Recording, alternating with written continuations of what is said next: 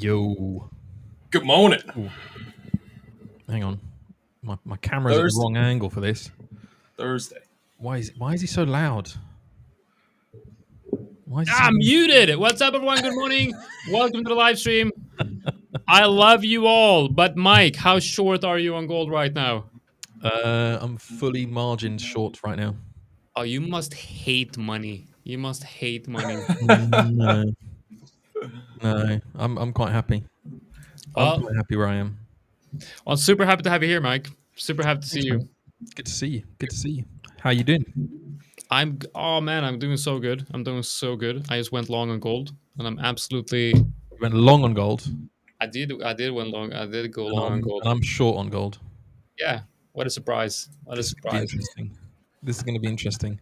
I mean, I only jumped in for a few minutes because LJ said that Anastasiia was running late, so I was like, all right, let's rekindle the old bromance, and then I'm here. Now we got and we've already started the battle of Mike versus Jonathan once again. Yeah. How are you, LJ? Doing well. Going strong. Good stuff. Still a day. So I want to show you guys two things. First, gold. Yeah. Okay, let's Okay, look at that. Beautiful. Look at that. Inverse asymmetrical head and shoulders with the measured move right at this resistance up here. Absolutely amazing. Somebody get Jonathan to look at the 1 minute. Somebody get Jonathan to look at the 1 minute. The 1 minute? Oh, look at that. Yeah, look at the 1 minute. Look at the 1 minute. Okay, look at this. So here we have a perfect retest of the last high pre-break, and not only do we have that, we have a double bottom and a W on that retest as well. So yeah. I am in love with. Problem is that was a 1 hour candle that started with no wick, so it's a weak low. So which one? The current 1 hour candle, the previous 1 hour candle started without a wick. So it is a W, but I think we're going lower. I mean, there's definitely one thing that is a little bit troublesome, and that is the...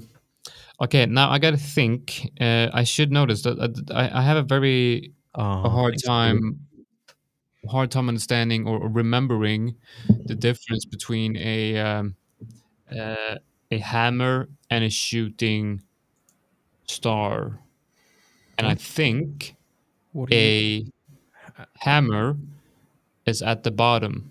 What have you been smoking? What candlestick patterns? Yeah. Talking about? No, I don't know about that. A hammer is at the bottom, right? And a shooting star is at the top.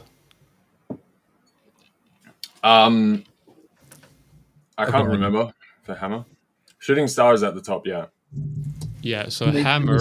Didn't they teach you in this CMT, whatever it was?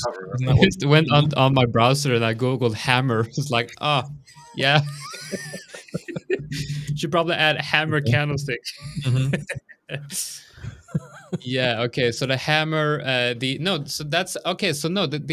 hammer is actually at the top. This is the inverted hammer is at the inverted hammer is at the bottom, and then the hammer is this is actually a shooting star. So the inverted hammer and shooting star is the basically the same candle. It's just that the shooting star happens at the top and the inverted hammer happens at the bottom. So looking at this 1 hour candle right here, it looks like a fake out, right? So it looks like a fake out above this level. There's this shooting star pattern right here, which tells us that the initial buying power in this candle in the breakout quickly got sold into. But then, we're looking at the 15 minute, we can see that we did hit the where the move actually originated from, which is like that this level right here. We came down and we had a pretty powerful 15-minute candle. So all I'm waiting for now is just for price to get above this high, and when we break above that high, I will move my stops to that level. So far, I'm fairly confident that we'll have. I'm not confident. Like, that's the wrong word. I don't really care. I've entered the trade because it's according to what I want to do, and then whatever happens, happens. You know, as long as Mike doesn't win, I am happy. This is our little trade, mini trade competition for the This is a tournament. warm up, is it? Is this a warm up? Yeah. Shooting star does not need to be a bearish candle. No. Well, I believe it does. I don't know. I'm No, seeing. it doesn't matter. It doesn't matter. It doesn't have to be close bullishly. It's just it's what it's indicating. It's indicating that the initial bullish buying pressure turned into a wick. So It's throughout this session, it's indicating that you're wrong. who's what? Oh yeah. Well, there's no right or wrong in trading, is there? No, we can both be right and we can both be wrong. Johnson's wishing on a star. Yeah, what I'm saying is that there's only one thing right and wrong in trading, and that is, have you followed your edge or not? And if this particular trade is a losing trade, doesn't mean I was wrong. It actually means I was right. So if this losing trade if this trade is a losing trade, it means that I'm as right as if it is a winning trade. This is Johnson's journal when he puts all his trades, like right or wrong. It's just I'm right. I was right. This was right. I was right. Did I follow my plan? Yes. Another loss. Yes. Was I right? Yes. Okay, so this is gold. I am long on gold because I like that. That break and look at that 1 minute candle. Go on. Yeah. Look at this comment, Miss K911, which is absolutely a dude. Says, "Good morning, Mike, and all the other guys." Absolutely a dude. Yeah. So that's what I'm trading on gold right now, and I want to show you what this idea is based on. So basically, what you can see here on the 4-hour. Actually, I want to go out back to the daily and all the way back to the weekly. And what we've seen here on the weekly, now it gets a little bit messy here because there's a lot of different drawings on here. But what we can see here on the weekly is that putting on the moving averages, we can see that price right now is further away from the weekly 20 EMA that it has been from the top. So the top that was created here down to the weekly 20 EMA at the time of creating this, 20% above the 20 weekly EMA, which means if you look at the overall, we can go to the log scale here as well, so kind of get a better representation. You can see historically that happens not very often. Not very often you get that extended move, moving 20% above the moving averages, and in this case, the moving average can be viewed as a not necessarily the mean price, but a type of mean price, the average price, obviously, because that's what it is. It's a moving average. Looking at the Fibonacci levels right here, we can see that on this trend right here, price usually bounces on the 0.236 or the 0.382, or at least in the area between these two. But it also comes close to the 20 EMA, which is not happening right here. So what I'm looking for here is a potentially much deeper retrace on gold. And if we're going to get a very deep retrace, we're probably talking about, maybe as much as 15, but that might be a little bit too deep. But the thing with, if you have like a exponential move to the upside, the fibs naturally gets extended as well. So you eventually you need a deeper retrace into the deeper phases of the fibs to hit the mean price of that trend. So with that in the back of my head, I am a little bit cautious with gold. Therefore, I'm not looking for a trend continuation. I'm just looking for an intraday bounce at a level which I really like. Going into the daily, what we can see here on the daily is that price has printed a candle with a decent wick going through the reload zone right here, hitting this level right here as support and bouncing on the 20 EMA on the daily. Going into the 1 hour, we do see a inverted head and shoulders, a asymmetrical inverted head and shoulders that was confirmed this morning with this break to the upside. The measured move is measured from the low of the head to straight up to the trend line, and then just doubling that on the breakout, which comes in at around 4,210, which aligns with that resistance. So to me, it looks like a decent intraday bounce, but I'm not looking for, like, if I would be bullish on the overall trend for gold, I would probably look at a 236 extension. So I would look at this. Now, I would love to just put my TP there, but I'm not that bullish on gold at this stage. But that's if gold, if this is the low for gold, I would think that we're going to see a push to that. But for now, this is just an intraday trade, and that's amazing analysis, and I do understand that you're all just ruling for more. Beautiful. And I do have more. I do actually have more. He has more. Wow. I have more. I do agree with that. Thank you, Elder. That's makes me feel really good inside. Wish upon a shooting star. Yeah. Now, what I want to show you, especially you, LJ, but you can watch as well, Mike. Thanks. Is it a comment this time? I'm looking at GBP CAD. I'm looking for long, and if I add this, I think you'll like this. Let's move that back a little bit more. I think I wanted to start somewhere around this level. Let's put it at standard deviation at 3. I'm going to go into the VWAP, and we're going to base the VWAP on the monthly. What do you think about going long on GBP CAD from this level up to the VWAP based on the monthly right here? Yeah. I mean, given the structure with the tilt to the upside there, that looks pretty reasonable.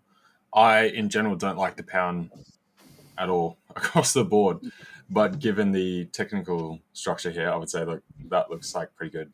It's like you've almost got this like channel sort of forming. It's like a skewed kind of wedge channel coming through there. I do like that. Yeah, you can see that I've added a few. It's still like higher highs, higher lows all the way through. So I do like that. Yeah. Right. And you have that kind of channel within that one, and then you have sort of this one as well. There's a lot of lines you can draw here, and they're all pretty much pointing towards the same idea. I can't really draw any bearish lines here, which I like. And then middle of that, that's the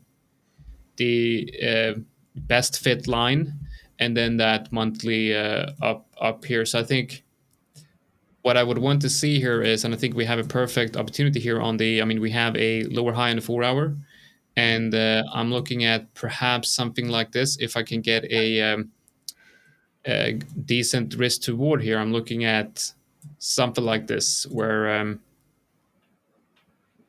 I would probably, I think that's what I'd probably even enter here rather than up there. I feel like if you're entering up there, that's sort of where it could potentially pause, right? If it's going to fail, that's probably where it fails. But how do you secure that? Prefer to enter here. Hey.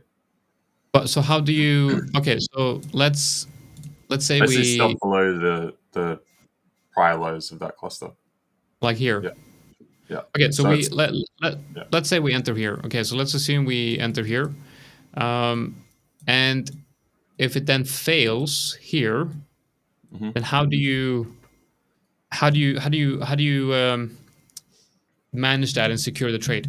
Because what I'm thinking is, if there's a break and retest here, and let's say there's a low perhaps here, then to me it creates a really good way to risk manage, because then any movement below this level invalidates the idea, and I would then be able to really tighten the stops if I do see a bounce here and continuation to the upside. But if we do enter at current prices and there is a rejection here, like when Would you move your stops to entry here? Yeah, so basically, because you're forward projecting, price will move up to there, and then you want to enter, right? So if you put it in here, you've basically got the same risk level, but you've got slightly more reward. The other point, if you then enter higher, is you've got the chance of pullback. Now, you've got different scenarios of the pullback. Either you do a slight extension first, so break, come back, retest, right? That pullback from what you had mapped out would be right near your stop. That, or we get just short of a break, pull back, comes towards your stop, then runs and breaks, right? So entering here is basically front running those forward scenarios of either just full break or stop short, pull back, or break, pull back, and then run. So it's basically front running those three scenarios, but allows you to put the stop lower because you've entered lower. But you're still forecasting the forward. Yeah, and there's also more room for error. Yeah. So it just gives you that degree of safety rather than waiting. And there is also sometimes you don't want to get in too early, but sometimes getting in late on confirmation of breaks is actually the worst thing to do. I definitely agree with that. Sometimes that's not going to work at all. Now there is something I like to use called, it's something I know a lot of people do, is they have that fib confluence zone. So you have a high time frame fib, and then within this fib you want to see if, so for example, we got the price hitting the high time frame reload zone, and then if I add a low fib here, you'll see that price is currently testing the lower time frame reload zone as well, right inside here. So and that you can also, this is pretty cool, you can see that there's actually a perfect confluence, because on the higher time frames that's a 0.2 the 0.702, and then you see that there's a perfect confluence between that high time frame 0.702 and the low time frames. I like I really do and like that that sort of lower zigzag structure sort of in the center there. It's basically pulling back to where the candle closed there. So that's typically going to be the reload point, right? Yeah, okay, I'm going to enter this trade. GBP CAD is what I'm going to enter. I love this. I love just getting, coming on the live stream, just using this as my own personal confirmation engine. I don't really care about the viewers today. All I care using about LJ is your own personal confirmation. But you're my confirmation as well, because you're short on gold, which adds an immense confirmation to my long.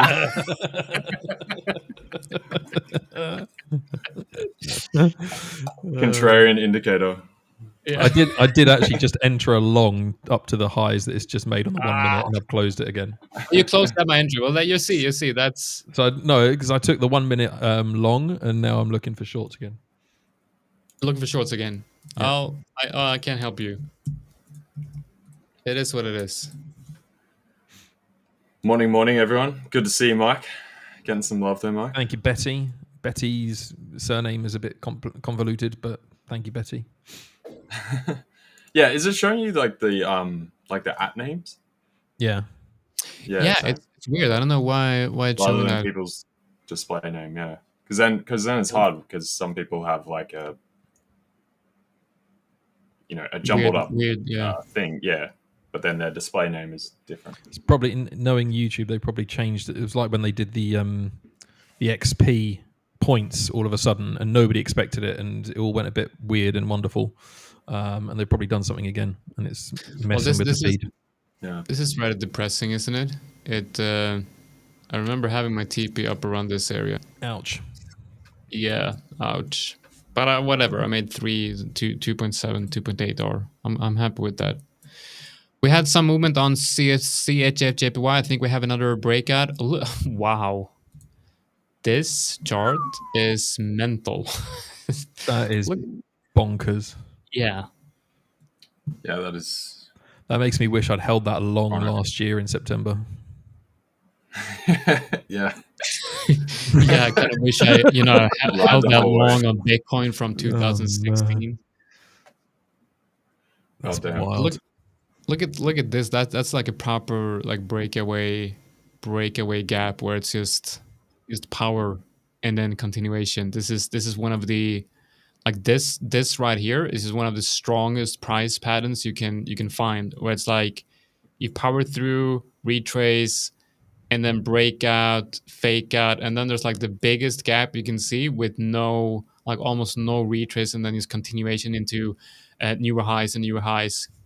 This is just incredibly strong, because if you look at historic price, like there was literally no pullback after that break, and then you had like a pullback here that like almost should have come down here, right? If it followed like regular retest supply and demand structure. But this just shows that after this breakout, there's just fundamentals just pushing and pushing and pushing.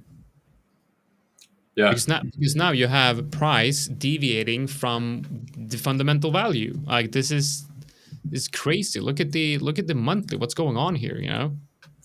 Yeah. This is where the whole thing, as far as the Swiss franc, is starting to become a problem. We're getting this on every franc pair. Which is it's beginning to be an issue. Yeah. Just like it's getting a little bit too expensive. 20. Not going to be buying any of that Swiss chocolate then anytime soon. Oh, I wanted to get the. I was looking up the Swatch watch that they made as like a. What did they call it? It was like a tariff watch. In response to Trump's tariffs, yeah. So they made a specific watch, and it's not sold in the US. You can only get it in Geneva. But they swapped the 9 and the 3. So it's 39 for the 39%. Yeah. It's pretty cool. Like I just thought it was like, I love how the Swiss are so serious, but they also love to troll people as well. Yeah. Man. Nice. That looks good. You can only get them over there. So on like eBay and Chrono24, all that kind of stuff, the watch reselling sites, they're marked way up, right? So but yeah. Awesome. I thought it was pretty cool. So but yeah, Henry, Swiss intervention possibly. What does this mean? Going against the 90% strategy? What does that mean? Can somebody tell me, has anyone encountered issues with TradingView not saving your layout? Yeah, if it's across different devices, yeah. No, but I'm on the same device and it's not even saving. If I change assets and I go back to gold, it's kept all of my drawings from before. Are you sure you have autosaves on? Yeah. Because you see here, autosave. Yep. Yeah, well, and even when I can click save as well, it still does it. Have you tried closing your short on gold?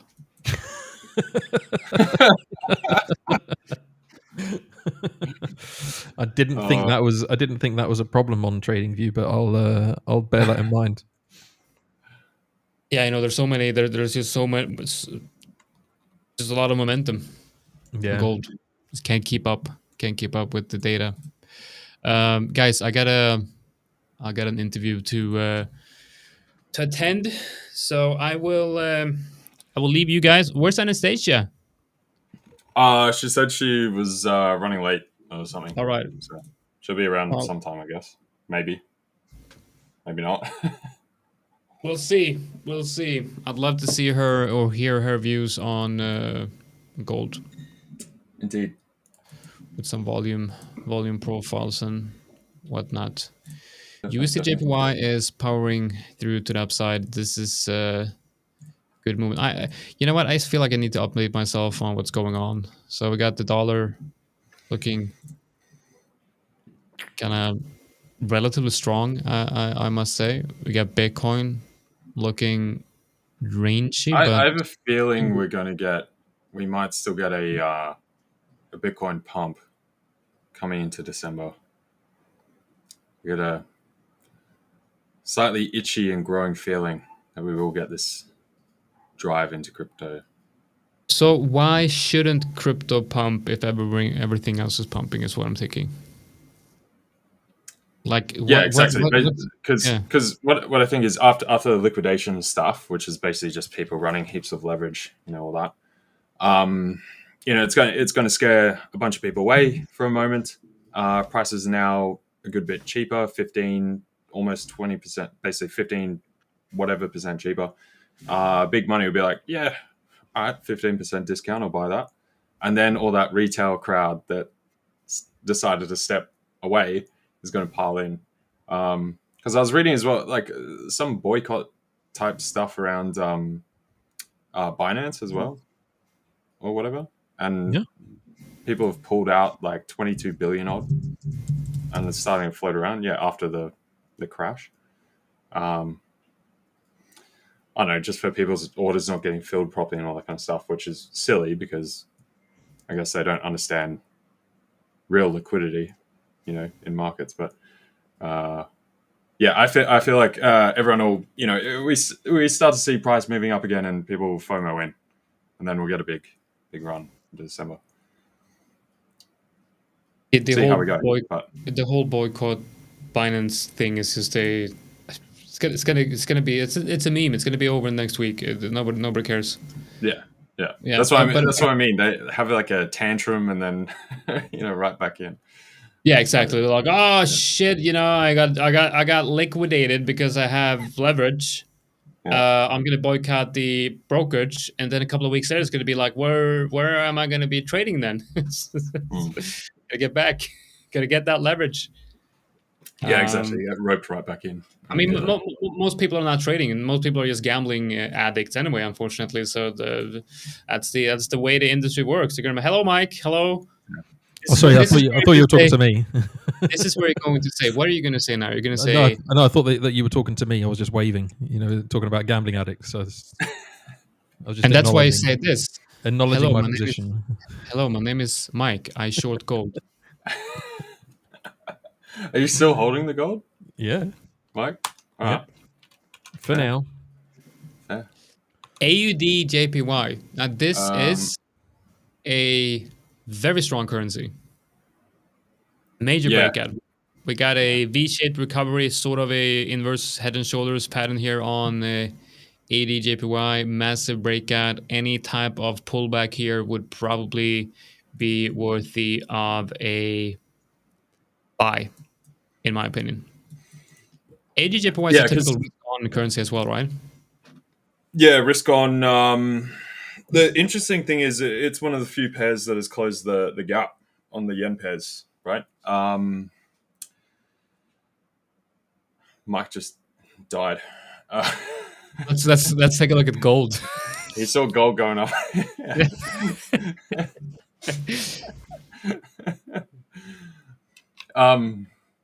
Yeah, so AUD yen has actually come down, like closed that gap, unlike most of the other yen pairs. That's been due to like some of the China stuff, which accelerated the drive lower when dollar yen was also coming off. However, now, rallying back up. One, dollar yen has had strength. Two, also, I feel coming into next year and just going forward in general. I said this a while ago when Jordan was on when we had the trading competition stuff. I was talking about yen being in the bin and Aussie dollar starting to outperform.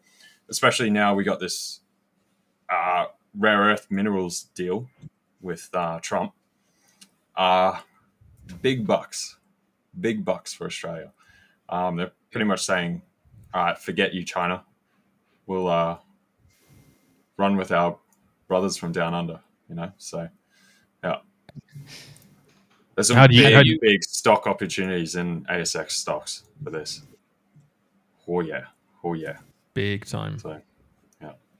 I did read a newsletter from Bloomberg this morning. By the way, guys, if you're watching, you are watching. If you're hearing my voice and you see me talk, you're most likely watching. There is if you're subscribed to Bloomberg, which I do recommend that you do subscribe to if you care about financial news or want to look up some interesting things, then Bloomberg is good. They're like, what is it, like $180 a year or something like that. It's very much worth it. And if you are subscribed, you can subscribe to a newsletter called the Everything Risk. It's a really good newsletter. In that newsletter that I got this week, I read that they're projecting that the investments in the AI space is going to get to the number that is equal to like 1.5% of the US GDP, which is just insane. We're talking about so much money. And they're also talking about, this is not in that article, but this is a comment that I heard the other day, that a lot of analysts and people in the industry are saying that the money that they're spending on compute and data centers, we're not going to see the revenue from that in our lifetime. So they're thinking long term here. Yep. You know, they are Yeah. This is an investing. exponential game. That's the trouble. Yeah. Each level you improve, costs also get exponential, but you get exponentially less from it because you're improving the thing from the previous. So you constantly make it obsolete. It's like going iPhone 1, releasing the next iPhone 4 weeks later, and going Exactly. a 4-week cycle on the iPhone. It's just, Yeah. you know, So, you kill the thing immediately. The reality is that there's just too much hype, right? I just saw a video this morning of one ChatGPT talking to the other, and they had a conversation, and neither of them would be the last one to say goodbye. So they were just stuck in a loop of just saying goodbye to one another endlessly. You know, the systems aren't as amazing and as wonderful as people try to make out. It's just I think I'm it's working because on. they just want people to use it. Yeah. And right now they're making it so it can't be wrong. It has to be kind and doing all these extra things. Because I guess if it starts doing that, people get turned off by it. So they just want to grow aggregation, market share, get people in the funnel, and then do stuff later. It's the same way where they won't just say they're wrong when they're wrong. They'll come up with some hallucination instead of just being wrong. Because from a math standpoint, there's a small probability that they could be right. Whereas if you just say you're wrong, there's 0% chance that's correct. Yeah. So there's some of the modeling with this stuff that, it needs to be. What's up, Anastasiia? Welcome. Hello. Hey guys. Hello, How you hello. Hey, what a team today on this live stream. Indeed. Yeah. How We you got all doing? the troop. I heard you were John running late, so I thought I'd rekindle my bromance with LJ whilst you weren't around. LJ. Thanks so much. Thanks for covering. Bromance with Sorry. LJ. Yeah, Jonathan, you're part of the sisterhood with Anastasiia. Right. What's up, sister? How's it going? I can't say I have a bromance with you, Jonathan. You know, I think you'd run a mile, wouldn't you? That's rude. That's rude. Oh, you're love you too. not accepted in the brotherhood, huh? Apparently not. Oh. That is what it is. ABL. $400 billion is estimated to be invested into data centers this year. And that is 1.3% of the GDP of the US, which is absolutely So insane. from this year altogether, if you stripped out the data center and AI investment, US GDP comes out to 0.1% for the year. Yeah, without the AI boom, we would probably be in a recession. Yeah. Yeah. It's, So I mean, we're kind of like it's almost like we're not walking on eggshells here. We're walking on like balloons with like explosive materials. kind of. Like, and it's going to depend if, once they can start getting good enough that it does flow over into all the other businesses and then increase their GDP and they can, become more efficient, then it's good. Right now, it's still that build phase. So. I mean, I'm using AI a lot in my work. Like I really do use it a lot. But the more I use it, the more I notice its limitations. And ChatGPT was much better before the update. Like the new ChatGPT is not very good. I mean, I can't say that I've ever been fully wrong, but there's been times in my life when I've been less right, definitely. So. And I also have hallucinations from time to time. when people ask me questions about facts and things like that. They're like, "Well, are you sure?" I'm like, "Yes, because of this and that fact that I'm not able to show you right now, but definitely true." You know, it's very very AI relatable. Oh man. And yeah, Henry, yeah, ASX is, dude, I think ASX is going to be one of the best performing stock indices of the next decade, 2 decades, 3 decades. The After great that thing about it, announcement is there's just money going to be flowing in. yeah, and it's a supply and demand thing. There's not enough stock to buy. So even all the superannuation, so the retirement funds here, they're forced to go into the US for liquidity reasons. Because they're basically capped out on how much Australian stock they can buy. So now that you've got this stuff and more that it becomes sort of internationally recognized, it's already known by amongst the people, but it's not become the like flavor of the month type thing just yet, where Australia is perfectly positioned. As the US keeps winning or does win, we win. As China keeps getting better, we also win. We're just going to rock it massively. And then we've obviously got a very good economy. We've still got a growing economy as far as demographics, whereas other people, demographics are declining. They're getting, less workers, more old people. We've still got very young people due to migration, that kind of stuff. So that's going to be very good for a long time. Retirement savings, all this kind of stuff, very wealthy people. So yeah, eventually that'll catch on. And yeah, hence it's a supply and demand thing about buying the shares, and they'll just everything rip. So Yeah, so I gotta jump off. Let me know, Mike, how that gold short is going for you. I'm sure you can update me. Happily. I've gotten back in again on a short. Good stuff, man. Let me know when you double down so I can add to mine. Yeah, no worries, mate. Wait, Jonathan, you're long in gold, right? You're long. Yes. But Mike is shorting. Yep. Yes. Jonathan, I'm on your side today. Sorry, Mike. Well, what can you do? Well, yeah, you should see his win rate. I mean, That was an insult. This is why Mike said you're not part of the bromance, Johnson. yeah, but when you have 10R winners, you don't have to have a very high win rate. I have no idea about his win rate, by the way. I'm joking. No, you're about right. It is probably about that. Right, guys, I'll be back later. Stefan says, what is the funded account size you are managing at The5ers? Currently 80,000. I had a 160K account, but then I blew that one.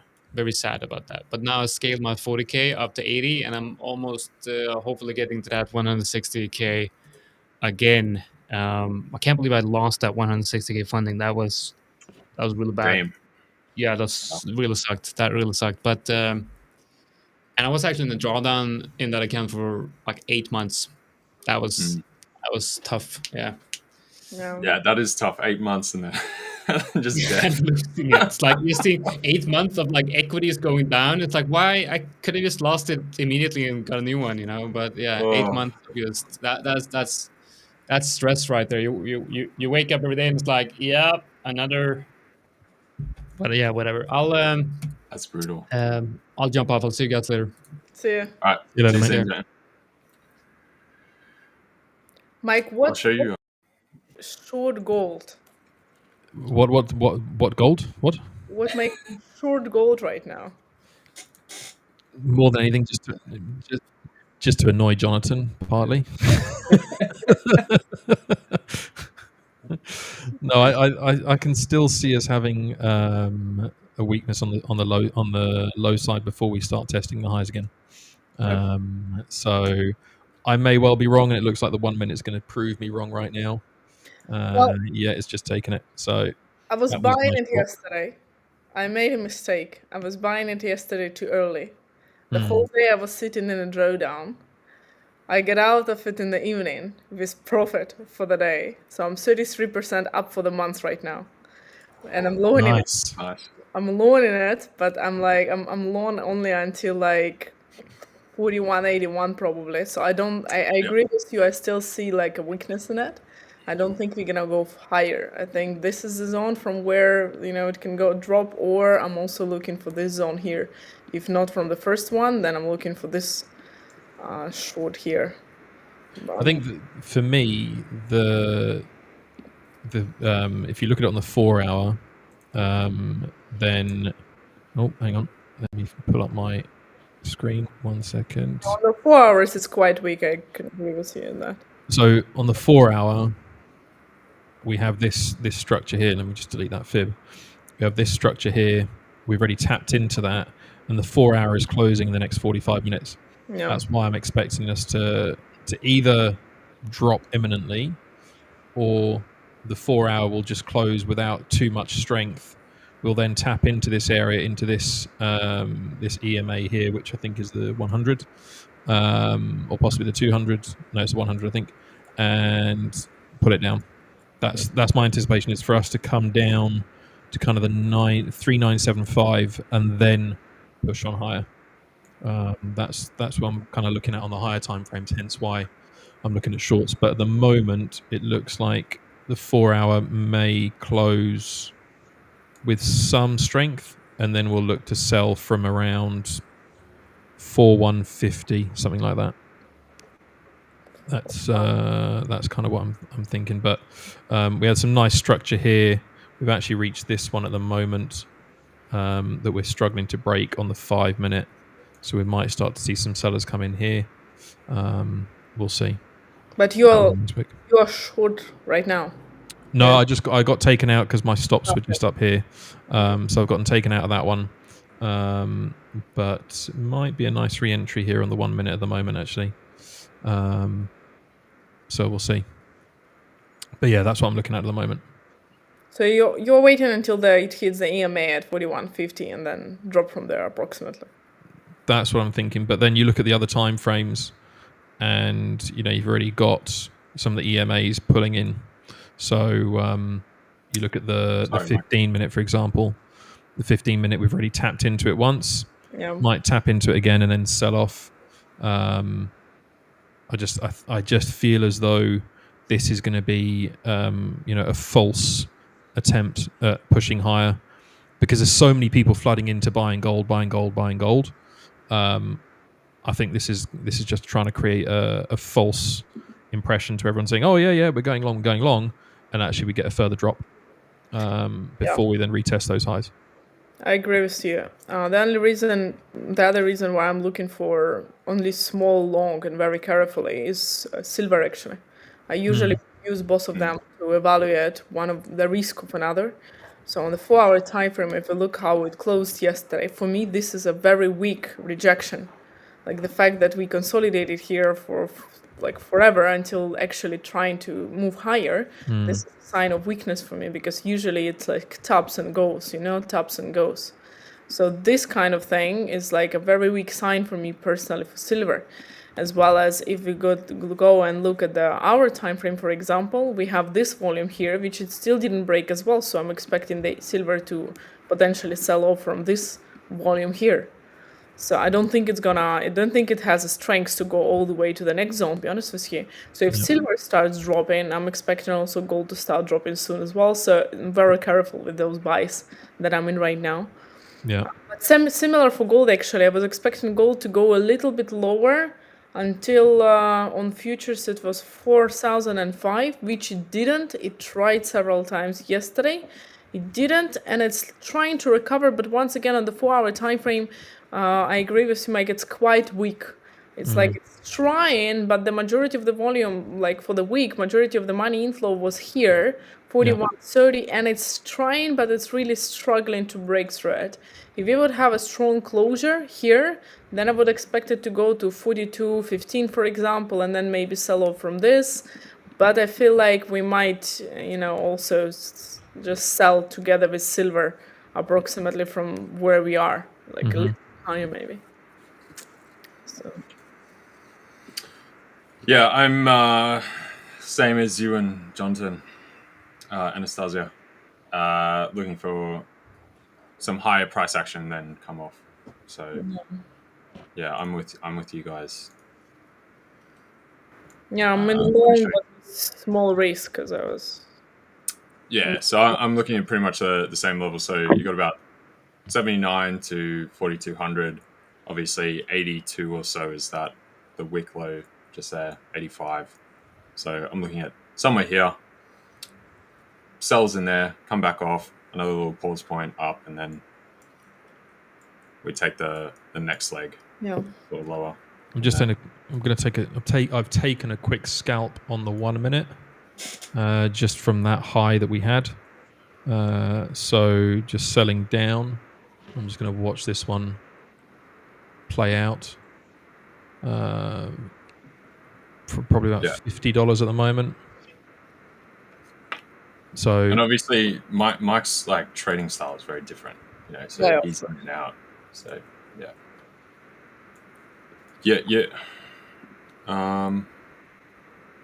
This is that watch I was talking about, Mike.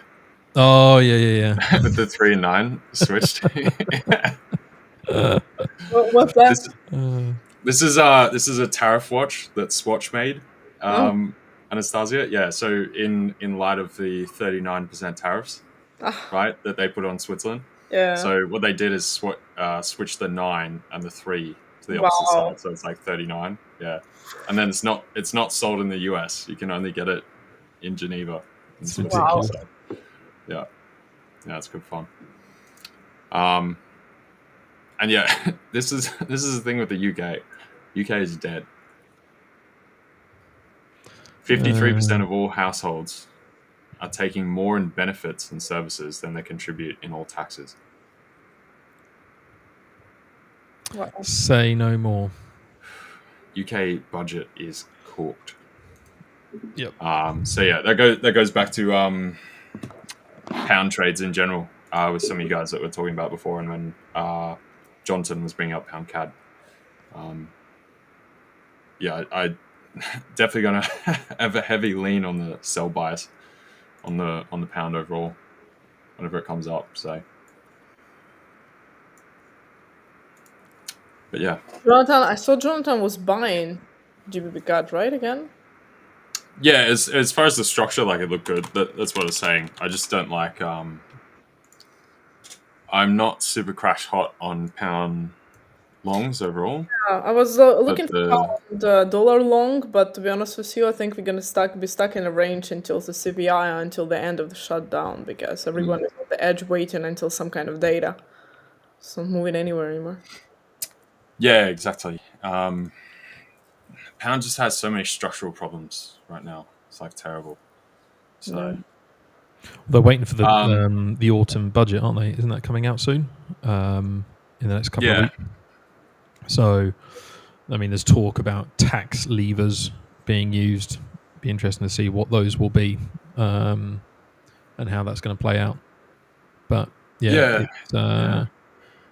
for the first time, I started to see it on the professional side of the networks, in terms of entrepreneurs and people that I follow on LinkedIn, talking about how difficult it is to run, a startup or a small fledgling business in the UK. So yeah, I hadn't seen that. I'd seen a lot on social media elsewhere, and a lot of noise on things like Twitter and stuff, and that's the first time I've started to see it on LinkedIn, which is interesting. So when the budget comes out, that is going to be an interesting one to play out,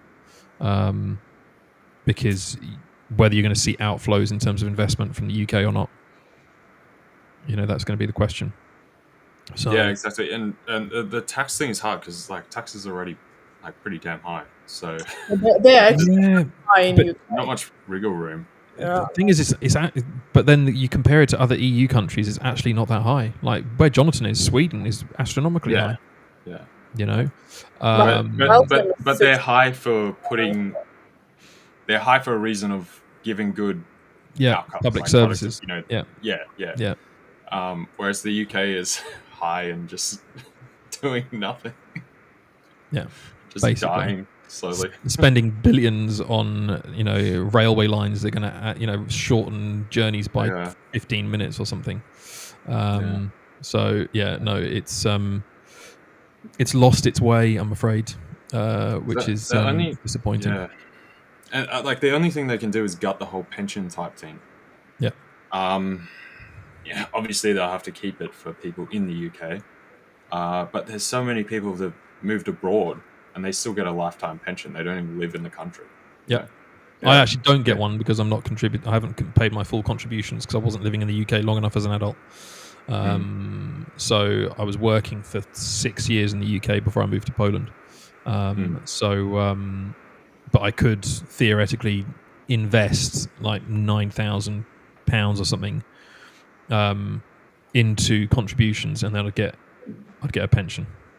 So yeah, exactly. That's the other thing. Like, to get it is not the bar is very low. Yeah. It's wild. Yeah. Absolutely wild. I'd be doing that if I were you. That's my plan. So is once I've got the money together, unfortunately other sick dogs and sick kids and all sorts of other random things come along and take the money out of potential investments. But I've still got my whiskey cask in Ireland appreciating value. So nice. So yeah, I'll hold on to that one for the time being. Very good. I'm not sure about this gold long still. I don't know. I'm not entirely convinced. Well, I mean, we're tapped into like the 200 on the 15 right now, so that's kind of pause zone. I'm still expecting some movement to the upside. I'm looking at the futures chart and the inflow of the orders right now. Yeah. Order flow. I'm still expecting some movement to the upside until we are above this range, like on 1 minute time frame. Yeah. Like a small range. Yeah.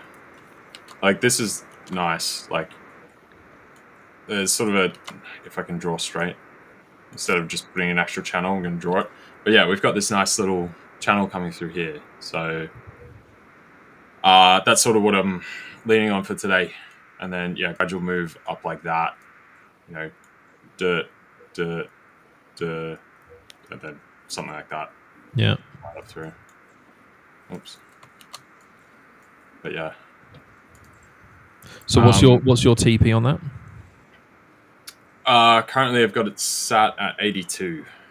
So that's just below the wick over here, which is at 85 from that initial drop that we had on the Friday last week.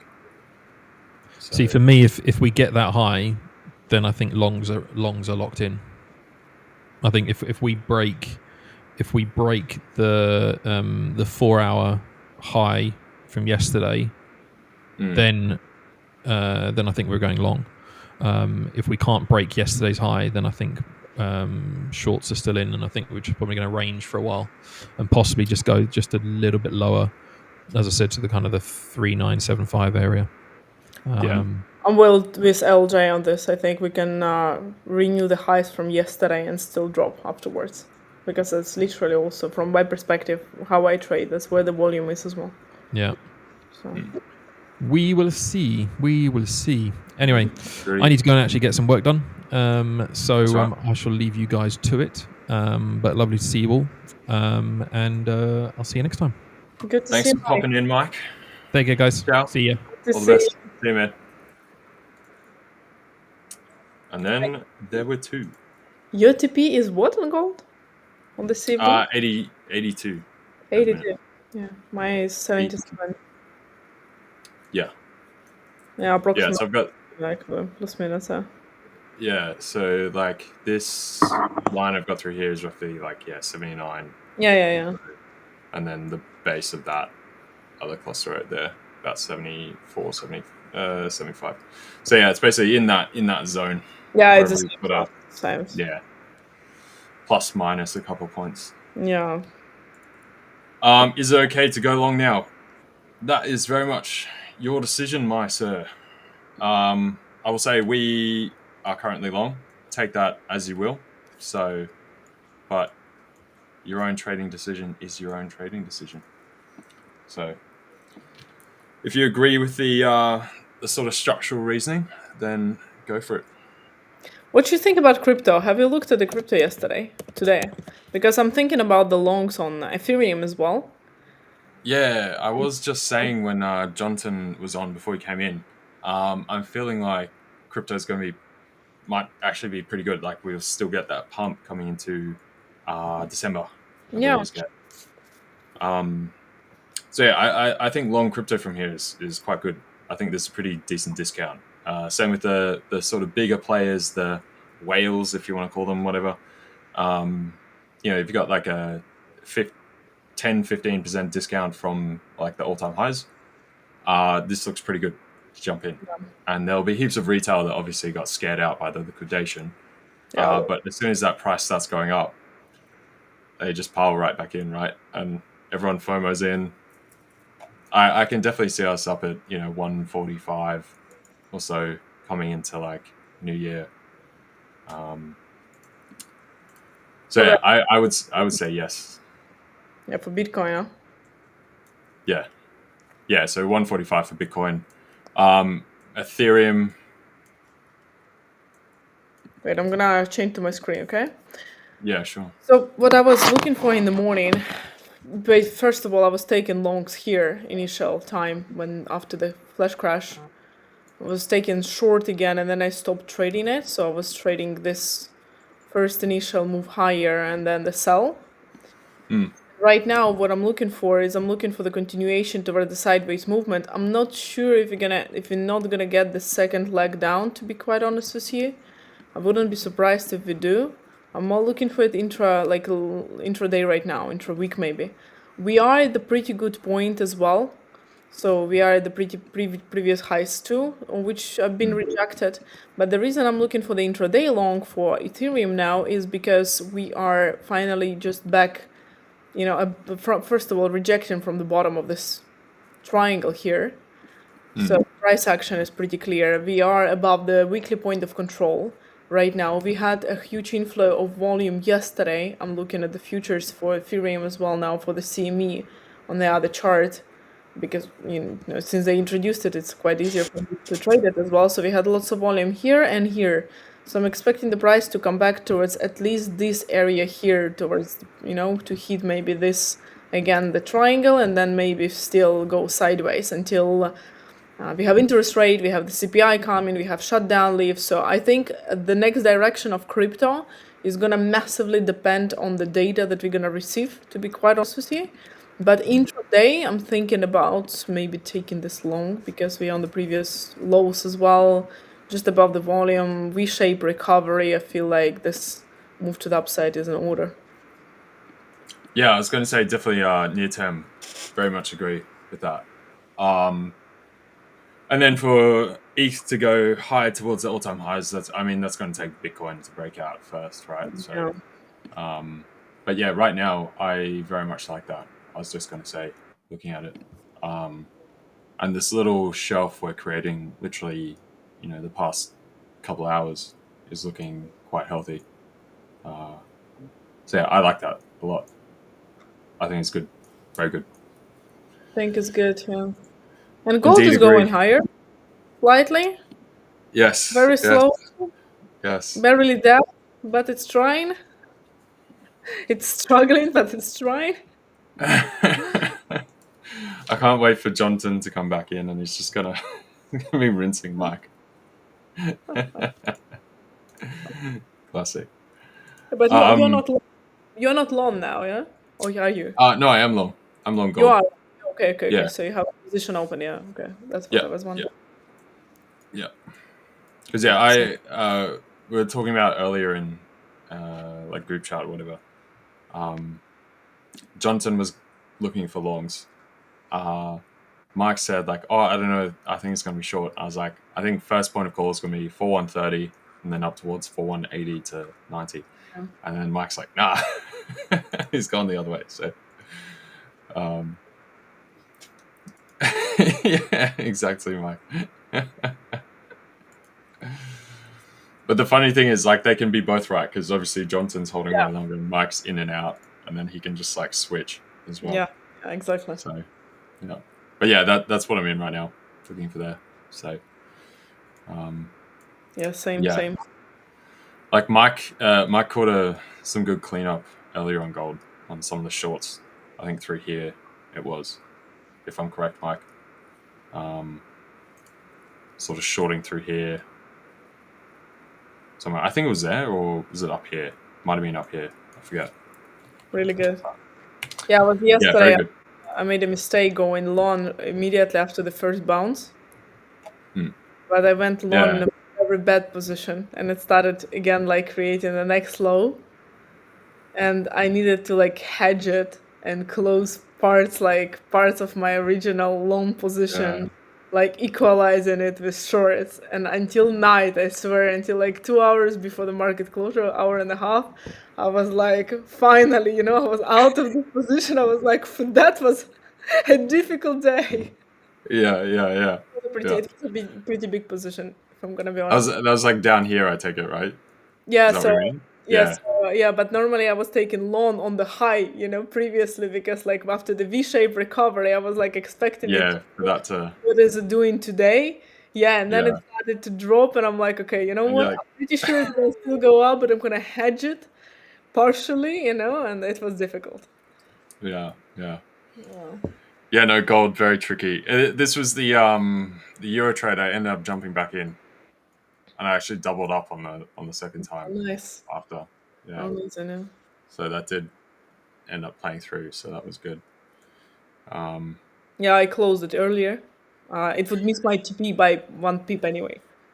So Oh, really? yeah, it would So almost there. this week. Yeah, right here I had the TP Yeah. 1 pip earlier, like lower, so it would hit my break even anyway eventually. So it was very close. Well, at least you would have got out with some profit, so that's good. Yeah. I did get out of with some profit manually. But yeah, I'm looking to see if we can actually get another run today, potentially. Yeah, don't you think it's looking quite weak? I was thinking maybe we're gonna create a relow a little bit lower like than yesterday and then bounce back, but it's literally in the middle of the yesterday's move. I'm not sure about that. I was looking for this today and I don't know. It's like it doesn't seem too strong for me, to be honest with you. Strong enough, Do we still have the unemployment data coming out today, right? Every like weekly unemployment claims. I don't believe so. No? No, because I think week-on-week claims are still from government, right? Yeah, probably. Yeah, home sales are coming. I don't know. Home sales. They say that initial jobless claims are coming out normally. It'll probably just be on there in case the government opens, but it won't be coming through. Because that comes through True. government side. I see that. Yeah, September 20th was the last one. I can see that. Yeah, it's the same thing. How I've got like my at least broker calendar shows NFP tomorrow and stuff as well. Yeah. But you can see they have a whole stack of this for October and November and end of September. Yeah, the date I've been hearing is November 1st for government to open again. Yeah? Yeah. Oh, we still have a week. So the Federal Reserve is going to be making the decision based on just their own data, basically. Yeah, it looks like it. So there's heaps of there's a bunch of private companies that do their own stuff, right? Yeah, of course. And then people extrapolate that into aggregating those models and make something out of it. So I'm sure that's the type of thing they'll be looking at. And as far as euro dollar, we don't have heaps of direction today, but the fact that we have been quite soggy, we've been quite soggy for quite a while, and now we seem to be sort of consolidating this area and not really getting a drive lower. I'm kind of seeing, sort of something like this, sort of playing through. And probably just come back in with the peak highs from yesterday or something. Without the US data, we're lacking overall charge at the minute. And then the Trump side of things with China and the tariffs has been very back and forth. So, yeah, yesterday afternoon, Mike, for his trade. So it would have been down through here, I guess. Yeah. Or down through here. Somewhere there. I forget. because I got to translate like his afternoon to my time. Yeah, it was your night. Yeah, my early AM, pretty sure. Yeah. So, but yeah, as far as euro dollar, that's kind of what I'm looking for now. We haven't really established further moves lower. Nothing really else out on the cards as far as data. We got Canadian retail sales tonight. We got Lane speaking from the ECB, but that's pretty much it. So I'd say we've probably just got general chop trading at the minute for the dollar side of things. You've got the Dixie slightly up with that mild drawdown in euro dollar currently going on. You've also got dollar yen still sort of making some relative highs or relative advance. But you can see we've really like slowed down through this kind of section. So let me look at that and then break on either side, I think, overall. Yeah. I don't know. Trend is bearish, you reckon? For the Euro USD, I feel, it is bearish. It's been bearish for some time though. I mean, you zoom right out.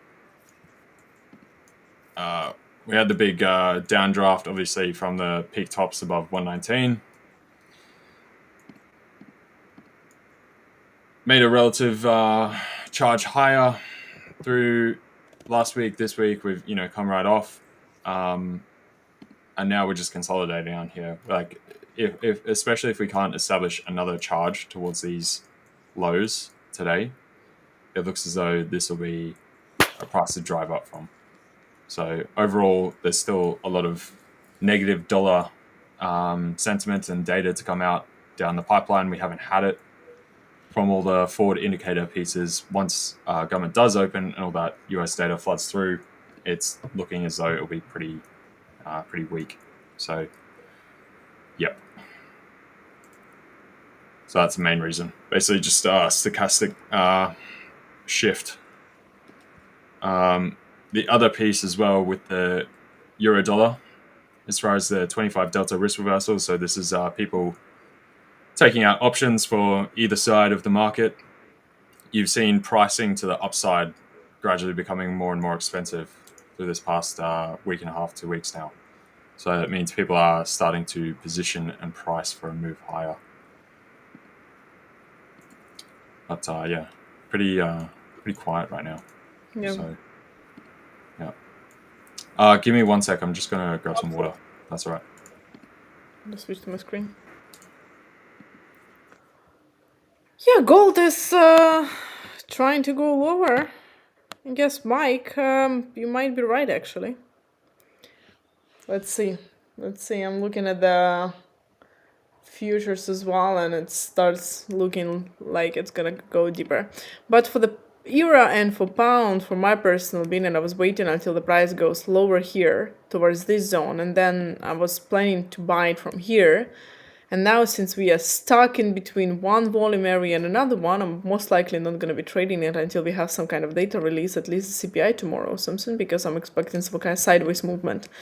Overall, I'm not yet back bullish on the euro, because if we look at the 30-minute time frame, hourly time frame, we can see that we tested this previous volume block. We tested the weekly point of control. We tried going higher, failed, came lower again, started to consolidate here.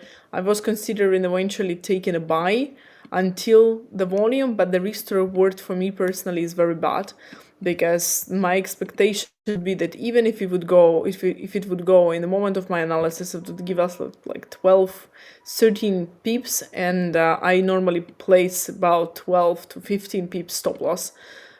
Depending on the analysis, of course, but that's on average. So my risk to reward on this one, including spread, would be probably negative, which is the reason I didn't take this trade, and it's playing out nicely, not taking it, because otherwise I would be in the drawdown right now. So for euro, I'm expecting still the price to come into this zone here, top close, renew the yesterday low, go a little bit lower than previously, and then only afterwards I'm going to be taking some buys eventually. So approximately it's the zone between 15,725, 15,700 somewhere. So that's for EUR. And for pound, something similar. I was also expecting the price to go lower. So that's my also Picasso drawings. You see, LJ? Yeah, nice. I see you bought my course as well, my drawing course. Yeah, Chart drawings. it's becoming very popular. Worldwide Yeah, but sensation. it's super comfortable, Instead of Yeah. taking all the lines and everything. I mean, like sometimes I just need to clean all of this, wipe it all out, and start again from the blank page. But Clear the whiteboard. Yeah. yeah.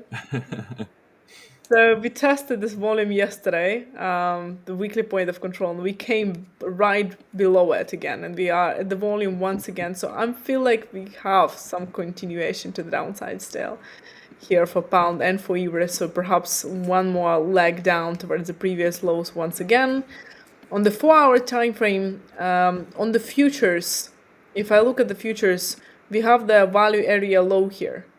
So this is the reason also the price was rejected, in my personal opinion as well. So we had the value area low here, and we have another lows here we can go. So I'm expecting the price to go still lower for pound, for euro very similarly. And also I was looking for Australian dollar in the beginning of the week.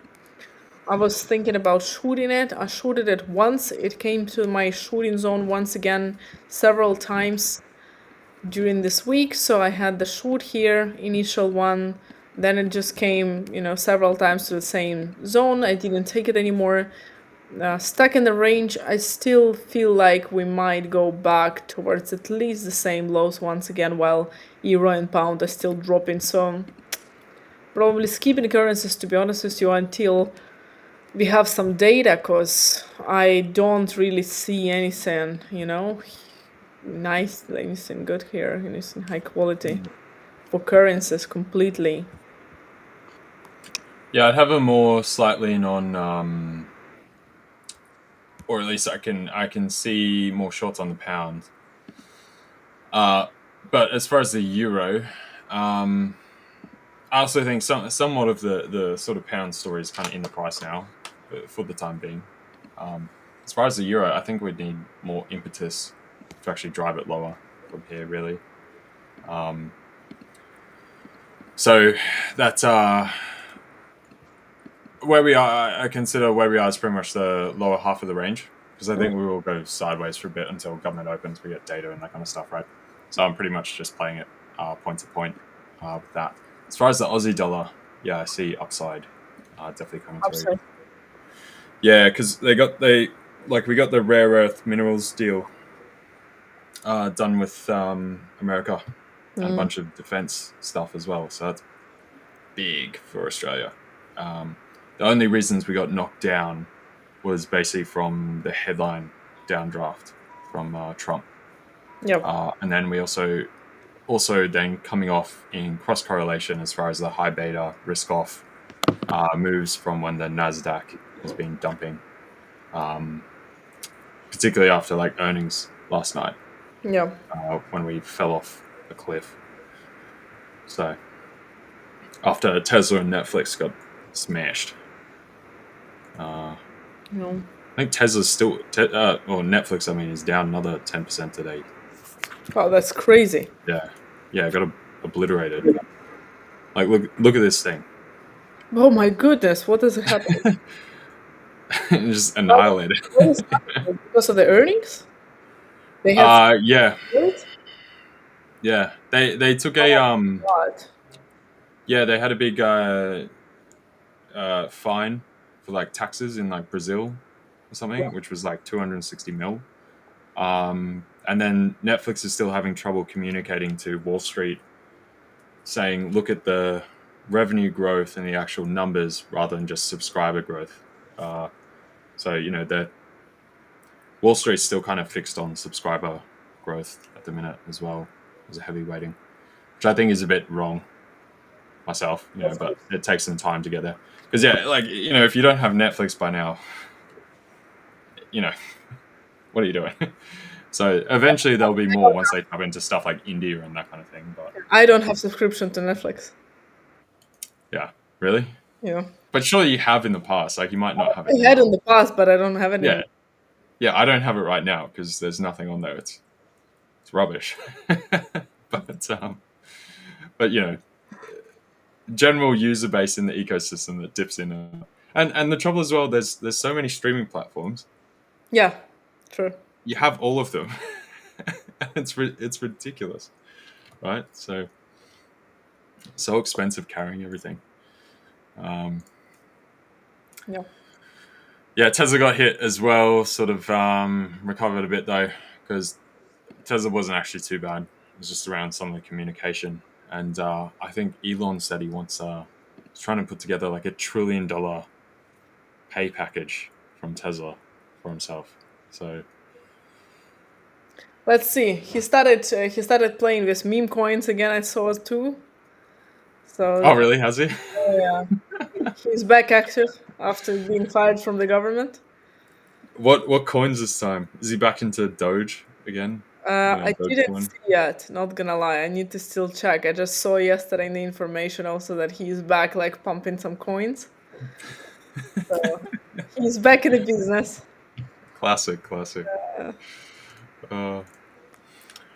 Yeah, no one has Netflix apparently. I guess that's why the stock went down. It's all your guys' fault. You unsubscribed. Now the stock's dropped. There you go. Yeah, Mike got back in long just before, close for $30. Nice. That's good. Very good, Mike. See, that's the thing. Mike can go, back and forth with his positions. So, yeah. You need such a mental stability to be able to do this. I cannot do this. Like Yeah. scalping like this in 1 minute? Absolutely not. I actually tossed my hand at scalping last night again, because it's rare that I do like heavily.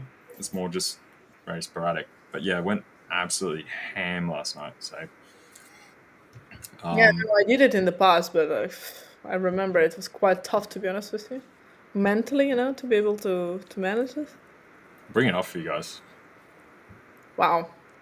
Just like annihilated the thing. So I'll try and zoom this in.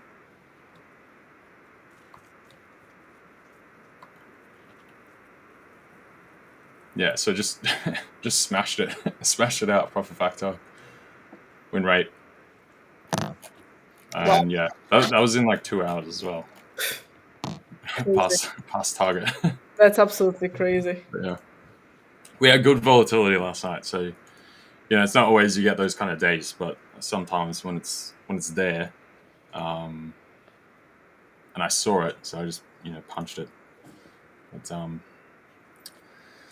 yeah, Floki meme coin is this is this Elon's new favorite little project?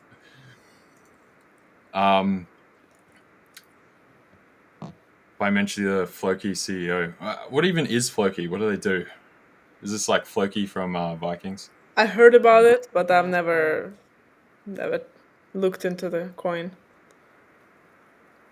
Yeah, I'm completely out on the whole altcoin ecosphere, I suppose, at the minute. But it's purely speculative. We can talk about it as much as we want, but it's purely speculative. There is nothing else. It's just and it's for me personally, the reason I'm not tapping into this is because it's like for the currencies, for indices, for metals, like I can do my analysis. I understand the backbone of like what's happening. Like taking away Trump, of course, Trump effect is also a thing now. But in general, exogenous shocks. for meme coin, you actually need to research who is backing it up, when, this manipulative inflows of money, insiders trading, and so on, because it's just pump and dump, once in a while. So it's for me, it's completely different world, to be honest with you. And I'm not tapping into this because I don't feel even confident in doing this, to be honest. Like Ethereum, I can, for example, trade once half a year, eventually, if I see a good opportunity. But if like meme coins is something else. Yeah, Yeah, and like it's all hopes and dreams. Like, you know, they're all it's like they're all random startup companies that are saying they're going to be unicorns and stuff. I don't know. Yeah, wild world, crypto alt space, I suppose. But NASDAQ last night, for you guys, yeah, basically this big downdraft. So when we were on stream yesterday, I was saying, you know, just watch this range, either the breakout, you know, downside or upside. So if you took that, just place orders looking for either side coming into New York or something, because it was going to be purely dependent on earnings last night. And of course, we got some worse earnings and got knocked right off. Then came back down nicely into support. So just by these heads and this lower candle here that drove up. So that might be a little bit hard for you guys to see, but yeah, it's basically where sort of break, retest, run. So we came perfectly back into there and then recovered a bit, especially after Tesla recovered. So are you still expecting the drop? Because I was looking into the continuation of a drop for indices today, for S&P and for NASDAQ boss. I got to check what earnings are left, because this week it's all being driven by earnings really. So I'd have to see what's left. I've got a thing here. Where is it? I did have the tab saved on here. Maybe I don't.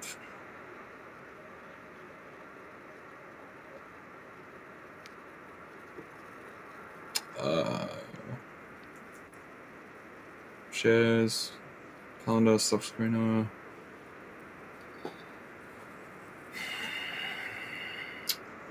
Where's the earnings piece? Have they moved it on my broker? Oh, here we go. It's in economic calendar now.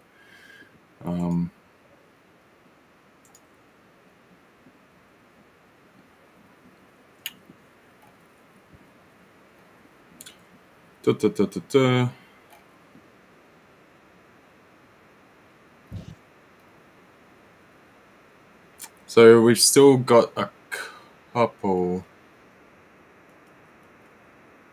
I think most of the majors are done. Yeah. Yeah, there's really just like Intel and that kind of stuff. You got a bunch of the miners. You got like Ford, T-Mobile, Blackstone.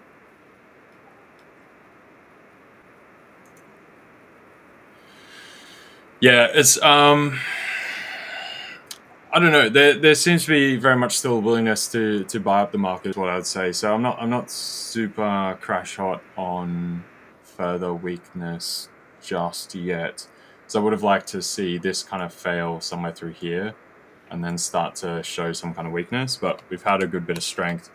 You've got, you know, these lows through here, higher, slightly higher, slightly higher, breakthrough there. We've now pulled back, and that's still a higher low. So I guess that's kind of the counter to that I would say. But at the same time, we've also basically got this like kind of double top thing. Yeah. You know, like similar deal to like gold. Obviously, we made the double top, and then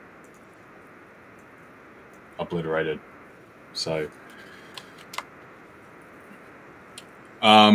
Because stocks are also in that really hard kind of position that you go back and forth through at certain times when like bad news is good news in a way. So if we get like the payroll coming out, that's not great if it's like worse, considerably worse. But at the same time, you have the backdrop of that being better because it's going to mean more rate cuts sooner, and that kind of thing.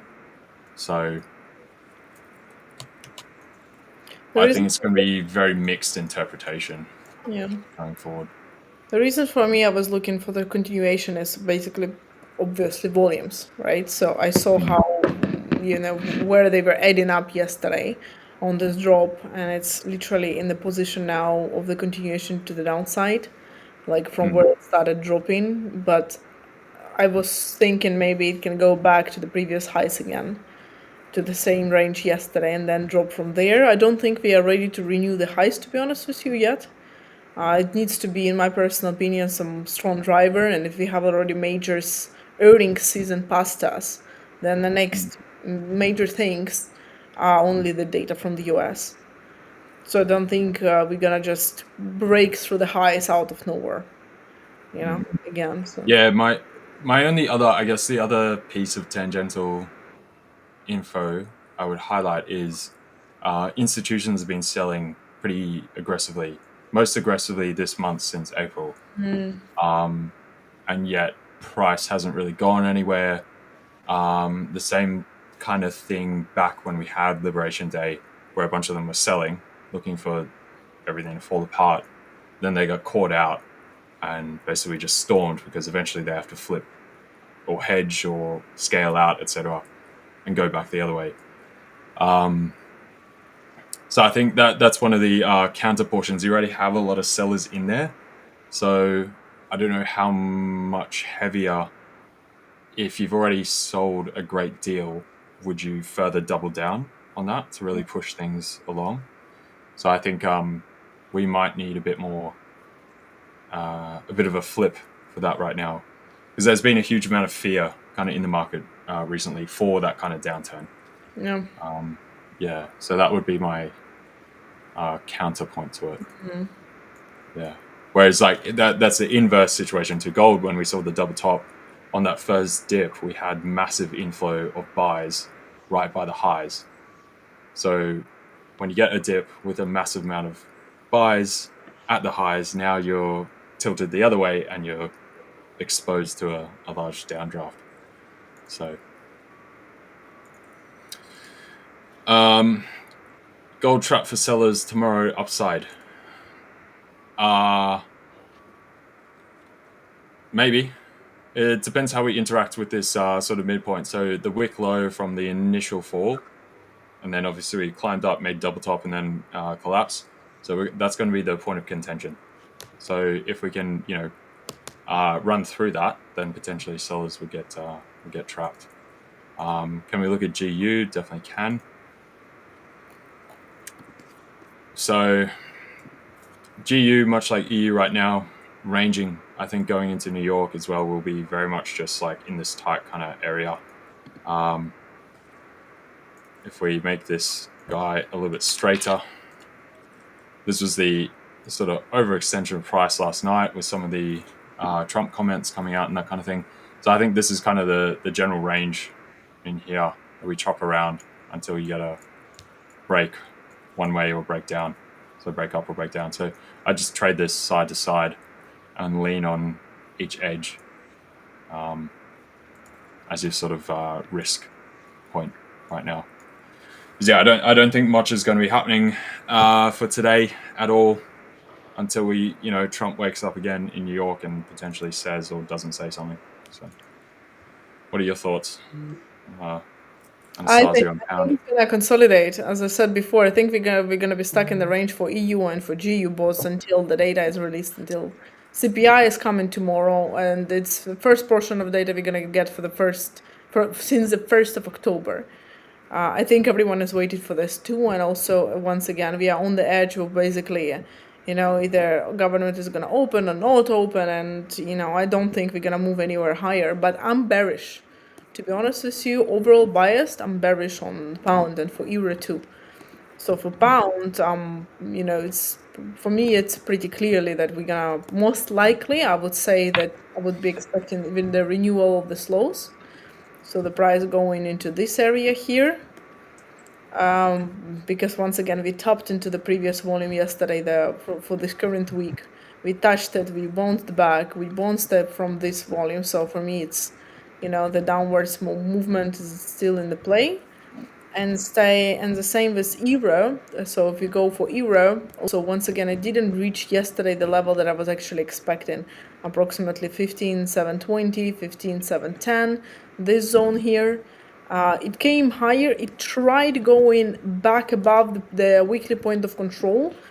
So it was trying to go higher, but it failed, and it collapsed back lower, once again tested the volume, now consolidating, but we are below the majority of the volume here.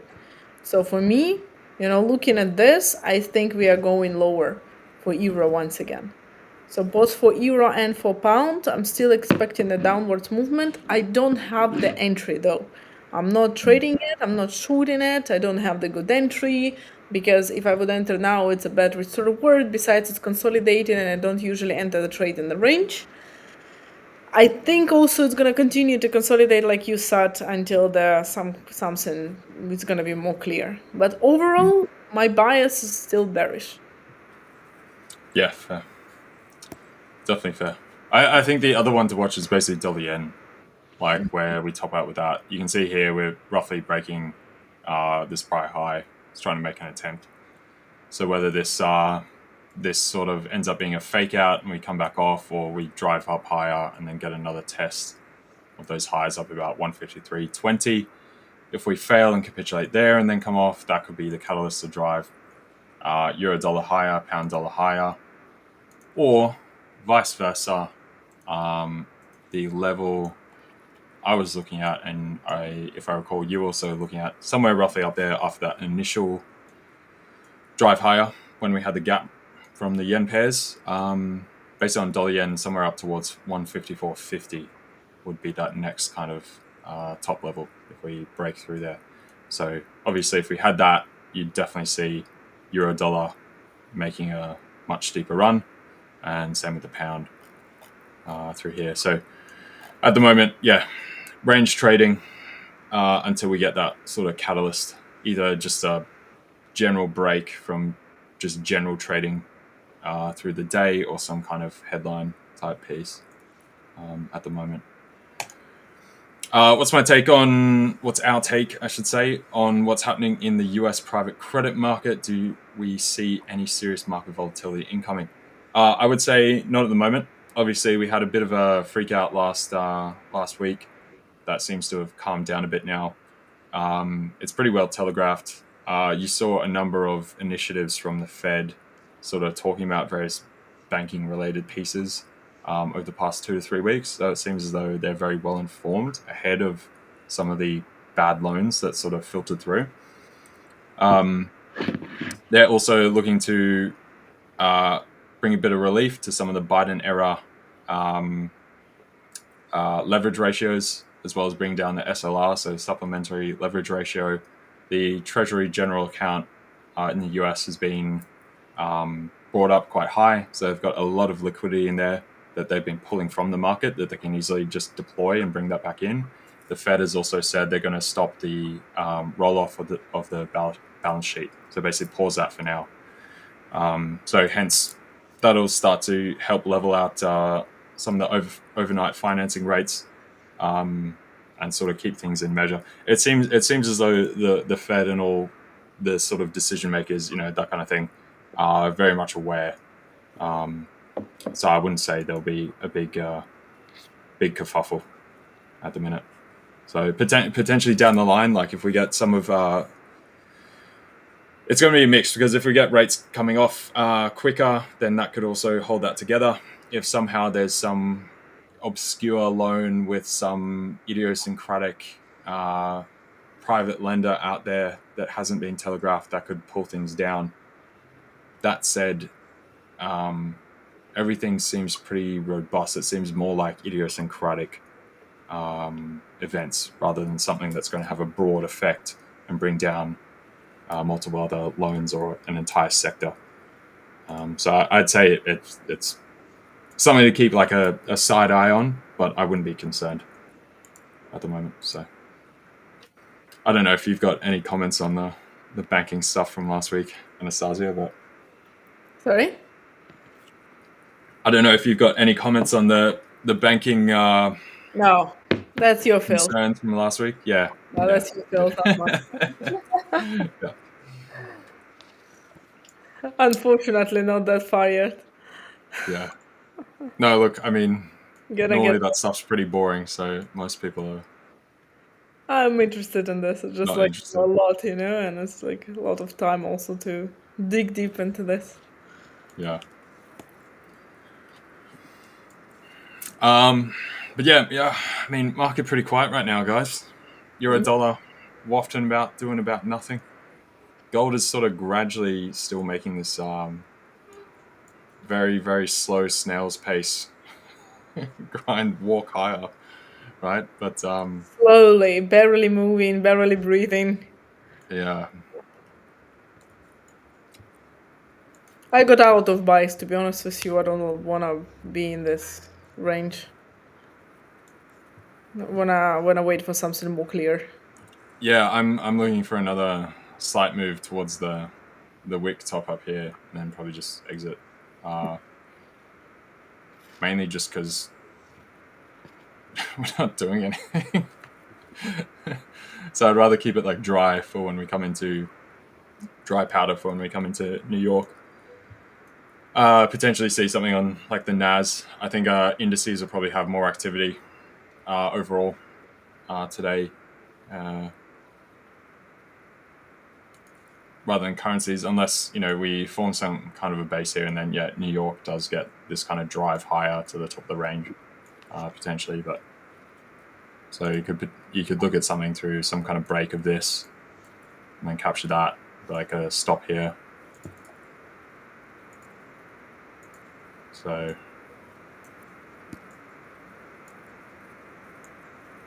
if something like that. if it breaks out. Yeah. Yeah, I was waiting to be honest with you. I was waiting higher breakout like yesterday already. But I'm gonna shift my screen. For Euro Yeah, go USD, for Euro USD, I was waiting. Let me delete. It's like drawing. So it gets a little too much sometimes, So I was waiting if the price is gonna be able to break above 16 to 19. So hold here, then some kind of pullback here or here, and then up. So this would be my perfect setup for a buy yesterday and today. So this was in the evening. I was looking at it. I was considering this if the price would break above this highs, but it didn't. So it failed. So now if it goes here, for me, it's still not good enough because the majority of the volume for the week is here. And then I'm only have a couple of ticks until potentially the next drop. I mean, based on the price action, yes, I agree with you that if it goes higher, it goes, until, I don't know, 16,500 or something. But I'm probably gonna skip this. Although if it goes back to 15,700, I'm gonna try to pick it up actually. The 15,700 previous review there, yesterday's low, back into this area. If it gives me confirmation, I'm probably gonna pick it up from here. This can be something I'm gonna be looking for. Yeah, I agree. I think if we did have another sort of run down there, I'd definitely be looking for longs. Potentially swing longs as well to hold for like much longer. So, and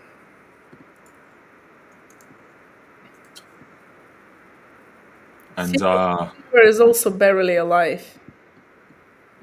Maybe I'm barely alive, you know the song?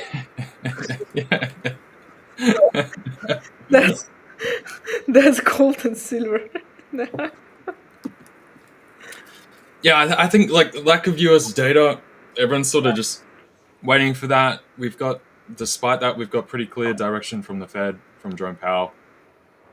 Trump's been back and forth with the China thing, so no exact clear-cut direction there. The Netanyahu Palestine thing seems to be relatively calm for now. Where that holds, who knows? But that's another thing off the books.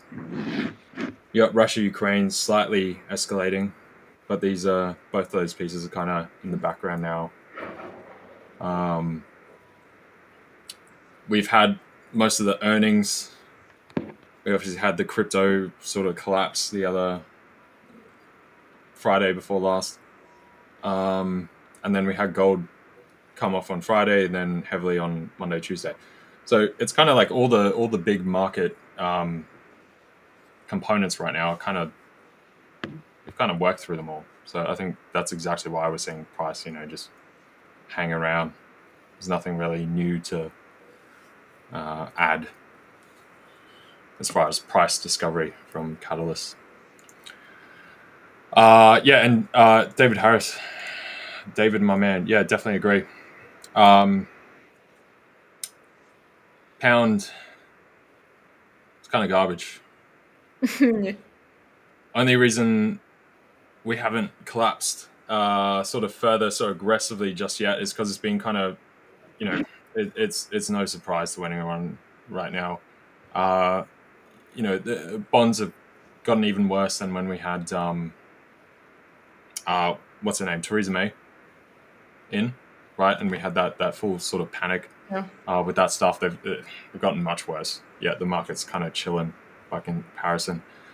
But at some point, this stuff will start to bite more. We've got some of the budget stuff coming out over the next couple of weeks. See where that is, and potentially if it's bad and Britain can't get it together, then you could easily see bonds going to like 6% or so in the UK, and then that would be very, very bad for the pound. But yeah, right now, the market is giving the benefit of the doubt per se. Euro we've got here, we've basically come up to this bottom area. You can see we're just sort of holding these levels. So, you've probably got a potential long as far as very little going on right now.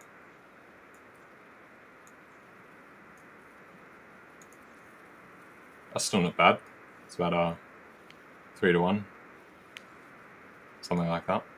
So, play the range for the near time. Euro pound crash next month. Where is Euro pound right now? Actually, just out of curiosity.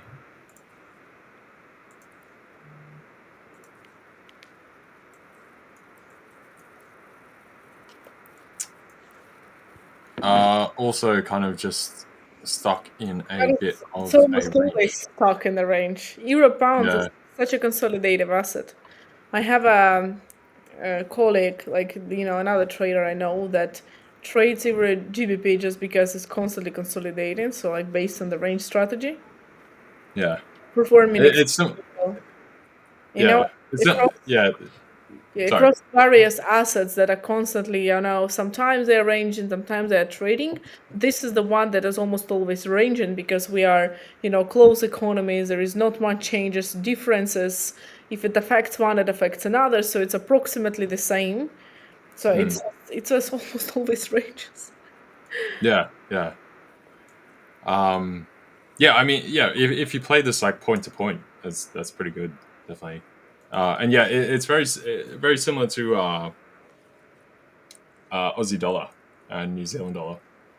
Very similar deal. I mean, the Australian economy is way bigger than New Zealand. Yeah. But they do tend to just sit in a kind of band like that, which can be good to trade if you got an approach for it. Yeah, if you have the right strategy for this, then I believe it can be quite good. Yeah. Indeed. And again, the different kind of strategies for ranging market, for trading markets. And like my stuff wouldn't work on this one, for example. That's why I never touch Euro pound. That would be a disaster. Yeah, that's fair. It wouldn't make any sense. Yeah.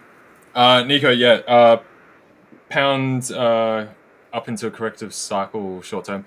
Yeah, I could definitely see that. Like I was saying, a lot of this sort of direction for the British economy obviously is pretty well telegraphed, so it's kind of in the price. I would however see it more on the backdrop of dollar weakness propelling the pound, and then the other cross pairs of the pound yen, pound this, pound that, will sort of just be a general retracement move, slightly helped by the elevation in pound dollar. But yeah, so it's definitely more of a retracement though, rather than strength, obviously. So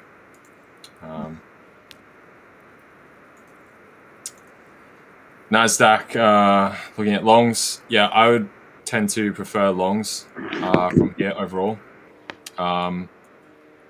We didn't manage to hold these lows for very, very long at all after earnings. Obviously, this whole period through here has been very much related just to earnings.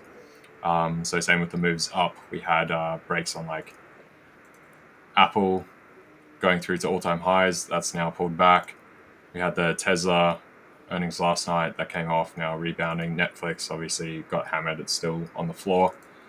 But yeah, so a lot of this movement has been earnings related. That said, through here, we've definitely got, high lows, high highs right the way through. So I do have very much a bent to the upside from here. So I would agree. I love this. So true. Yeah. Yeah. The past week it's been really true. Yeah. Or as Jonathan likes to say, he says, bears, it's just jump out the window. Instead of elevator down, he just says jump out the window. Yeah. Yeah. That's funny.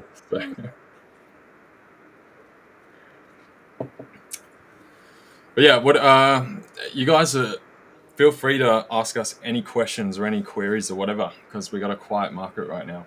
Also, side note, do me one favor. I'm gonna ask you guys to like the stream, and if you're not subscribed, please subscribe. I'm trying to hit 100k by the end of the year, so I'm sure a number of you, probably the majority of you guys are, but definitely please go ahead. Please do subscribe. Please do like the stream.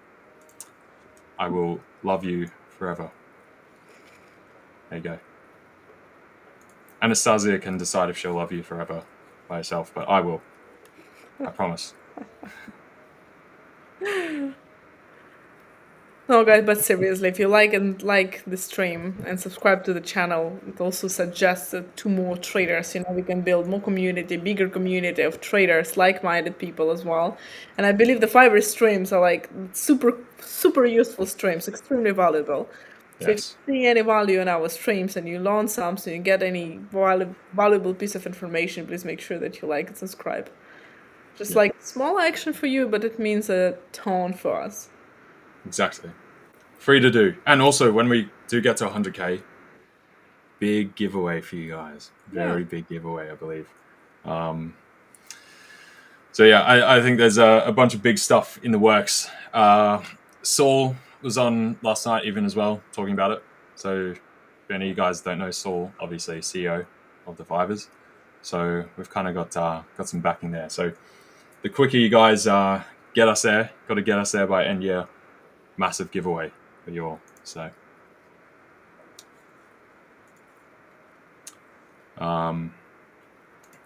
hello from Slovenia. How we doing? Hello.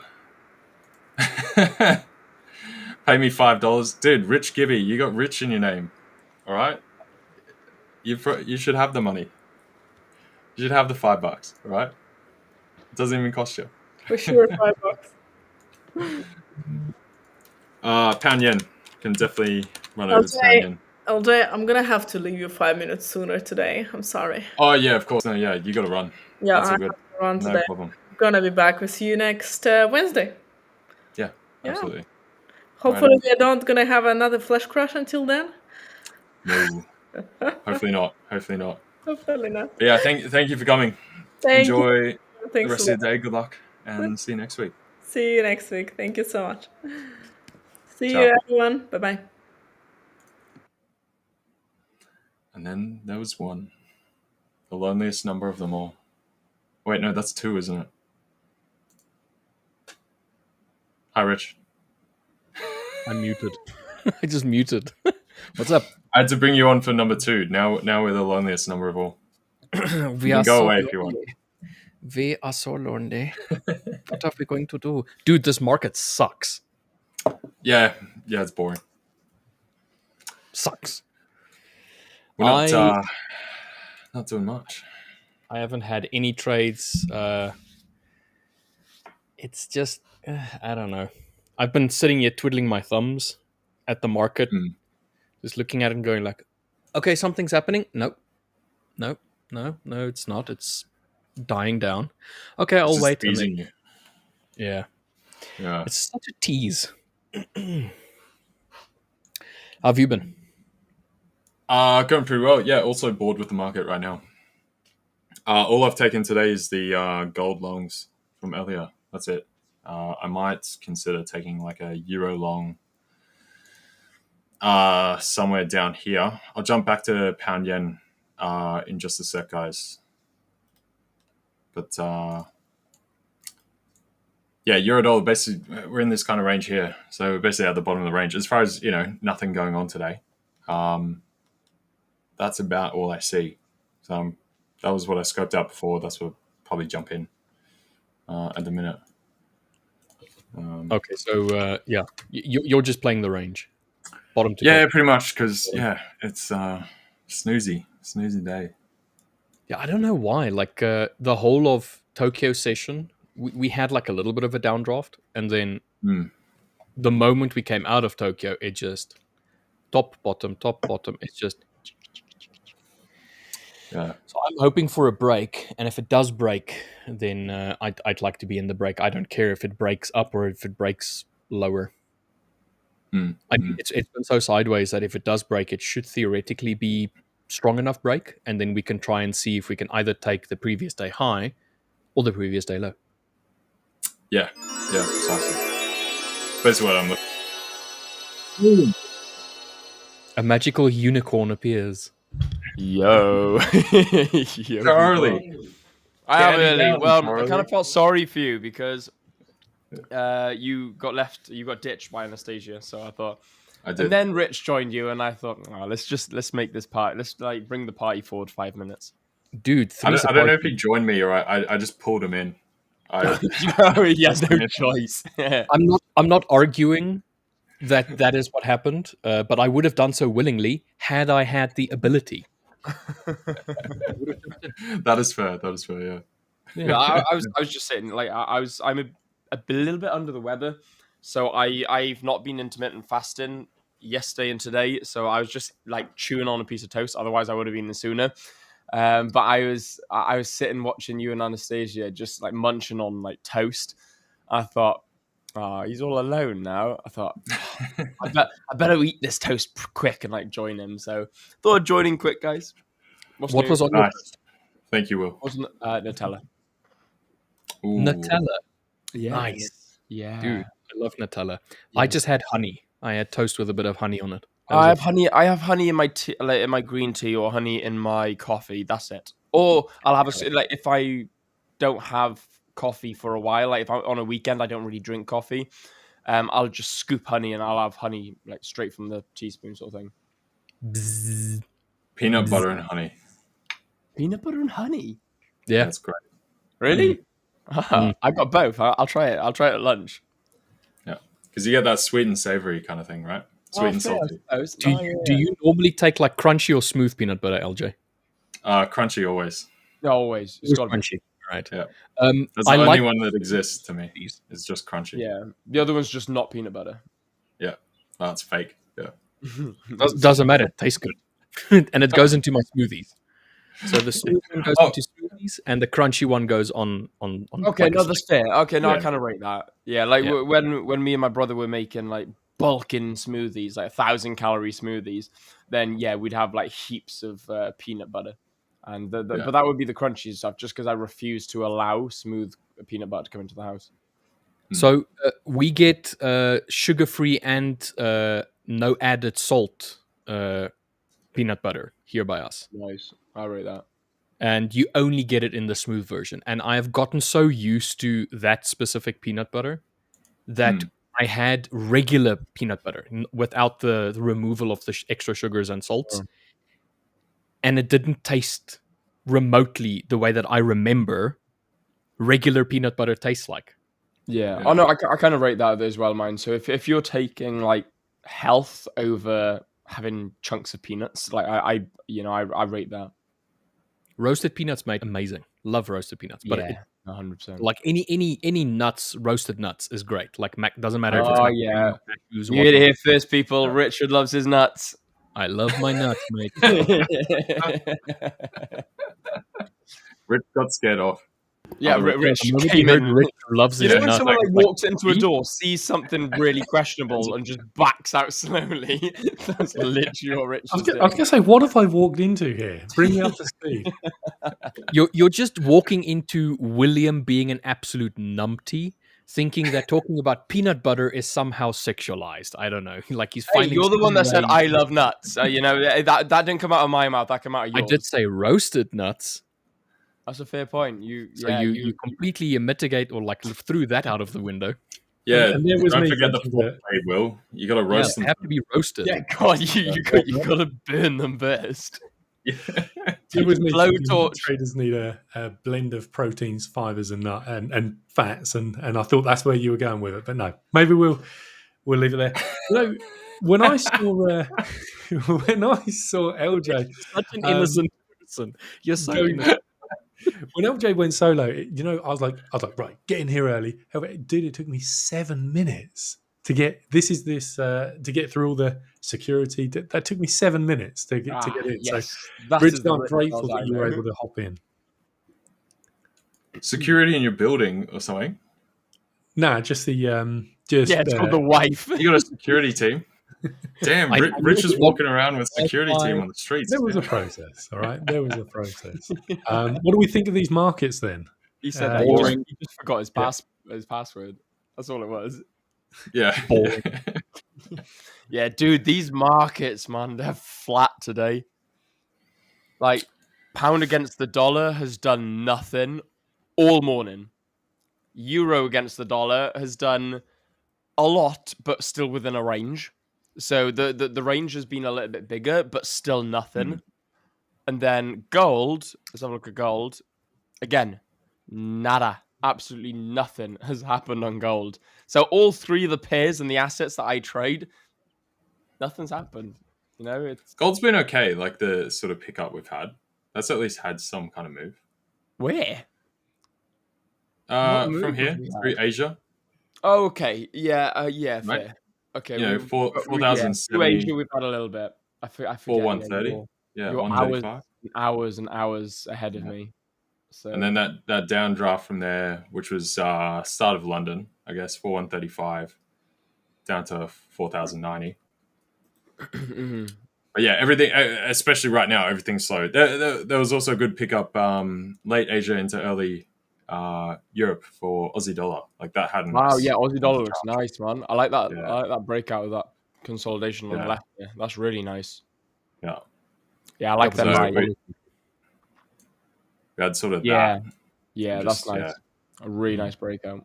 So- What about you, Rich? How's things on the trading front? What's the markets doing for you, bro? I haven't spoken to that part of Rich. You know, I've spoken to Rich the friend. I've spoken to Rich the port. No, not you. Not you. You're Richard. That's Hans Gunther. That's that's Hans Gunther. Rich Wells. I've spoken to Rich Wells on behalf of a friend point of view. I've spoken to Rich Wells on a risk management point of view, on a sort of performance coach point of view. How's Rich the trader doing? So Richard the trader opened the charts this morning for exactly 9 seconds, looked at EU and GU and said, "Get off my screen. I've got to get on with my day." Sounds about right? Trading markets at the moment just a little bit stale, a little bit quiet. So I'm completing a personal project, and I know this is going to be a little bit boring, but it's something that's actually vital for confidence in trading. Having your stats and having your data and knowing your numbers from a trading strategy perspective. So there's 2 components to this: backtesting to gain chart vision, to know and train your eye on this is my setup I need to execute, but also to give yourself an abundance of information that it would be insane to not be confident to execute your edge over and over and over again. So I've adjusted ever so slightly the way that I read price action, and as a reason for this, I now need to go and do a little bit more of a back test and get some information around what would it look like if I took a 500-600 sample size, and what's my expectancy, what's my win rate, and then I record multiple TP targets. So quite honestly, I see many opportunities that I want to get involved with, but the trader in me goes, nope, there's a process you got to follow. And a part of that process is knowing your numbers and having your data. Because we see the markets go in these ebbs and flows, and we see that sometimes the market can be really, really favorable. And then we get these drawdown periods where maybe our edge isn't as prominent. And I've been through a few cycles where I've had to make these slight tweaks. And I think And I don't want to say I'm in my final form, because I appreciate that the markets can probably change again. LJ's grinning. He's been in it long enough to know how this goes. Yeah, you're freezing. But Yeah, there's that's what I was thinking. what's happening, sorry? No, saying you're not even in your final form yet. You're not Freezer. It's a Dragon Ball Z reference. Okay, sorry. I thought I was freezing on the screen. I'm showing my age there. So, yeah. So the general idea is to give myself enough information that it would just be silly of me to not be confident. Because if you're not confident in your trading, you should be able to track it back to why. Why do I not feel confident? Well, I'm not sure on the outcome of this trade. Welcome to the world of trading. Our job is to not know the outcome of the next trade and be able to execute on it regardless. And one thing that can really help with that is giving ourselves a sample size.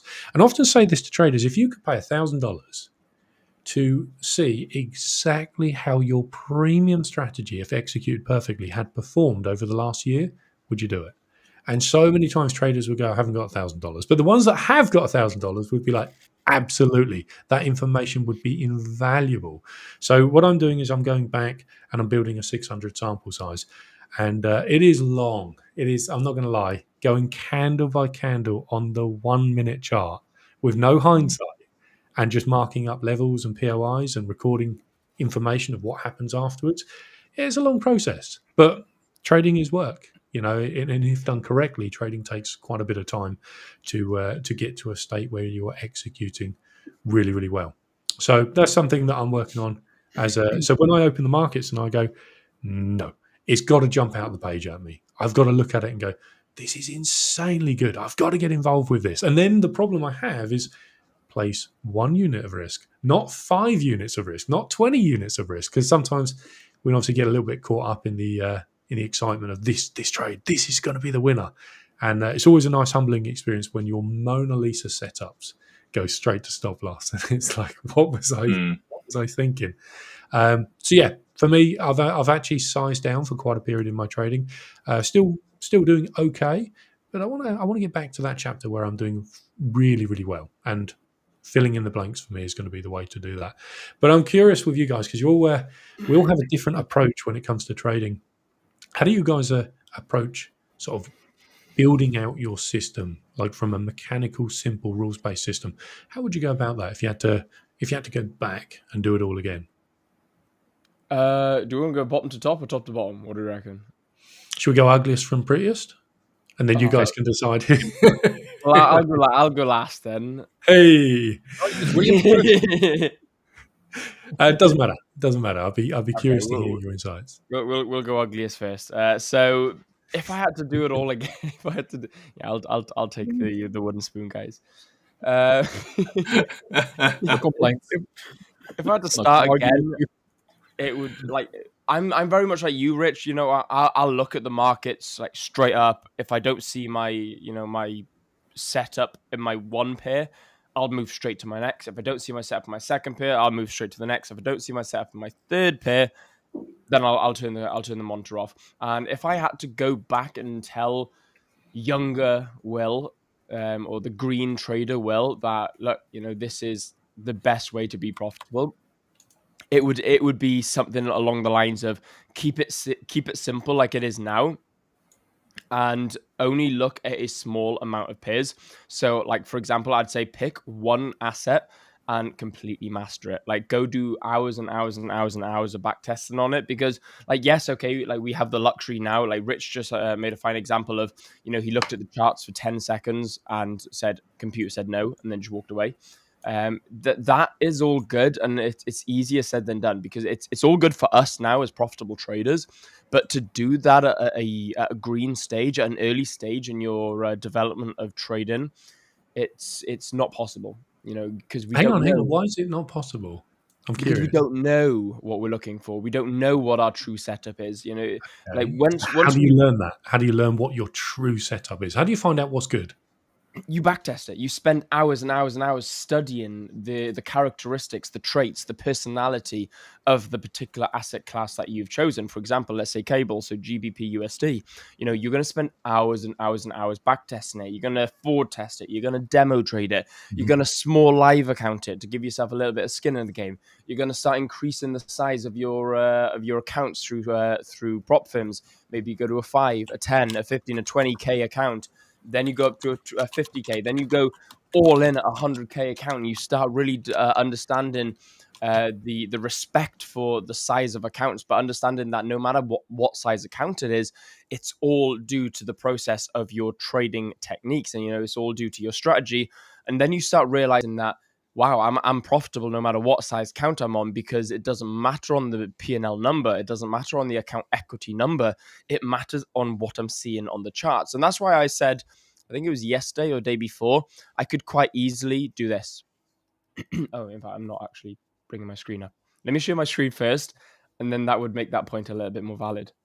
Yeah, that's a long day when you can repeat the same process on a 5K account to a different size account. I remember there was a little while ago, there was a $1 million account that was created in the 5ers, and we kind of traded it as a team. Oh, yeah, and I didn't realize it was linked to the community. And so there was me logged in. Think I did about $40,000 on it, which is nothing really relative to the million. And then somebody puts in the Discord, who's going crazy trading GU? Then I realized that all of a sudden the whole community had full visibility of my trading, and I was like, and that was the thing that kind of knocked me a little bit on it. And then I started to second guess myself. I wasn't in the flow anymore because I felt a little bit of pressure. Sorry, mate, what you got for us? Yeah, so when yeah, I remember you actually telling me that story. When it comes to the market, this could be a 5K account, it could be a 25K account, or it can be a 100K account. The most important thing is being able to do this and just completely hide this bottom bar, completely hide the P&L. So up here, you can see my floating equity, you can see my history, you can see absolutely everything. You can see my account balance, my equity, my free margin. Whereas if I bring it all the way down, you can't see anything. So this is no longer a 100K account. This is just a chart.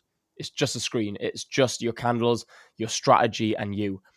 So that's the most important thing, is being able to identify that. Now, once you can repeat a profitable system on the charts, and what I mean by that is once you can repeat a profitable system here, without looking at the P&L, then you can scale on whatever account size you want. And that was a big learning curve for me, is I would always try and go for gold. I started off with a couple of 15K accounts with a couple of prop firms.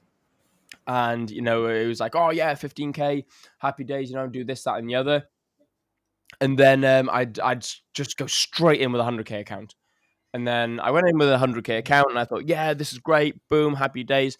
But I didn't have the respect for a 100K account. I didn't have the respect for the money.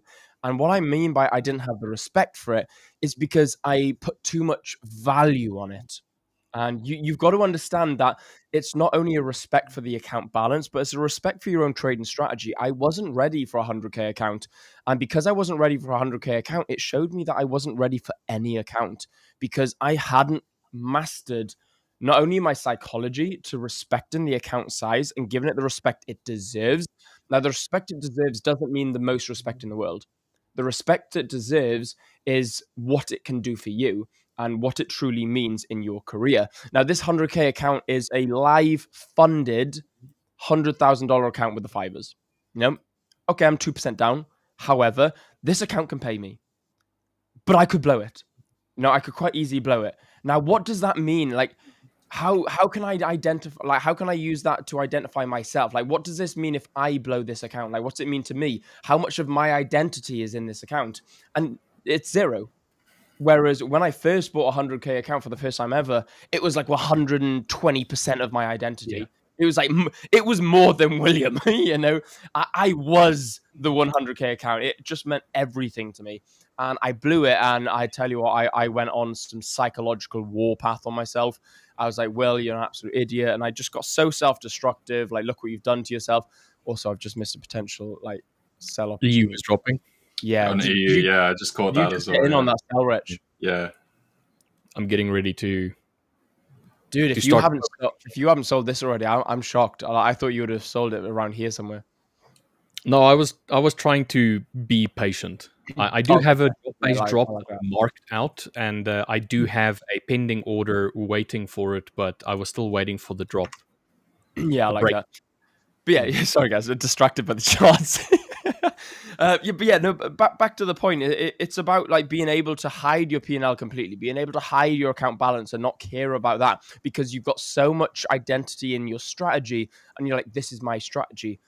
This is something I've built. I feel passionate about it. You know, I'm not holding my identity to it. However, this is what makes me profitable, not the account, not like not the size of account it is, not the prop firm, not the not the day of the week, not the week, not the month of the year, not the year in general. It's or not the P&L even. It's the strategy behind it. It's your ability to execute according to your plan and align your external self with your internal self, being able to align your psychology with your actual physical strategy. Now, that to me is what I would advise my younger self to do. It's like really understand and work on your strategy, pick an asset class, pick a pair, focus on that, understand, learn the characteristics of it, get comfortable with it, and then start building slowly. And before you realize it, you'll be able to understand a profitable system without looking at the account size. And it took me a while to do that. Yeah, I like taking the account off a pedestal and looking at the account balance and saying, like, what is this worth to me? And in fact, I'm sorry, Rich. I'm a challenge everyone in chat for this as well. Like, I guarantee almost every single one of you are going to have an account in some form or the other. You know, a lot of you are going to be learning, so maybe it's a demo account, but a lot of you are going to have potentially 5% as accounts. Now, I genuinely put this question out to you. I challenge you guys to ask yourself, how much does your account mean to you, and how much of your personality is wrapped up in this account? Sorry, mate, carry on. I don't want to go off on a tandem because there's actually an exercise that is really, really powerful. If you want to take an account off a pedestal and bring it back down to size, like Will said, 120% of his self-worth was tied to his account. And it's like where we look at these numbers that are slightly bigger than ourselves and say, wow, I don't deserve that. It could be limiting beliefs and stuff like that. We'll go into that in a sec because I see there's a comment which kind of ties into it. But Richard, I want to kind of get your perspective.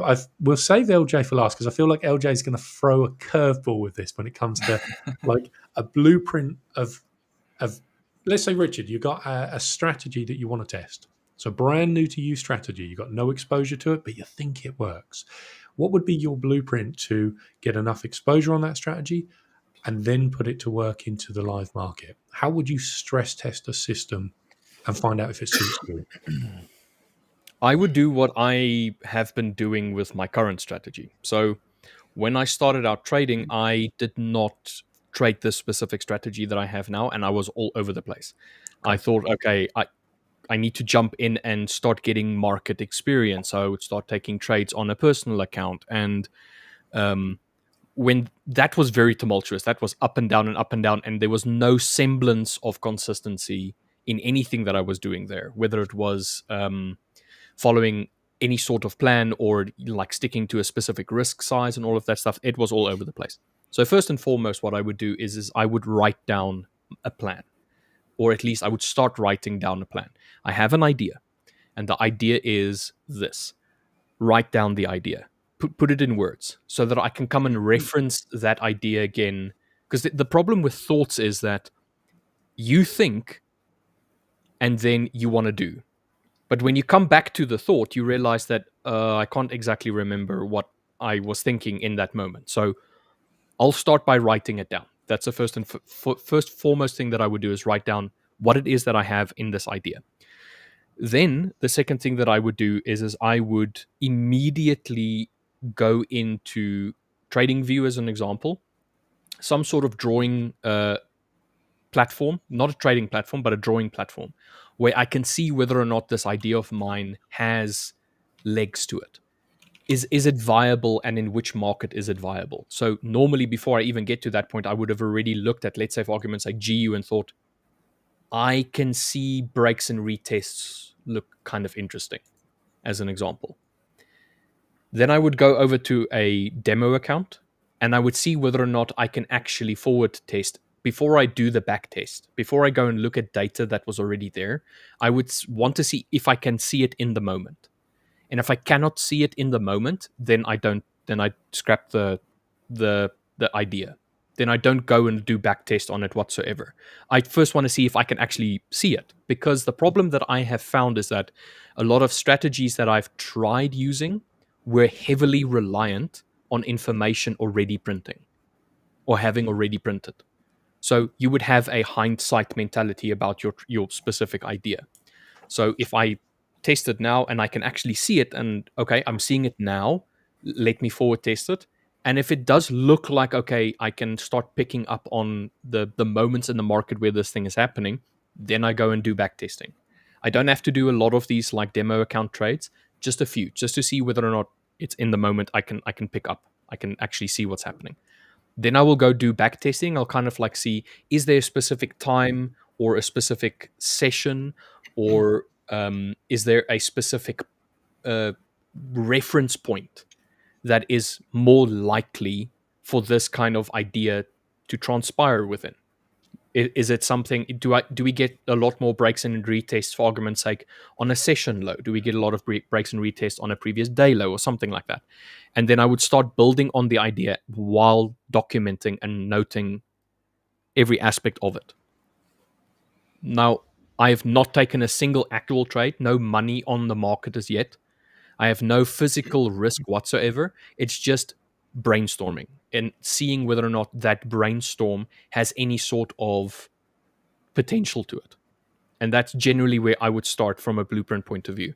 And then once I have enough back-tested data over, let's say, 6 months, and I have a few forward-tested trades where I can say, yes, I can see that how this is happening in real time, only then will I start considering getting it into my personal account. Start trading it on low risk, very low risk, like pretty much minimal, just to see if I can start building on following the plan itself. Get a few trades to get my win rate so that I can have forward tested and back tested data with minimal risk. And then from there on, I will start scaling up to a point where I'm saying, okay, I'm willing to risk X amount of risk on this specific trade based on my win rate and the expectancy of the 0.01 trades, whatever that I took, the 0.01 lot trades. And then from there on, if it does really well and I do like it and I become more comfortable with following it, I would consider using it on a prop firm. That's pretty much what I would do. Interesting. So you wouldn't put it into a prop before personal? No. Why? And there's a reason for that, because prop firm money is not my money. Okay. It's someone else's money. And I don't like the idea of trading someone else's money. I want to be in control of my finances. I want to be in control of my trading. And before I can go ahead and say, I'm going to trade your money for you on your behalf or something like that, I first need to have tested it on my money. Do I have the psychological prowess, or like, the willpower to trade my own capital? Some of my power if you want. What, your willpower? Yeah. It's about the psychology of it. I wouldn't want to trade your money before I've traded mine. So hang on, you find it easier to trade your money than prop firm accounts? Yes. I'm putting the risk on the table. Yeah. It's my risk. I know but what you I'm put risk on the table when you purchase a prop account, right? You just have a different risk. It's true, but it's fractional. Yes. It is such a small amount in relation to the risk that I'm willing to put up. But if I eventually get funded, it might even be more or equal to what I'm currently risking. So I need to be comfortable with that. Gotcha. Okay. I would rather start with my own capital first. Yeah. And that's it. Love that. Nice blueprint. I differ ever so slightly, but that's only because of personal experience too. I traded personal accounts way before prop, and I couldn't be trusted. It's like giving someone the keys to a 700 horsepower car, and I just totaled it. I should have been on L plates. I should have been on a push bike, and I just get the stabilizers out. literally that. And so I used prop initially as a way of saying, well, I can't trust myself on my personal account. Like, I know what's going to happen. I'm going to put £500 into a personal account. I'm going to get in trouble. I'll be in the drawdown. I don't let something go. I don't have the margin. Then I'm going to put another £2,000 in. And then all of a sudden I'm adding to lose as there's no objectivity. And this is what happened when it got to one of my biggest lessons. I started to put more in and more in and more in. And eventually I had to let the trade go. So I looked at prop firms initially as a way of like saying, well, look, I could purchase this account for $50 and no matter what happens, I'm only going to lose $50, which now becomes a $50 lesson to me. So I understand what you're saying about like, it's not just your capital. You're looking after, say, a firm's capital. I totally appreciate that. For myself, I had to get past the chapter of I need to be able to trust myself not to become crazy. And it took me 2.5 years of not trading personal capital and only trading props to go, Rich, what are you doing? You should have your personal capital. And the moment I put the personal capital back onto the copiers, all that fear of losing huge amounts of it all come flooding back. What if you don't have a stop loss? What if you just average into this trade? What if news comes out? And I remember it was obviously like this deeply stored belief of like, no, I'm only a prop trader. I'm only a prop. So I had my own kind of journey with it, and it was super interesting to hear you talk about how you would trade personal capital before. But then this is the difference. You have risk management. In my first 2 years of trading, I did not have risk management. It was year 2 that actually caught up with me and caused me a huge problem. But I'm interested to hear LJ's perspective on this, because LJ is the dark horse that's been trading for a long time and probably has quite an unorthodox approach, or something maybe a little bit different. So how would you approach it? What would be your blueprint when you've got this new idea that you want to put to market? So I guess the way I start any endeavor that I sort of get into, whether I want to just pick up a hobby or do something that I actually decide I might want to do this in some greater capacity, I always start from like a kind of a scientific type approach, like a first principles type approach, right? So first of all, you figure out what it is you want to do. Then I look at the space, figure out why it exists, how it functions, what makes it tick, try and get into the underlying foundation fundamentals around why it even exists in the first place and sort of what drives it. Then once you've got that, you can start to reverse engineer how it works with what you want to get out of it, and then align those two things. And then now you've got basically a pathway forward, and you start at level 1. And as you learn a bit more, you keep iterating and pulling more bits in. But you've got kind of that core foundation of how it works and why you're doing it and what you want to get out of it. And then it becomes very easy to try and bring those to that like cross assimilation point.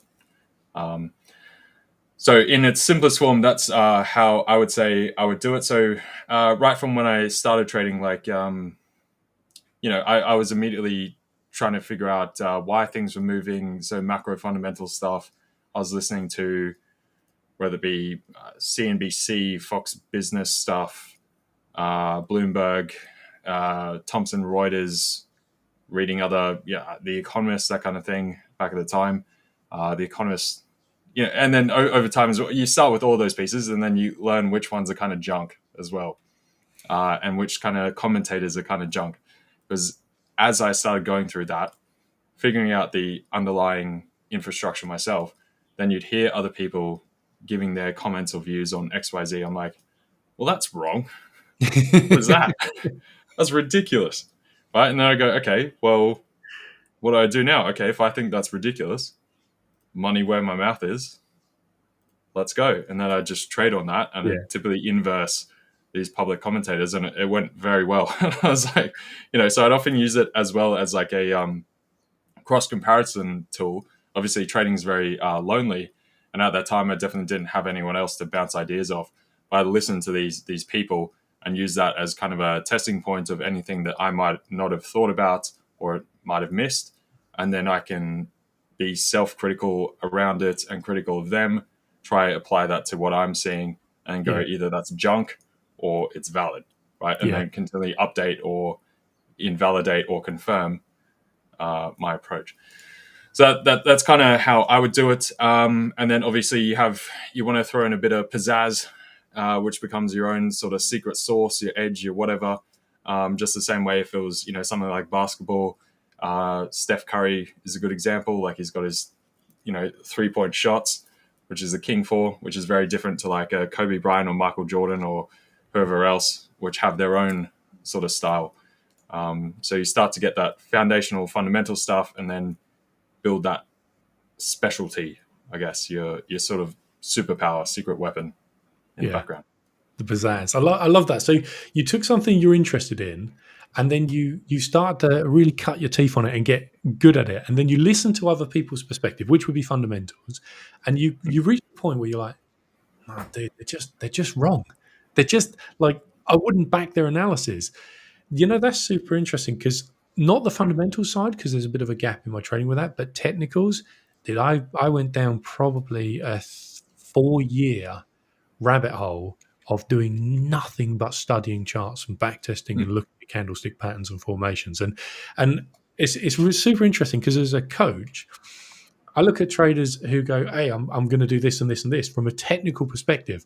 And the trader inside me gets triggered really bad. And it's like, why? Like, no, you're just wrong. But then I have to remember trading's a probabilities game. They've backtested their edge, haven't.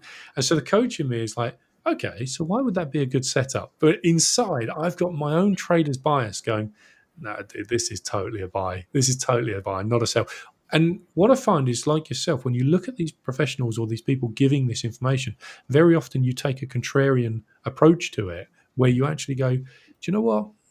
Nah, I don't buy into the information that they've got. And it's a nice day, isn't it, where you suddenly realize actually your analysis to you is worth so much more than any other input that anyone can give. That doesn't mean say we ignore it. It just means that we learn to weight correctly the importance of our analysis versus external information. Because there's this moment where I remember my trading was pushed and pulled around by other people's ideas. And I was like, oh no, they're selling and I'm buying. This is terrible for me. I'm going to get smashed because they're a profitable trader as well.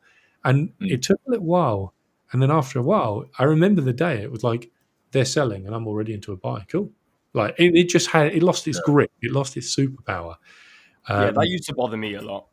Seeing someone in an opposing trade or like hedging my position used to, like, even when I became a full-time trader, like my first year of full-time trading, like I was already a profitable trader. I knew my strategy, but seeing another trader's idea, especially if I was in drawdown, like seeing their trade idea play out. Let's say I was selling EU and they were buying EU, watching them in profit and like them being like, oh yeah, I'm trading EU, oh I'm in a buy, oh it's doing well, oh it's going to the moon. I'm thinking, but my strategy's saying it's a sell here. Like even if it was to hit stop loss, I should be okay with that. But it took me a long time to sort of grasp the idea of that's fine. If they're selling, if you're selling and they're buying, that's okay. That's okay. And trying to get to trying to come to terms with that was really difficult for me. That was one of the hardest hurdles that I had to jump. Yeah, I've got a final piece to what I was saying, just to wrap it up. But yeah, so based on that, it definitely helps if you're very comfortable being a sort of contrarian or very comfortable standing out on your own whilst everyone's going the other direction. Which I guess I've always come from mathematics, sciencey kind of background. So, the kind of the theories, the laws are the theories and the laws, and that's just it. If you're wrong, you're wrong, right? Math is very like you're right or you're wrong. So if you figure something out, you're very comfortable going like, no, I did the math. This is what it is. And the thing with doing that, listening to those people and then trying to put your own ideas up against it, it's a great way to put yourself up against the furnace, up against the fire.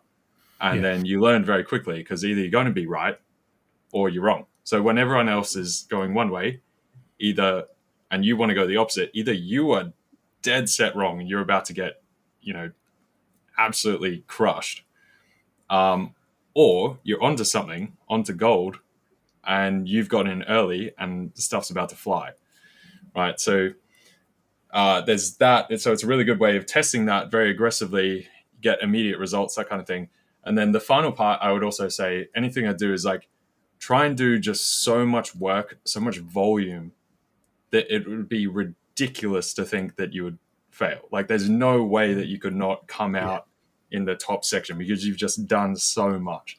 Like if you turn up, good old gym analogy as ever, if you train and train and train and train and train and you eat your right food, at some point you're going to end up built like a truck, right? You just, it's inevitable.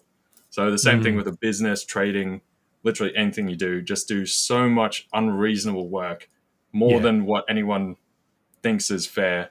When people tell you like, you're doing too much, slow down, ignore them, keep doing more, stay in your lane. There's a saying out there that a bee doesn't explain to a fly why honey's better than shit. And that I feel like that's pretty self-explanatory. Yeah, you know, that's probably why. Yeah. I mean, it's in the analogy. Yeah. You know, like, why would you go to someone who is just not on your capacity? They're not on your length. They've not got the same goals as you. They're not trying to achieve what you're trying to achieve. Why would you try and understand their sort of reasoning? Like, why would you, someone who's completely content in maybe their 9 to 5, completely okay with not risking anything, completely okay with the safe life, why would you listen to them when they say, slow down, don't work so hard, don't risk this, don't risk that? Why would you listen to them knowing that you're trying to go for that liquid gold, you're trying to go for that honey, you know, you're really trying to go for something beyond, you know, normal comprehension? Why would you listen to someone who's completely okay being in the safe zone? So, you know, instead, surround yourself with bees, you know, so surround yourself with people who are also chasing that liquid gold, you know, who are also going for that sort of that achievement that most normal people can't comprehend. Because what that will give you is, if someone says, dude, I wouldn't risk this, I wouldn't risk here, they're not going to say, they're not going to say to you, don't do it, we recommend you don't do it. They're going to say, look, I wouldn't do this personally because, you know, they're going to give a reasoning because and why and therefore. However, they're never going to recommend that you do it. They're going to say, look, you need to find your own path, man. You need to go source it yourself. We're going to give you our opinion. We're going to give you what we think could help you because maybe we got more experience than you. However, we think that you should go and do it anyway. Because I think having both people is good, right? As like a general balance thing, obviously. But I definitely agree with that. I also think sometimes when I come up with ideas, it's also good to bounce off people like that. They can still be your friend. You know, they can live their own lives, it's their own thing, right? This is not a judging thing, but definitely when you have a certain idea and you want to test it, if too many people say it's a good idea, it probably sucks. It's right? The more people you get telling you like this is rubbish, you shouldn't do it. Now you know, okay, there's probably something here, right? Yeah, So, fair. I mean, that's very much open to interpretation. Yeah. It's like businesses, that kind of thing as well, right? Yeah, okay, obviously. I mean, yeah, right. I mean, I don't know, man. I see what you mean. Like sometimes it's nice to hang out with a couple of flies just to boost your ego. I'll be honest. No, not even from that. It's because they can still be your friends. Like friends and business stuff can be different. They might not be business experts, and obviously trading is very entrepreneurial aligned, right? But yeah, so it's more. I mean, how many people do you know that would just say stocks trading in general? You know, how many people just say it's like gambling or whatever? Yeah, we actually had this conversation. Right, so that's the exact example. Yeah. Right? So I got a family event tomorrow, and so I got family coming down today. Last night, my family got down my uncle actually got down last night, so we were having a couple of beers with him, and that actually came up. You know, the stock market came up, shares came up. They were like, well, look, you're doing all this at the moment, like fair play. Like I see, typically he's like, I see you on Facebook, and I was like, of course you do, like. Standard, you know, it's such a family thing to say. I saw you on Facebook. It's like, yeah, I'm sure. So like I was kind of explaining what we do, you know, how I basically live my life, And they're like, well, that fair play, that's super cool, that's awesome, but like, isn't it gambling, etc. And we came up with the whole like probabilities and the whole debate on that sort of side of things, and the financial economic side of things, the macroeconomic, and in fact, actually, LJ, you came up because we were talking about the differential between strategies. And I was explaining that I'm very technical, whereas I was like, oh, I work with a couple of guys that are very fundamental, and then so like my dad is very much like you, LJ. He's very macro. He's very like fundamentally, he's an economist, not a technical analyst. Whereas us three above you, me and the rich squid are would be technical analysts, and we were discussing that side of things. Now I would class as a fly, However, there's you got many types of flies. You got the negative flies that are going to say, no, don't do this, no, don't do that, no, you should do this, I think you're stupid, I think you're gambling, and they try and project, they vomit their opinion on you. And the reason I say they vomit their opinion on you is because no one wants to be vomited on. So when they say they vomit your opinion on you, it's like, dude, I don't want your opinion. Go away. Like your opinion shouldn't be in my aura right now. However, like you said, flies can be friends as well. My uncle, I would class him as a fly. However, like, he's super supportive. He said, look, that's super cool. I don't understand it, but fair play to you. I'm super proud of you, sort of thing. Like a typical family sort of thing to say. But nonetheless, he's very comfortable doing what he's doing and living the life that he's living. He's not interested in doing what I do or doing what we do, but he can still see the support there. He's not gonna vomit his opinion on me. If I ask for it, I'm sure he will. But it's good to, like you said, it's good to have those sort of people around you. But when you gotta be very careful when picking those sorts of people, because I didn't realize it, but I had a load of flies around me who I thought were bees.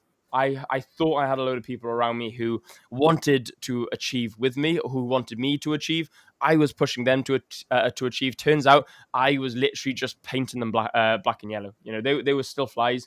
They were still vomiting opinions, and they were actually dragging my mental progress down and my mental processes. And I've now and this is a very controversial, very brave thing to do. I don't ever recommend anyone do it. I'm very fortunate that I've got a brother who I'm very, very close with, and we're founders of a company now. So unless you have someone who you can know 110,000% trust, don't do it. But I ousted 100% of people out of my life. I clean slated it, and I said, right, no more flies, no more bees. It's just me. Me, my brother, he's the only fly, he's the only bee that I need. He's the only person that I need backing me and supporting me. Now I can rebuild my community. Now I can rebuild the support bubble that I have around me. And that's why I say, it's very, very easy to fall into a cobweb of flies thinking that they're supporting you when they're actually not. So just be very careful who you have around you. Is that why I got a special delivery of black and yellow paint and a letter saying behave? I understand what you mean. Having the right support system around you makes a huge difference to how you feel, and how you feel affects the way that you act.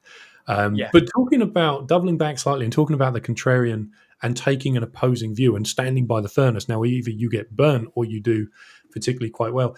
We can practice this outside of trading. And as a social experiment, I was in this class not so long ago, and there was, I think it was about 12 people. And the instructor in the class was asking very obvious questions that should have very obvious answers. And they asked everybody to stand up, and they said, right, for those of you who believe that this is the right thing to do in a social environment, I want you to stand on this side of the room. Now, we're talking about parenting. Now, there are very, very, very black and white. Like, do you think it's right to put a child in front of a TV and leave them there for 3 hours when they're 2 months old? Stuff like this, stuff that people would go, oh, they would have very strong opinions about. Now, I waited and I seized the opportunity when it came up perfectly, and I waited for the most Marmite question to come up ever, where I knew that every single person. Do we get to know the question as well? I'm not going to say what the question was. Okay. It was something that was very, like, everybody stood on one side of the room firmly. And a little voice inside me said, Rich, this is a fantastic opportunity to be a contrarian and go and stand by the furnace as a part of a social experiment. So what I did is I went to the other side of the room and stood there on my own, and it was nobody understood what I was doing, but it was a personal exercise to myself to deliberately take the opposing view when everybody was facing one direction. I wanted to feel the pressure of what it was like to take a totally different stance, because there are times in trading where, and this is the sole reason I did it, because I wanted to reinforce that identity of when I make a decision, I'm going to dig in and I'm going to say, you know what, maybe I'm not a bee, maybe I'm not a fly, maybe I'm an ant, but I'm going to be the best ant that I can be, and regardless of everyone around me being hawks, I'm just me, and I'm going to be the best me that I can be. And it was I stood there, my heart rate was like 120 beats per minute. I was going, you know, it was pretty pressure, a lot of pressure. But the idea was I was able to firmly stand there and say, I believe that this is the correct thing to do, even though I didn't believe it. And afterwards I had to explain to my wife, who was scouring. Real awkward. Yeah, pretty much. And I was like, no, it's just Who a should I trading marry? exercise. She's like, you can't bring a trading exercise into a parenting class. She's like, Yeah. you can't do that. I was like, okay, maybe I should have picked my fights. But the general idea was I was reinforcing my identity, and I was reinforcing the behavior pattern of when I make a decision, I double down on it and I stand firm, because this is what it's like when I trade. I get this voice that comes up in my head and it's like, oh, maybe we should get out of this. And then we get these external bits of information, and it doesn't take much for a trader to end up second guessing and questioning the reason to be in the trade, right? So I wanted to practice that staying power of sticking to a decision. So yeah, something I wanted to share quickly. I see that we've got this comment come up on the screen. It says, repeat question. My apologies, it's taken us a minute to get to this. Now, I want to make this relatable to everybody who pretty much has an account and struggles with this exact thing. So the question is, I'm trading with an 800k fund, and now it's difficult to fully utilize the margin available. My current risk to reward is 1 to 2. So we're talking about maybe risking $100, going for $200. And the problem I'm facing is increasing lot sizes. So there's going to be so many different answers that we can lean into with this and say, just do this, or just close the P&L tab, or you know, get an accountability buddy, or just put an account on a trade copier and then you don't have to look at it and pretend it doesn't exist. But I would, regardless of the detail of the account that you're trading at the moment, if you find that you should be increasing your risk but you can't bring yourself to do it, I'll take a moment and really double back to what Will shared earlier. Why? And start by asking yourself why. And what's typically happening is that we've got a level of self-worth. And think about this. In the real world, maybe we work for $10 an hour, $20 an hour, $30 an hour. You do that over years and years, it becomes ingrained to, I can't earn $1,000 in 20 minutes. That's too much. Or I can't earn a whole month's income in one day. So we have these limiting beliefs. And typically what happens is as the funding grows, and I experienced this myself personally, as the funding grows, we end up reaching a point where we fail to pull the trigger because it's too much money for us. So I would trace that back to why. Why do I feel so threatened in the moment when it comes to just placing a 5-lot trade or a 10-lot trade or a 20-lot? Providing I know that the risk management is sustainable on the account, then I know that it's actually me limiting the behavior on the account. If the car is 700 horsepower, but I'm never taking it out of first gear, it can do 70 mile an hour, but I'm doing 3 mile an hour. And I would look back and I would say, why? And I honestly believe it's an inner work that we've got to do to recognize there's something about us that feels inferior to the level of success we could achieve. And I'm going to say that again and slightly differently, because it's super important that we try and get our minds around this. There's something within us that looks, this is my current worth, and I'm acting within my comfort zone. Now, when we act outside of our comfort zone, we're challenging the identity of ourselves. And this becomes really, really difficult. So I often like to think of, and I'm actually going to explain this in a Discord call, which we've got in a little over 3 hours. So if you're a 5ers trader and you're in the 5ers Discord, feel free to join that call. And I'm going to explain this with visuals as well. But my coach teaches me that when you've got a bubble around you, that's your comfort zone.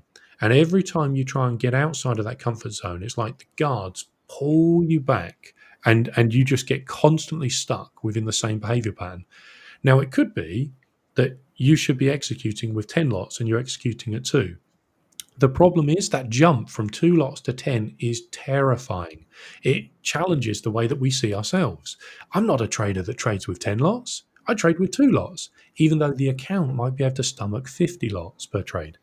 So it's about recognizing, and I was challenged personally by my coach about this. She said, right, you said that there's a place you want to get to, but you're not in that place. She said, how close have you got to it in the 4 months we've been talking about it? I said, I haven't managed to make that jump. She said, do you know why? I said, why? She said, because it's so scary. You're trying to go from your chapter 1 to your chapter 20, and you're trying to jump and skip out all the steps in between. She said, if you had gone from your chapter 1 to your chapter 2, which might be increasing your lot size from maybe 2 to 2.2 or 2.3, she said, you might have already done half that journey and you'd be halfway to getting to where you want to be. So there's a lot of different practical things. If we just think about it logically, you can easily list 10 things that from a logical perspective would make it practically easier to trade at bigger size on an account. But we're always going to be limited by the emotional belief and the resistance of how we view ourselves. So until you break that cycle of how you view yourself, it doesn't matter what process you use, it's going to feel like trying to blow water up a hill through a tube. You're just constantly going to be going against the grain. So it's one of the exercises I recommend with this is actually law of attraction. And it's building the identity of who you want to be, then performing every day in line with who that is. And then over time, it just catches up. We get the feedback loop, and eventually we just become the trader we want to be. For myself, for example, I trade $25,000 a trade. So every time I see a trade, I place $25,000 on. That's me. That's who I am. That's my worth. Now, when I install that mindset, when I think to what I'm actually trading at, which is about $400 or $500 a trade, it feels so unimpressive. It feels the most unsexy thing ever because in my mind, I've already convinced myself I'm a trader that trades $25,000 a position. So when I think about where I am, now I'm not overwhelmed and looking at it as a thing that's on a pedestal of like, oh man, how am I going to achieve, how am I going to risk this much? It's too much money. I'm now underimpressed by it. I'm like, it's only $500. Who cares? I'm a trader on a journey. We were talking earlier about having flies and bees. I'm on a journey that not many other traders will be on. It's unique to me. And the journey that you guys are on will be different to a lot of other traders. I recognize that for me to be on the journey that I'm on, I've got to chew up my trades like Skittles. I'm literally going to consume them like calories. I'm on a bigger marathon here, and I'm not stopping at $200 a trade or $300 a trade. I'm building my trading up to $25,000 a trade. And to get to that marathon, I can't be afraid of the little hurdle that's in front of me of $500 a trade. $500 a trade is nothing because it represents just a small portion of my buying fee. So I mentally remap it in my mind where I look at this and say, I'm not bothered. I'm not bothered by it. It's unimpressive. Now, that doesn't mean that I don't care about my edge and my plan, because we can genuinely convince ourselves. Like I can teach you. Okay, I can share with you the exercises I did that took prop firm accounts and put them in the gutter. It made them something that was amazing to have to something that's why do I even bother? It was just a mental exercise. Now, the problem is when I reduce the value of prop firm accounts in my mind to something that's like, you know what, they're not even that impressive. It was a mental exercise I did. The problem I found is I then just didn't care about them. And I started to abuse and over risk and just revenge and gamble on them. So this is obviously the earlier days of my trading. So I then had to learn to respect them and bring them back to balance. So I would genuinely start looking at yourself and how you feel when you execute trades and start thinking about what kind of mindset do you need to be the trader that executes on not $800,000 of funding, but $8 million of funding. Really get into the mindset of, I'm a trader that has $8 million of funding, like I'm a couple of steps away from it. And when you genuinely see yourself as that, you then start looking at the 800,000 you've currently got as, cool. It's just a couple of calories on my marathon. I used to feel this way with 300,000, then 400,000, now 800,000. It's not going to change my behavior pattern because otherwise we limit ourselves when it comes to it. I'll cover it a little bit more in the Discord call this afternoon, but it is going to be typically a unique thing to do with limiting self-belief and holding yourself back. If your win rate can support it, divide your drawdown by your account balance, the amount you can lose, and then set your risk to that, and you should be good. Yeah, this is. I think also take some chips off the board. Because like if part of that, like if you're struggling to do it, you probably feel like you could lose it all. So if you take enough chips off the board so that you're now comfortable, say you've made some good money, put that aside and just don't touch it. So say the whole thing blows up, you've now got like a backdraft that you could start again or whatnot. Once you've then got that, you've made that next milestone, then you're safe no matter what happens. Hopefully that should unlock some of that upside to go ham and think exactly like that $8 million trader rather than 800K, right? Because part of it you get up so far and you don't want to do like snakes and ladders, right? Where you up and then bang right off, right? So put some of that aside, then come back to the thing, think in percentages. And I would also say, that you're going to have that at every single level. Once you go from there to $1.5 million, you'll have another thing. Then it's kind of 3 mil of what I found.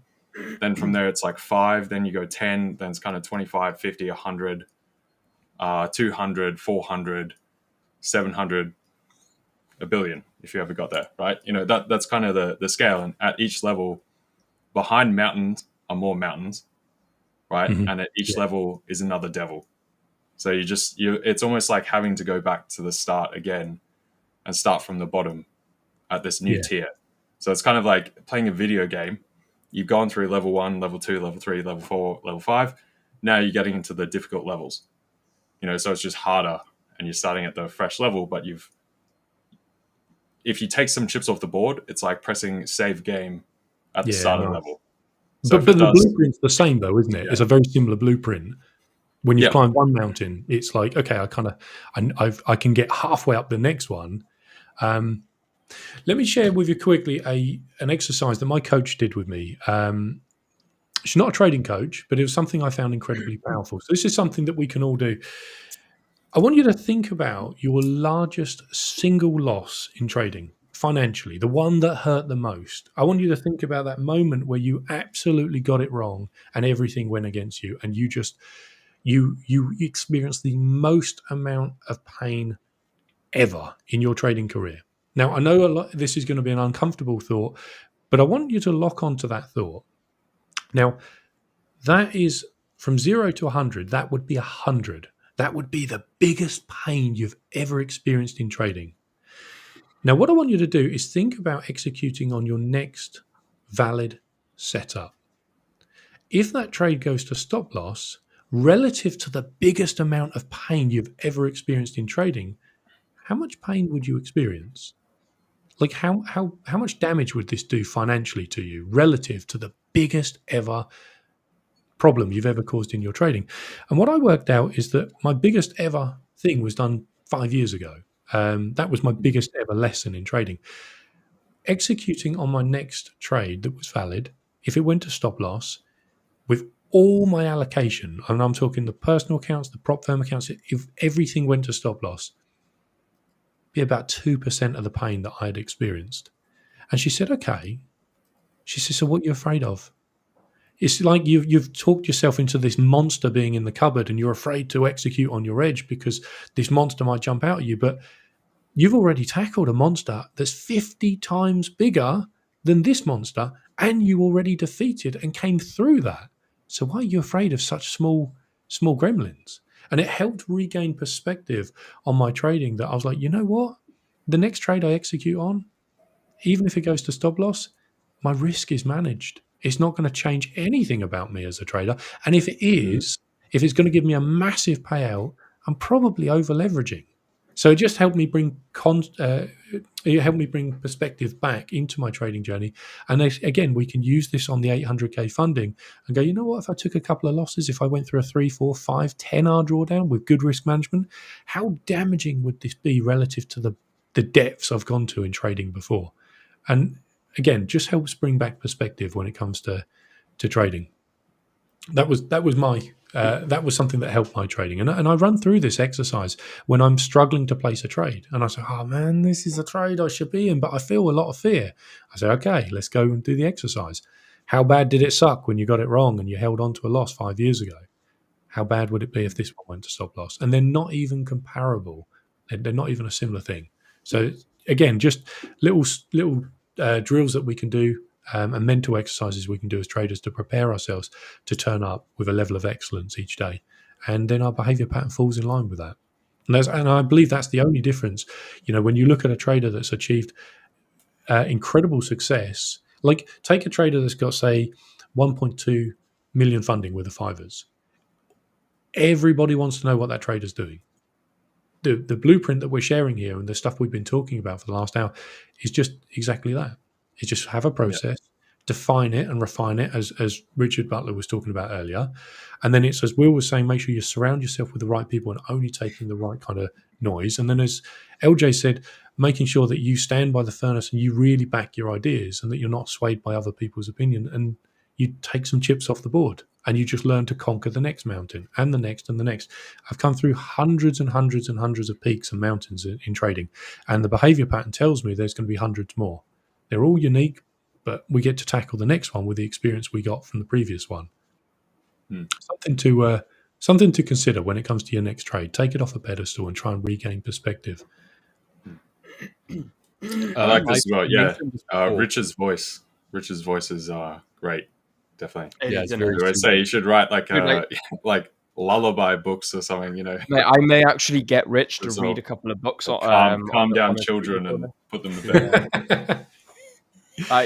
Rich, could you do me a favor and get voice notes or a recording or something and record yourself reading The Psychology of Money, and then send it. Yeah, you need to do Audible. 100%. You'd earn a fortune doing audibles. I reckon you actually could, legit. Yeah, 100%. Not genuine. You'd do well. You got one of those voices that you listen to. Yeah. I've said this before. There's a quote by a poker player called Doyle Brunson, and the quote is, "In order to become a successful gambler, you need to have a total disregard for money." And I think a lot of people, when they've read that quote, they assume that, oh, this person doesn't care about money. It's not what the quote is about. It's the underlying thing of it. It's just exactly in line with what Rich has just said. Now you need to disassociate with the importance of what that money is to you. So your next trade that you're taking, disassociate from the idea that you need this trade to go in your favor. And then he had another quote that was, "A man with money has zero chance against a man on a mission." And it's the idea that the amount of money that you have doesn't matter. It's the fact that you have a mission in order to achieve something. And no amount of money can defeat a person that's on a mission, that truly wants to achieve a certain something, whatever that certain something is. And it's all willpower. Yeah, it's the willpower. It's the relativeness of it. A 1K account, 1% of a 1K account is exactly the same as 1% on $1 million account. You, the trader, you're placing the value on that 1%, on the dollar amount of it. And what you need to do is disassociate from it. It's still just 1%. Sorry, Rich, I thought you were done there. No, sorry. Carry on. I was just going to say, what it does from a neuroscience standpoint is when you have that carefreeness, you're much more investigative, curious, all that kind of thing. It activates your prefrontal cortex. As soon as you start caring, it upregulates the amygdala, and you go into that fight or flight mode, and you become more locked into subject to bias and that kind of thing. You're wanting an outcome to occur. And especially in trading, that defensive response is for the outcome that you're already seeing to occur, and you want and need it to happen, right? Whereas you could be wrong, and being wrong is thus doing harm to yourself. So realistically, being defensive would actually be recognizing the harm and getting out, but how your brain sees it is the harm is actually taking the loss, when actually that's protective, getting out of it early, cutting it short, that kind of thing. It's adjusting your viewpoint on how you experience certain things. It's like saying, this is not a loss, this is a learning opportunity, that kind of like thing. It's the same idea of like rephrasing it in your mind and then constantly trying to keep the rephrased phrase as the thing that you kind of like focus on. A perfect example of this would be something a trader shared in the Discord, and it's always stuck with me. I always used to think about, the trade's going to hit my stop loss, and they reframed it to, this is going to stop the loss. And it was exactly the same thing, but it helped me recognize, you're right, this is where I stop the loss. It's no longer threatening. If it hits this line, this is where we stop the loss. It's, I don't know, it's just saying the same thing, but a slightly different way. Just quickly, LJ, you were talking about how we can fire up the chimp brain, or we can fire up the prefrontal cortex and the amygdala. So we can actually troll ourselves. This is a really powerful tool, and this is going to show how crazy, I guess, sometimes we can be as traders. If we poke fun at ourselves when we recognize this behavior pattern, it is such a powerful tool. Let me explain how this works. So let's say that we're gonna put something up on a pedestal. We're attaching like an emotion and a bias to a trade. If this one wins, I'm going to get funded. If this wins, I'm going to get a payout. Or if this wins, I'm out of drawdown. Now, all of a sudden, what we're doing is we're attaching energy, like you said earlier, that now all of a sudden we're recognizing that the emotional brain's coming online. Well, we don't want to put these emotions. We don't want to wrap too much energy into a trade. And a really good way I recognized to do this was call myself out on it and be sarcastic and go, if this trade wins and it goes to take profit, I'll be out of drawdown. Yeah, do that, mate. That'd be great. Why don't you just put that belief further on a pedestal and then treat yourself like you're not worth anything? Why don't you genuinely look at this next win as being the thing that's going to define you as a trader? And I make it so stupid that I'm like, Rich, why on earth would you believe that this next win is going to actually give you anything? And I sort of rub its face in the dirt a little bit until eventually I go, I don't really care what this next trade does. And as long as I've executed on it according to my plan, when it goes to stop loss, it becomes way less threatening because I didn't allow the emotional brain to fire up. I've retained the logical brain. And I mean, maybe it's not good to tell myself some of the stuff I tell myself about my trades, but in a roundabout way, it really helps me keep the logical brain. And I'll share it again because it's something that sat with me for the last 6 months since you've said it. An exercise that fires up that logical brain again and again and again is just saying, what's that next exact right decision? It gets us out of the emotional loop. It puts us into the logical mind. And then we're able to go, a trader like me should hold this trade, even though I feel nervous. And then we end up holding it. I had literally one the other day. I was up 0.4R. I noticed my emotions were starting to run 10 to a dozen. And I was like, right, before you close this trade out of fear and be a little wimp, we'll call it, I was like, what you're going to do is you're going to go and you're going to read something that I've written down specially for this occasion. And I read it, and immediately I was like, why on earth would I close this trade? It was like that future voice to me spoke to me and said, Rich, this is what you need to do in this moment. It was like having my coach next to me and telling me and reminding me of my best practice. As a result, the trade hit full TP. And there was a huge dollar difference between the result I was about to give myself and the result the market delivered. And so stuff like I could talk about this stuff all day because it's so powerful. And I'm, obviously you've learned about it because you see it, how it actually works within your trading and delivers a direct correlation between the P&L, right? Yeah, definitely. And exactly like you said, the good old nerd thing that I brought up, the next exact right decision. You think about that and go, all right, time to nerd out. Make sure you've got everything in line. That's it. Boil it down. If you still come to the same conclusion, stick in it. If you find some kind of cracks, then you can rebalance and, reassess. Yeah. Everyone's got to find their own version of nerd, I guess, because it's like not your, like, I mean, maybe we're both lucky because we're similar heights, right? But that size shoe fit my foot as well, and there'll be different. It won't fit everyone, right? I think everyone has their own version of nerd. Yes. Yeah, I do rate that because, like, I am not a computer guy. I hate technology. I hate computers. I hate sitting in an office all day. Yet that's exactly what I do for a living. So for me, nerding out is extremely difficult. So I've got to decide when is most optimal to nerd out. I've got to understand how can I personally nerd out, and how can I make it work in a way that isn't going to bore me, because sometimes you got to do the boring stuff to achieve the ability to do the fun stuff. Now, it's being able to foresight the fun stuff being possible, to actually be able to like force yourself through the boring stuff, but doesn't mean it needs to be boring. You need to just make it work for you. You need to, as I say, make it sexy, or as they say in Atomic Habits, make it easy.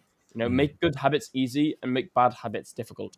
You know, if you make good habits easy, then, you know, it starts to become a little bit more habituary. It becomes a little bit more of a habit. It becomes a little bit more, you know, fluent for you to do without finding too much fuss. Now, for me, back testing was one of those things. I found it boring. Just chucked on some calming music and I did like half an hour sections. I do half an hour at a time instead of like smashing out a full day session.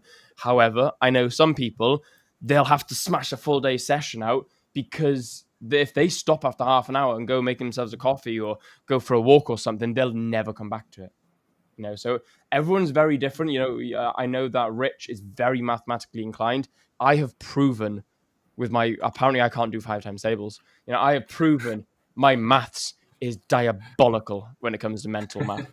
You know, it is diabolical. And unless I've got one of these magic cellular devices or a calculator with me, or at least a pen and paper, I can't do maths. You know, I need a pen and paper. I need to put my thoughts onto paper, because my mental arithmetic is rubbish. So therefore, I know that.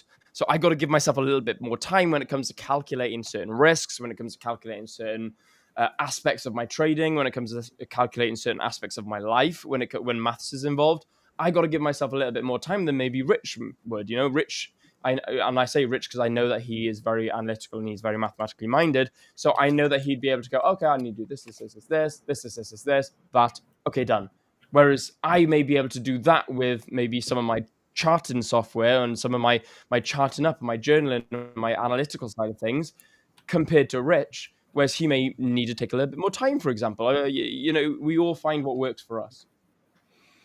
The trick is just to answer really quickly and confidently, and then Yeah, everyone I've tried that. Yeah, just 19 times 7. Yes, no, 312. It's fine, mate. Right. Anyway, I've got to fly out, guys. It's been an absolute pleasure. 3 hours from now, we've got a Discord call. You're more than welcome to come join us in it. We'll chat about everything trading related, some of the stuff that we've covered on today's stream. But genuinely appreciate all of you guys, and it's been a lot of fun. And I'll catch up with you soon. Got to shoot. Cheers. Wonderful. Rich. Have a good one, man. Thanks, Rich. I have mentioned Rich's Discord call in every stream this week so far, except yesterday. Yeah, I forgot. But I've mentioned it. I think you forgot to do it in our Apex Brotherhood stream this morning as well. And this morning. Yeah, and this morning. Oh, and yesterday morning. I lost second thoughts. I don't think I've done it at all. I've mentioned it every single day, just not consistently on both. Yeah, no.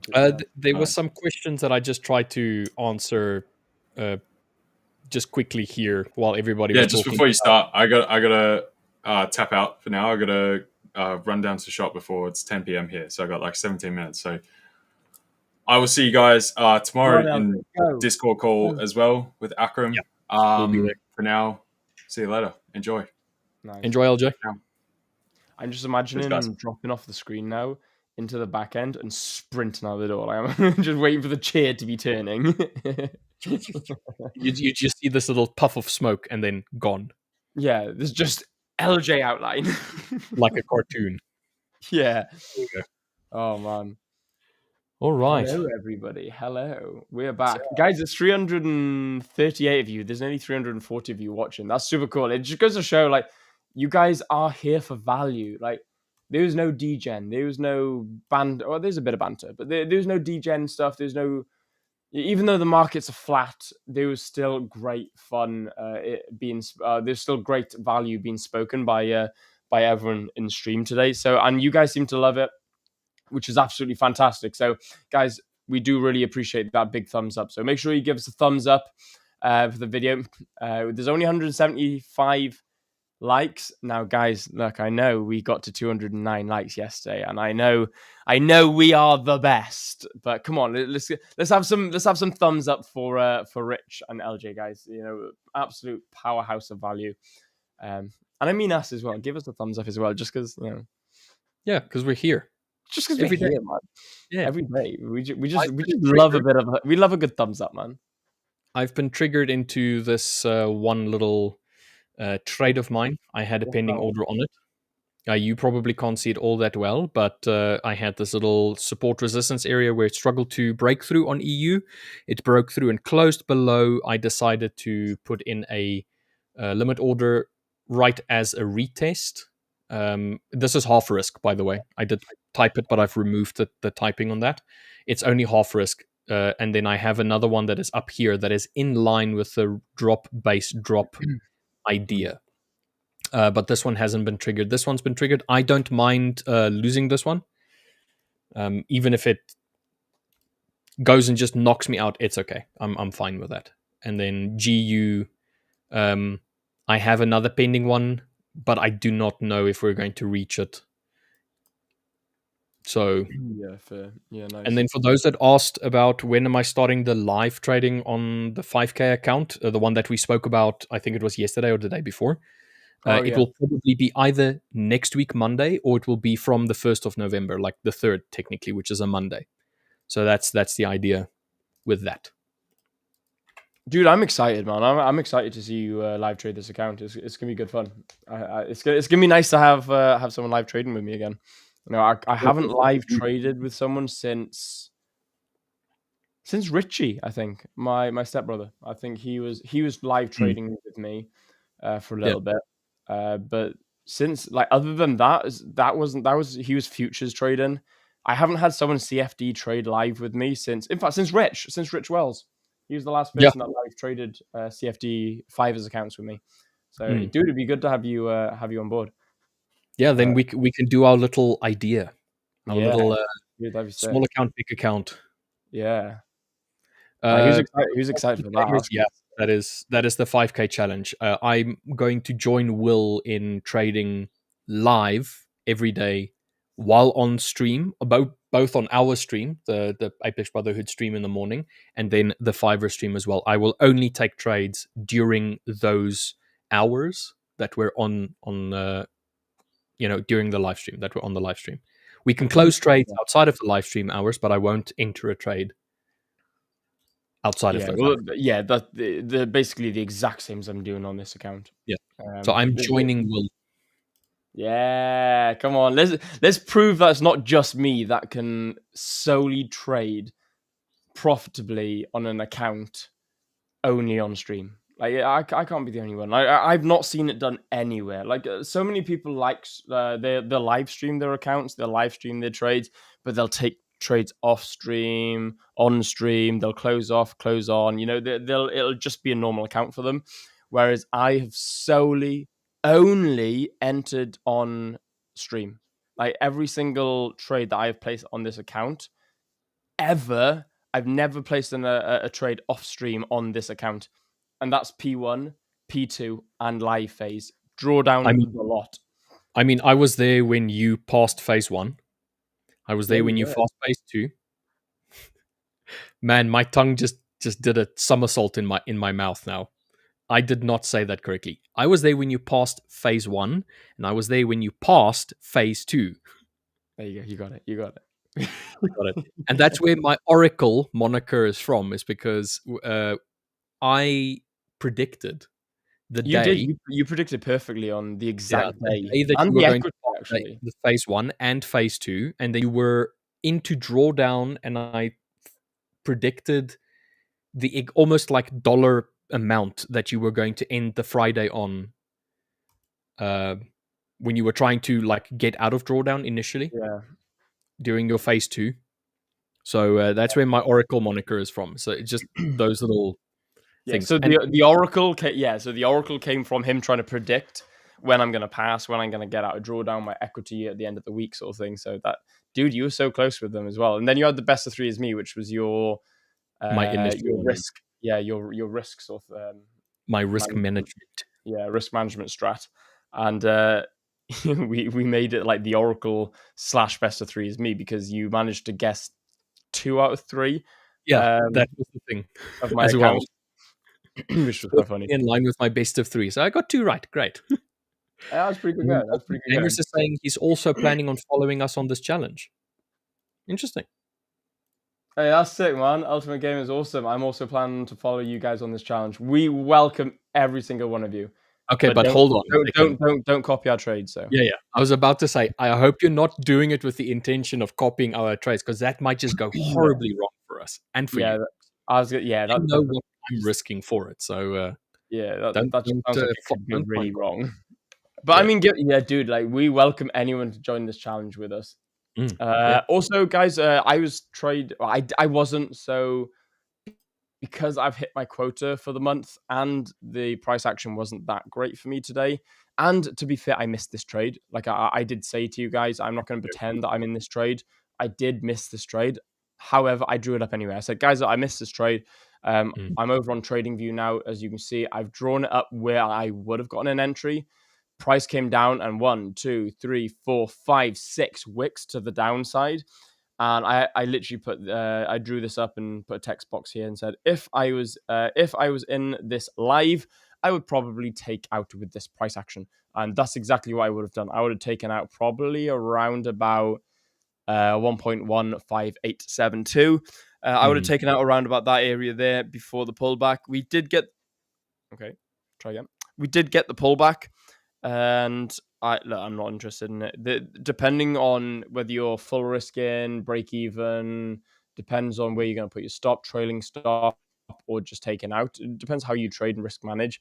I would still be in this had I have not taken out here, but I would have much rather taken out here. Even if this hits a full TP now, even if this comes back here, break even, bounce, and then heads down here, I'm completely fine with that.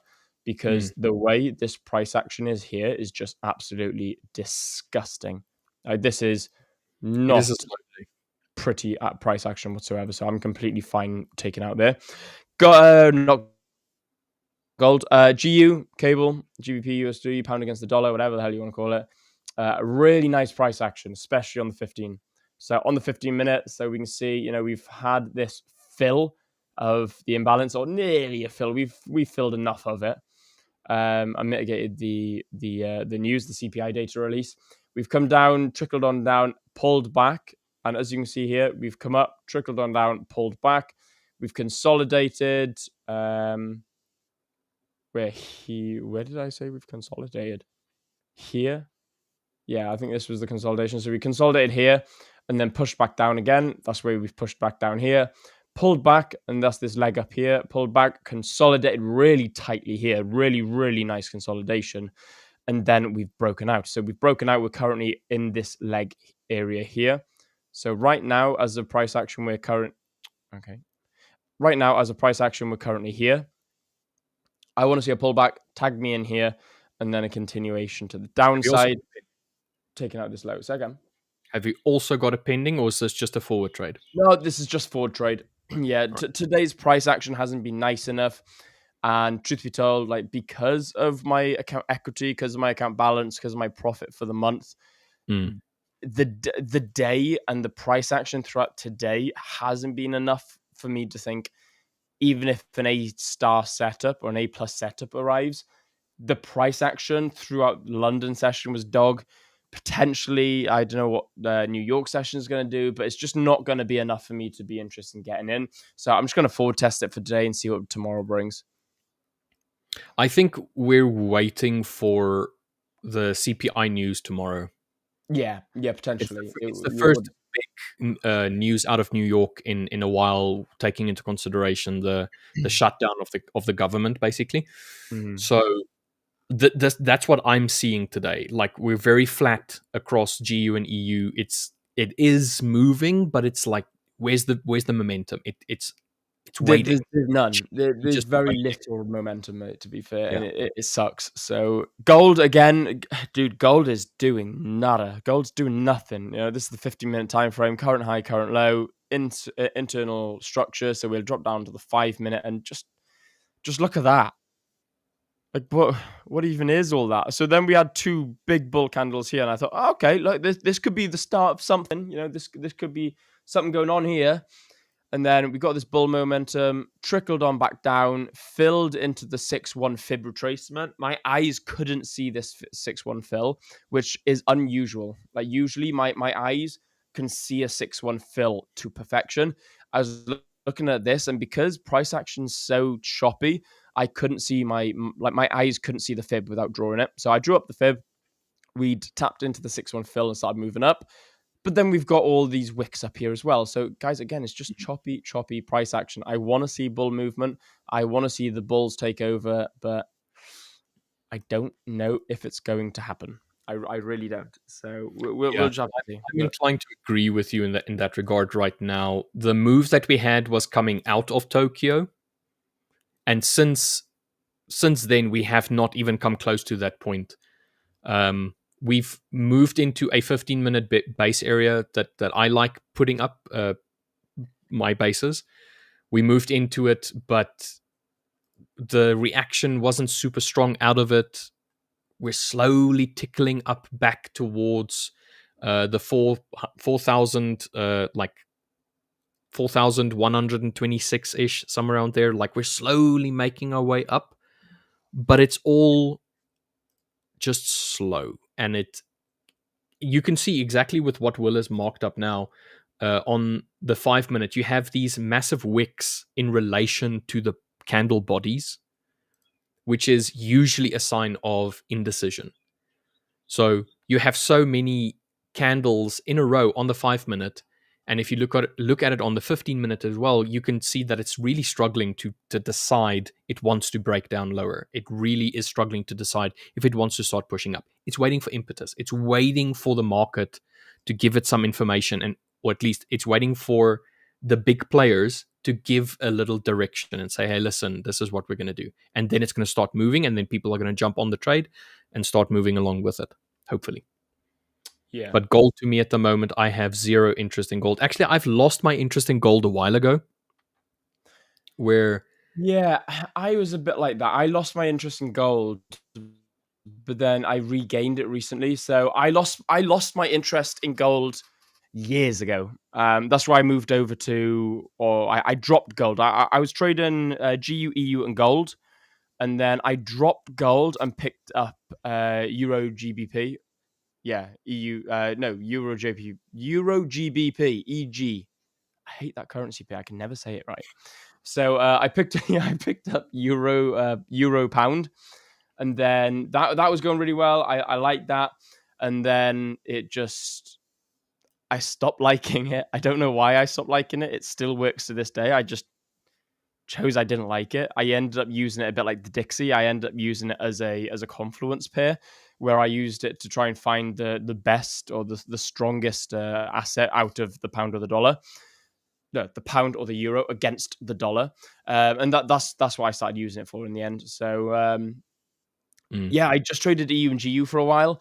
And then up until about 2 months ago, I always watch gold, but since the gold like hitting 4K or not since it hit in 4K, but on the way up to 4K, and people always ask me, Will, what do you think of gold? Will, do you think 4K in gold? Yes or no? I was speaking at events. I was on a panel, and I had these like institutional traders saying, Will, you're a retail trader. Like, what's your thoughts on gold? Do you reckon it's going to hit 4K? And the more I got involved with gold, the more I started thinking, like, let's just do some more testing on it. Let's just have a look. Let's see what's going on with it. And my edge started coming back a little bit on gold. And I thought, wow, okay, like maybe I got a little bit more interest in gold because I started losing a little bit of edge, losing a little bit of money. The volatility in gold was there.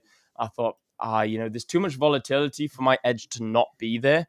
So I pressed pause on it. Now, past few months, my edge has been coming back. My edge is now there. I've earned most of my money that I've earned over the past couple of months has been with gold, which is super cool.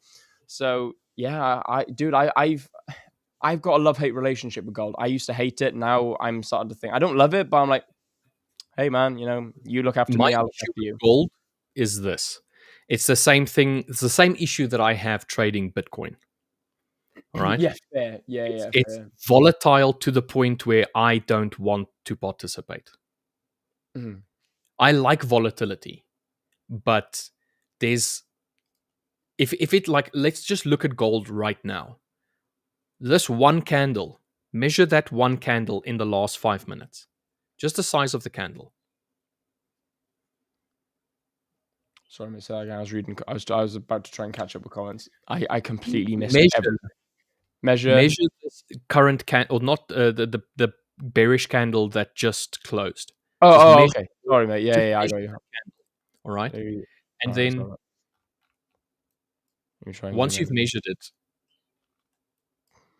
Do you want wick to wick or do you want body to body? wick to wick is fine. The whole move of that one The candle. whole move. Oh no, that's not the whole move. Hang on. That's fine. You can just take it from the wick. It's fine. Why isn't it drawing for me now? Nope. Come here. Yeah, I'll screw it. That'll do. Maybe a couple of pips out. Okay, 0.2%. Gold. I look at it in dollar value. I don't look at it in pips. It's just it's faster for me. It's like, okay, we've got an $8 candle move, so that's 80 pips. 1 5-minute candle, $8 movement, Mhm. and we have zero real direction right now. It's a little bit sideways. It's inconsistent. It doesn't quite know where it wants to go. If I were to follow my strategy the way that I normally would have wanted to follow my strategy, that one candle would have knocked me out, as an example. And it would have kept on doing that one candle, because if you look at the 5-minute candle size, it averages larger than $8 per candle, as an example. What's up, Deri? Yo, Deri, you're quiet, man. I can just about hear you. Okay, tell you what. give us a thumbs up when you're ready. Come off when we're ready. So I like volatility, but this is the kind of volatility that if it starts retracing, how large is that retracement? How deep does the retracement go? That's the stuff that I don't like about Bitcoin. And I'm starting to see the same thing with gold. However, when gold starts moving, it starts breaking out. That's great. Then I want to enter. I don't want to enter in consolidative gold. Yeah. You want to try and catch that breakout. Because the consolidation is so volatile. It's the same as, for argument's sake, Bitcoin. But when it moves, it moves. It's like volumetric. It just goes in a direction. Then I want to participate in gold. Yeah, nice one. Yeah. Dude, I'm very similar to that. I hate consolidating gold because it's just the ambiguity in the market is just too strong. Like you can't decide whether it's going to go up, down, left, right, sideways, in, out, backwards, fronts. Head, shoulders, knees, and toes. you just don't know. So it's I'm not being involved in that. Ultimate Gamers, but William, you captured the sell on short, right? I did, mate. Let me. That was that nice. Yeah, that one. This was my short yesterday on gold. Hmm. And again, this is textbook. It's literally it was that breakout, and then bosh, there it is. I think I took this. Was it on the 5 or the 15? Oh, where are we? Where am I? Dude, where am I? Where have I gone? Okay, no, that's a buy that I caught. Ah, there it is. Deri, are you happy to jump in again? All right. Okay, he's good. Yeah. What is going on? Hello. What's good, Deri? How you doing, man? Is that better, yeah? Oh, it's a lot better. Yeah, unfortunately, I can hear that Welsh accent. This is a proper Welsh accent, Will. Yours is like a Joker one. Dude, you know what? I'll allow that. I'll give you that one. Hello, sir. How are you, sir? I'm good, man. Yeah, I'm doing really good. I'm actually a bit sad. It's a Thursday. I've just realized it's the last stream of the week for the 5ers. So yeah, man, it's I'm good, but I'm disappointed. I was looking forward to coming on tomorrow. But I mean, Apex Brotherhood is streaming tomorrow. Tomorrow morning, it's me versus Richard. gonna battle it out and see who wins. And I think he won last week against some guests. I wasn't streaming last Friday. So, but no, man, it's good. And I'm not gonna be here tomorrow, so I'll. We're actually over now by 5 minutes. So me and Richard are gonna be popping out, and we're gonna be handing it over to Deri, and we'll see you Monday, guys. So have a fantastic weekend. Stay safe. Don't drink too much, and don't do too much backtesting. Take some time for yourself and enjoy the markets being closed. At least I don't spam. That's good, there was some interfighting between some of the chatters, so we let them do their things. That's always good. Bit of entertainment. Oh, we do. So the thing is, as well, like it's quite entertaining for us. Like when chat start beefing with each other, like sometimes it's a bit of a break from beefing with us. So it's quite like, now we get to watch the entertainment instead of them watching us entertain. Rich doesn't know what he's doing. And then followed by this person in chat. You don't know what you're doing. No, you don't know what you're doing. Yeah. I'm joking, guys. Please don't argue with each other. Like, good vibes only. We do not condone internal arguing. Please be nice with each other. Pedro, what's good, man? What's up, everyone? Pedro. Pedro. I sent Pedro that video. He's like, so now I know what everyone's on about. Yeah, finally. And now the problem is you cannot unhear it every single time. Exactly. Yeah, well, it's like, so we were streaming this morning, and someone came in with the name Annie, and it's like, hey Annie, are you okay? Are you okay, Annie? Annie, are you okay? It's like just instantly Michael Jackson in my head. So, yeah. Am I echoing again? I mean, you're not echoing. It didn't that time. It didn't sound crisp. I don't know what's going on with this. No, you sound better now. No, you sound okay now. Yeah, I don't know if your gain is set too high, but it was picking up a little bit of feedback from us. Like it was echoing our voices through your microphone. But your voice is nice and clear. Can hear you properly. Yeah.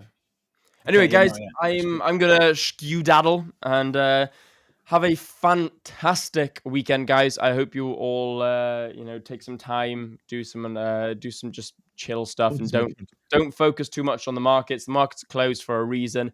It's your time to chill out and relax and just take a bit of time away from the charts. Go touch some grass, as Richard Butler says. Go touch some grass and go, enjoy the nature, or go enjoy some fresh air, or do something other than trading. So guys, unless you trade Bitcoin, then I mean you're a nut job anyway, so the rules don't apply to you. So guys, have a fantastic one. I'm off. I shall see you all Monday morning. Guys, thank you very much for joining, and I shall leave you in the very capable hands of Deri and Pedro. See you later, guys. Capable, thank you. Yeah. Nice one, Will. Yeah, no, I was just being nice by calling you capable, mate. I meant Pedro. All right, guys. See you guys.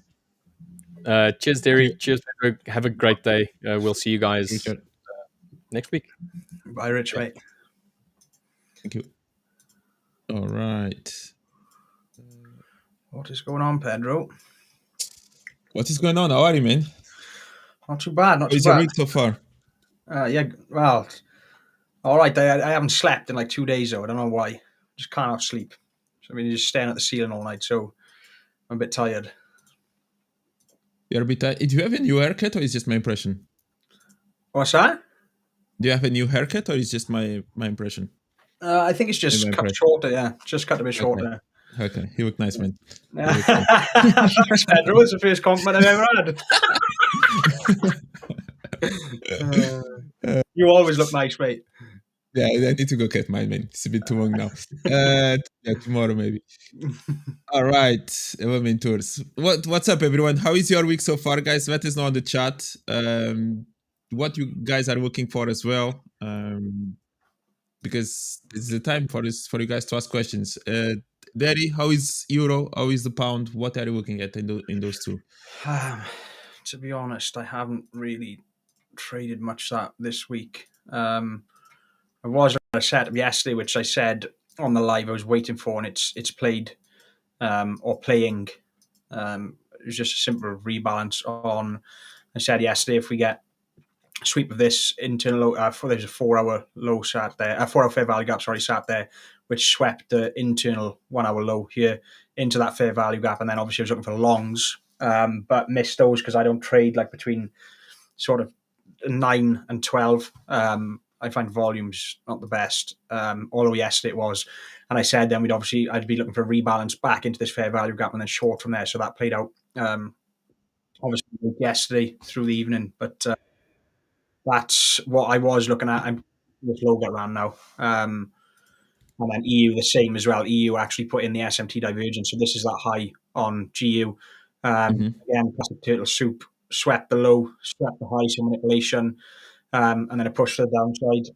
And then it came back then to changing the state of delivery at Frankfurt Open this morning and sold off from there. I know a lot of my students caught this trade from the 1 minute down. They caught a 4-hour trade from the 1-hour rebalance and then a 1 minute entry. But at the minute now, I just want to see this low get ran and then see what happens from there.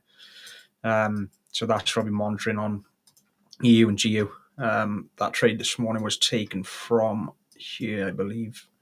Yeah, here. So again, it came back into that 1-hour fair value gap of the turtle soup. And then obviously the trade they took, we had the change in the state of delivery to the downside here. They actually caught this on the live session, and then it came back into this fair value gap and they got in entry there, stop loss above this high, and then they went to take the 1-hour low. They were 80% out, and the other 20% running didn't quite get there.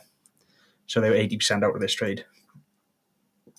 They had the final target below the low? Was it below the low? So they just missed it. They were 80% out at this Why do you point. guys do that?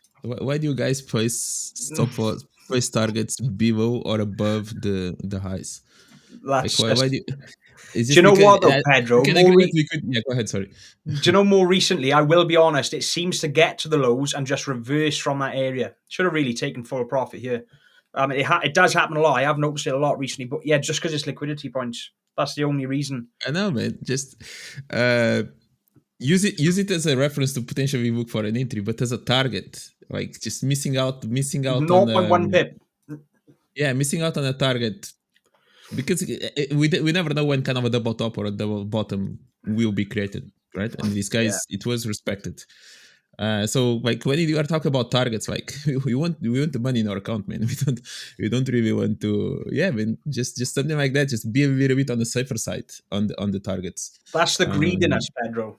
Yeah, that's the because the funny thing is that then when price actually breaks the low, they basically, as soon as it breaks the low, they are out, right? Because they place the target. Usually they place the target just underneath the low. Let's call it like that.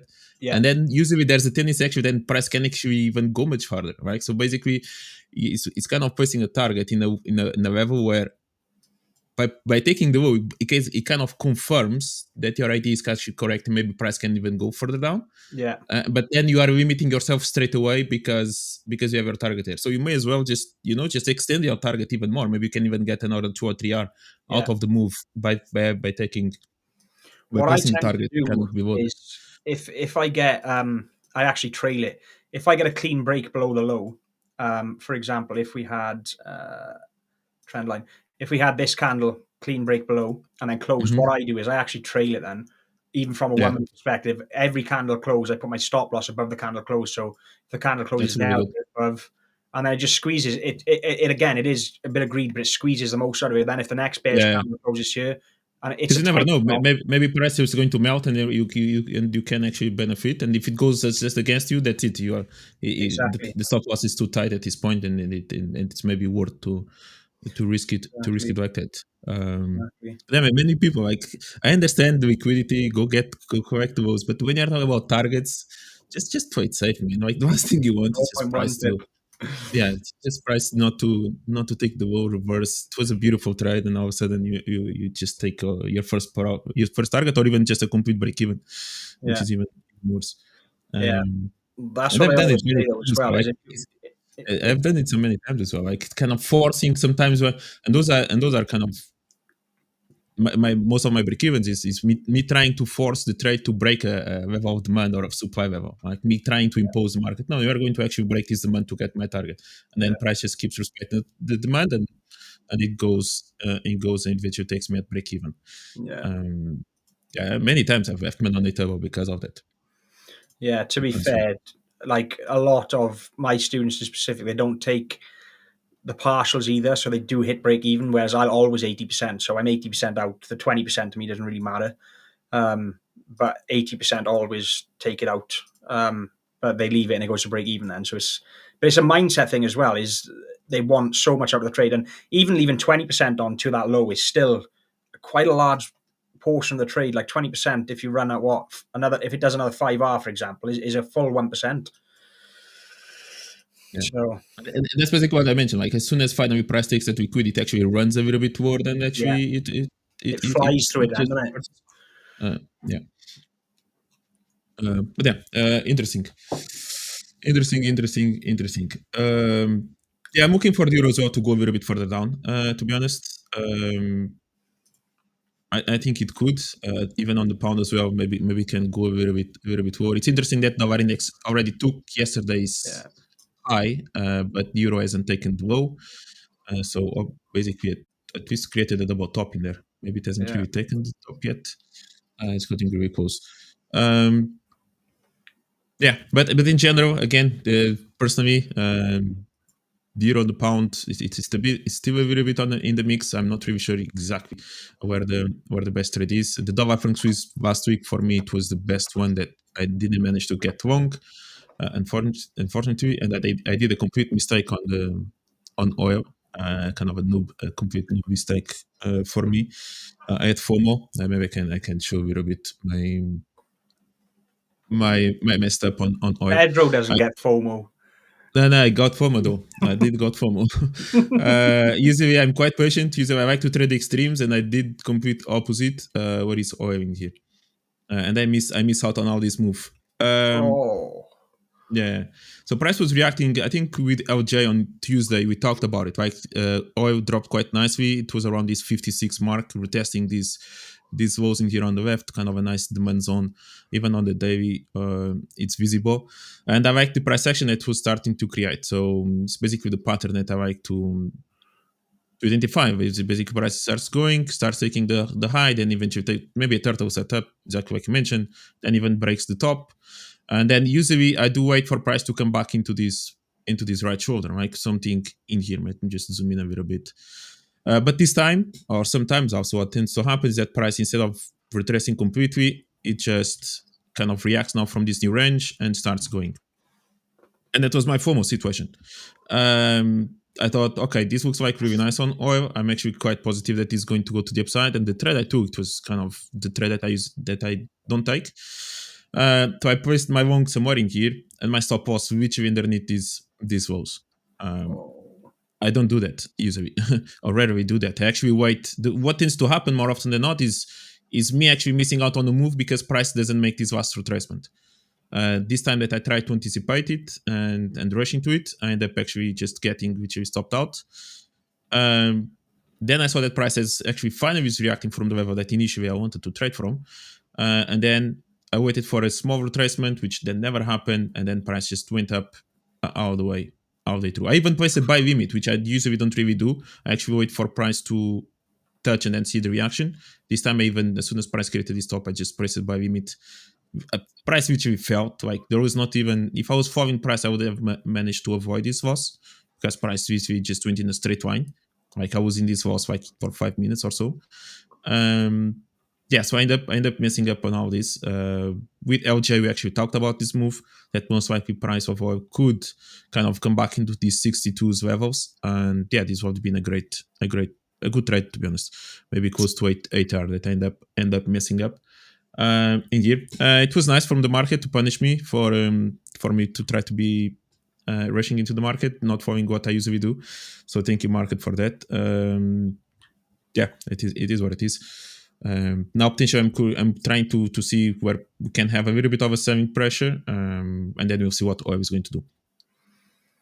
That was one that I didn't take. For example, on dollar franc Swiss, on dollar franc Swiss, I would have been in the trade. So basically, just to compare the same scenario, is this type of a move. So basically, price goes, creates a top, and then eventually turns, and then it's kind of this zone 2 of a move that potentially price can just start going.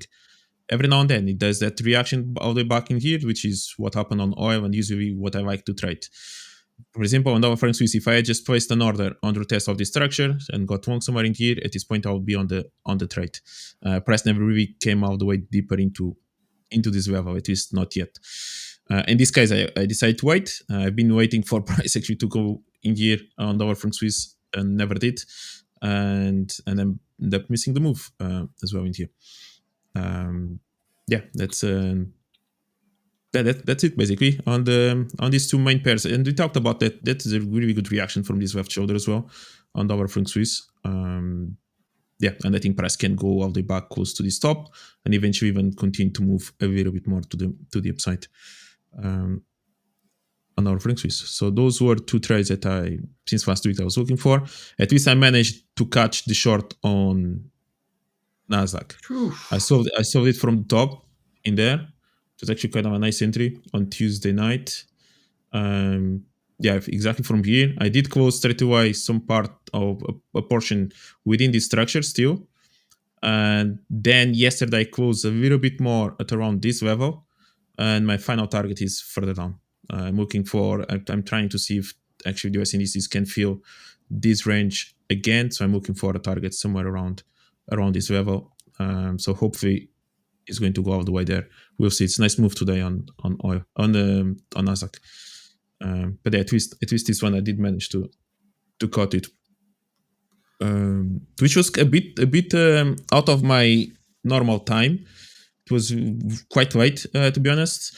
You were in the live stream, on the Portuguese live stream, when this big sell-off happened, or kind of this big candle, and I decided to place the order exactly into this supply zone in here, and I did manage to get in.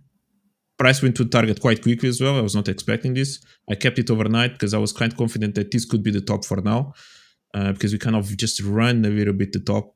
S&P was also reacting from a nice level, and we also had the VIX kind of reacting also from this demand zone, which was quite nice. I got in close to that level. There were a few things in here that give me a little bit of confidence that maybe this could be the top. That's why I decided to keep the trade open overnight as well. We'll see. We'll see what will happen there. All right. What else? Gold, guys. If you do have any questions, as you know, for gold or any other asset, be a bit more specific. Tell us which time frame, which direction you guys are looking at. Maybe potential targets or entry levels that you guys are thinking about, so we can take a look at it a bit more in detail. So that could be beneficial as well. Another pair that we also talked about last Tuesday with LJ, I think LJ, even Jonathan, I think they were in longs on the end. I don't know if they closed or not. I have no clue. But we talked about, at least I mentioned the possibility that, I think what I mentioned was their entry looked really nice, because I think they got in as soon as price kind of broke this trend line. I think this is basically where they managed to get inside this trade.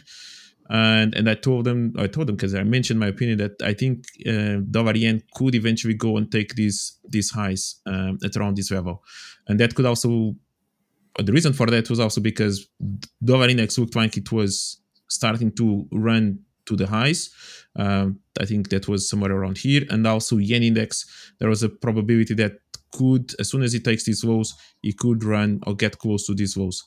So that's happening as well. I think dollar yen eventually can continue to move higher. I don't think this is the top yet on the dollar yen. I think dollar yen can run a little bit more to the upside. So I didn't trade it. I don't know if Jonathan or LJ, they are still on the trade or not. I have no clue.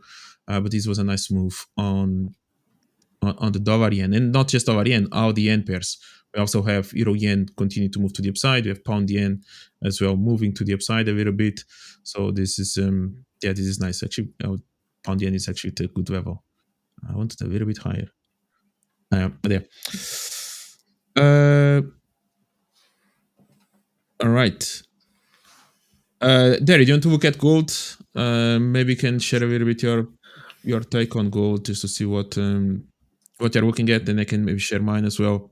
Yeah, of course. Bring it here because we have here the comment. Love your life. Gold direction. Before that, okay, that's a nice title, nice name. Gold directions, down on up, down or up. Yeah, that's the question that we want to ask you as well. Right, try to find out what are you looking at, so then you can be a bit more specific. And then you have Body saying, I'm in a dangerous trade, sell gold. Why is that dangerous? Gold. Why? I was going to say. Why do you think that's dangerous? I actually quite like it.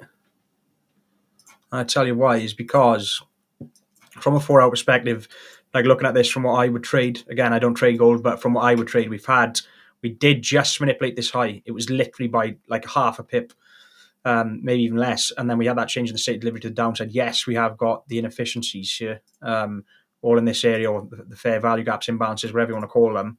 But we have tapped back into that, respected it, and now pushed to the downside. And then when you come to the hourly, we've had the manipulation of the high, so internal manipulation, which pulls back into that 4-hour inefficiency, and then a push to the downside with a clean displacement. And now the 1 hour has come back up into the 1 hour inefficiency. So it's whether it will react from there and go and take these lows now, or whether it wants to come deeper into equilibrium of this price leg and then push to the downside. But from looking at it from a 4-hour and a 1 hour perspective, I actually like shorts.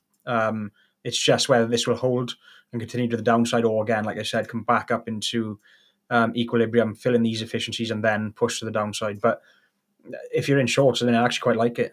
I can't see why it would be risky. Again, if you're following your plan, you're following your plan. So I don't, against the trend, I wouldn't really say so. Yeah. What targets are you guys looking at? To anyone that is selling gold at this point, like we have Dave screen as well. We have the body. Yeah, let's call it body. Sorry. Yeah. What targets are you looking at? Are you looking for price to take the lows? What are you looking at? Yeah, could just continue there. Sorry. No, it's fine. Yeah, I'd like to know as well, because again, I think who said that against the trend? It's not. I wouldn't say it's against the trend, because even if you're looking at structure or just price action, we have had that break of structure to the downside. We've pulled back, and it is reacting from that area. So even trend wise, we were creating high highs, high lows consistently. We did sweep liquidity a few times and then continue to push to the upside. But I'd say we were uptrend. I'd say now we've had a break of that uptrend. So if you're a trend trader, I would say we are potentially reversing out to downtrend. But again, it's gold. It could do anything. Against the trend in gold sells now. Where are you looking at targets wise? Waiting for if I was in shorts, I'd be quite confident. But again, I don't trade gold, so I don't know the market behaviors of it. But I quite like it. We've had the internal manipulation back into the inefficiency. I would like to see it run this low now, potentially. It's just, again, like I said, whether it wants to fill those 4-hour inefficiencies for me up here, which would come back to equilibrium. So if you're in shorts and that follows your plan, I'd be quite confident with it. Yeah, he's looking for a target around 4,065. 4,000. It's not that bad, though. Oh, yeah, this low here. Quite high, dude. Yeah, that's the... Okay. Yeah, this middle range, that's not 65. Yeah, this one, yeah. There's nothing wrong with that. I think that's realistic. London low.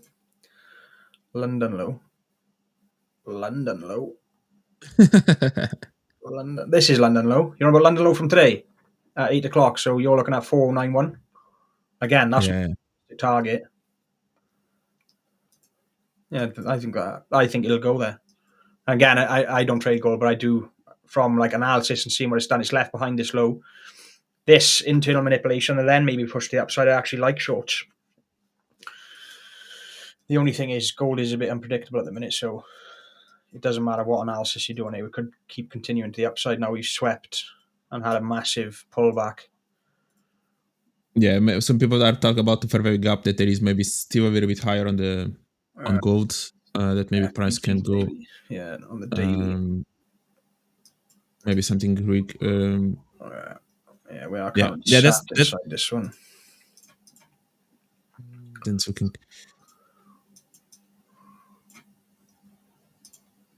Yeah, my only thing with gold is that when you are looking at the daily time frame like you're looking now, it's basically where the last where basically that month zone is. Like we had a little bit of a bearish candle and then price resumed Sure. again. Yeah, so that's okay to find some buying pressure. And something else that maybe you haven't mentioned yet is that week that created yesterday, it was literally around the 4,000. Like it looks like that price managed to hold for 2-3 times on the intraday level that 4,000 mark without breaking it. But you guys are looking for targets still within this range that was created yesterday. So like if you guys are already looking for targets below the 4,000, maybe that's a little bit pushing. Maybe price eventually going to go there, but again, price could respect it. What's up? Let's go. The Oh, Spider-Man no. is living here now. Oh no! What's going on, Vic? I'm hiding behind the comments. Keep those comments Yeah. coming, everyone. Hello, hi. It's Victor. If you haven't noticed, how are you He's guys? the comment trader. You don't need a mask now with the comments here, Peter. Yes, this is my new mask. It's audience driven. We're making jokes. Of course, there is. Hello there. Hi there, Punjabi. I remember you we need to from find a way. our. We need to find a way to push the comments slightly more to the right instead of keeping always in front of our I'm faces. pretty sure in this AI day and age, we should be able to do that. Yeah, I agree.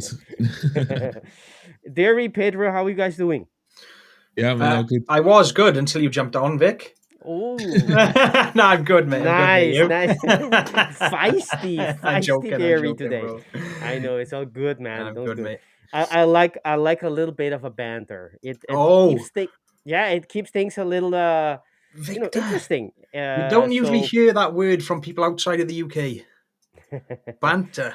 I like it. I like it. So, how you guys been doing in terms of trading wise? Because I see you mentioned the unpredictability of gold. Are you in any trade? Have you had any setup? Are you looking to any particular?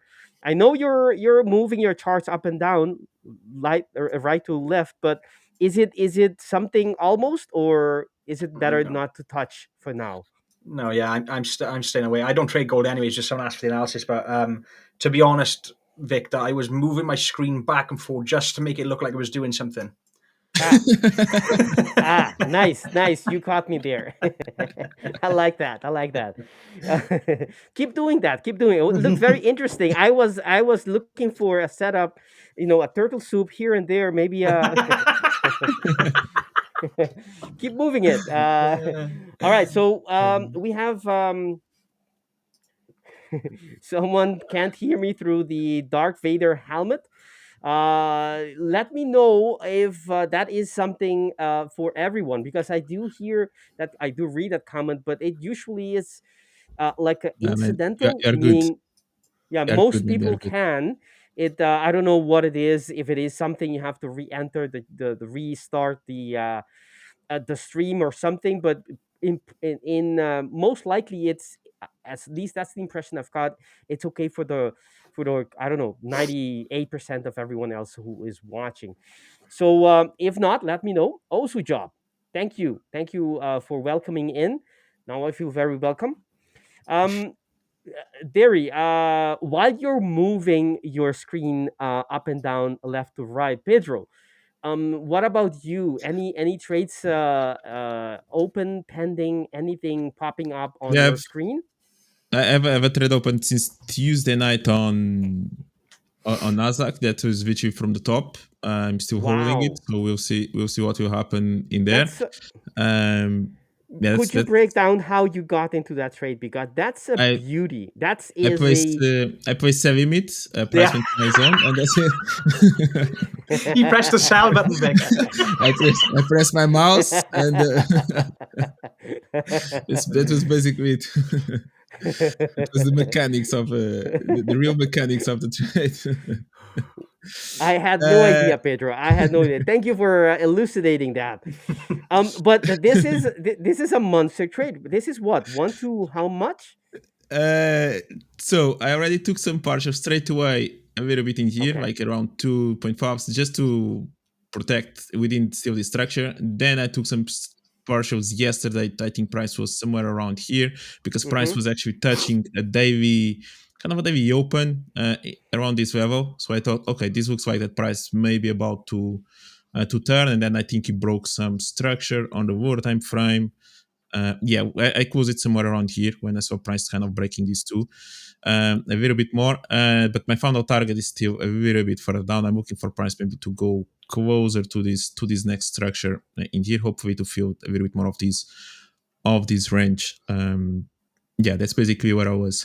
The reason for to take this trade again, we had this top, like the all-time highs from either last week or somewhere this month of October, and price came all the way back, and it slightly fake out the top. At least on CFDs, it did manage to fake out slightly the top. We have S&P that didn't fake out the top, but reacted really nicely as well from this supply level, potentially causing model as well.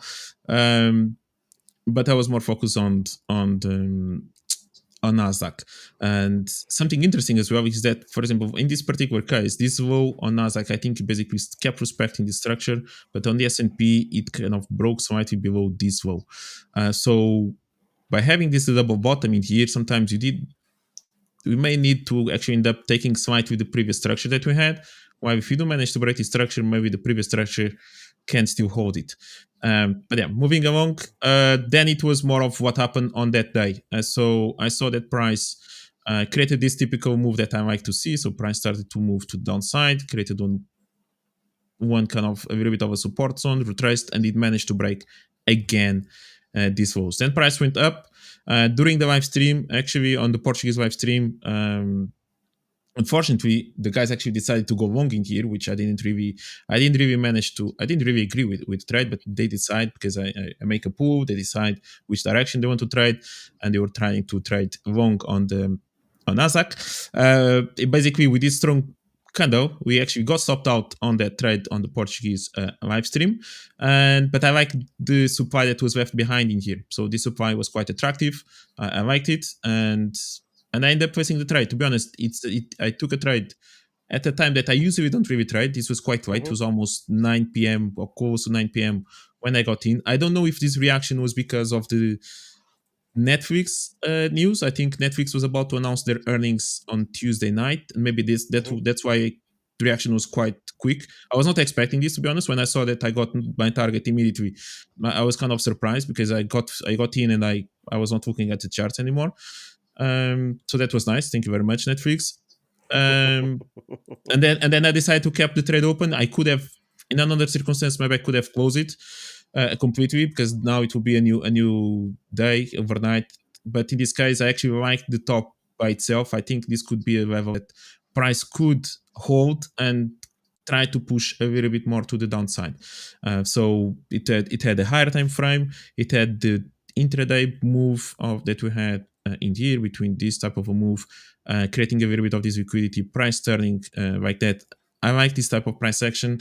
That's kind of actually the price action that I like to see when I'm taking a trade, and that's basically it. Then we had VIX, as I mentioned. VIX was also coming all the way back into this structure. Okay, so VIX had moved to the upside the week before that. It literally had left this zone behind, and then it came all the way. And on Tuesday, it was reacting. Tuesday or Wednesday, something like that. It had this level in here, which also was quite nice, and this could continue to push a little bit more VIX eventually to the upside, which means indices a little bit lower.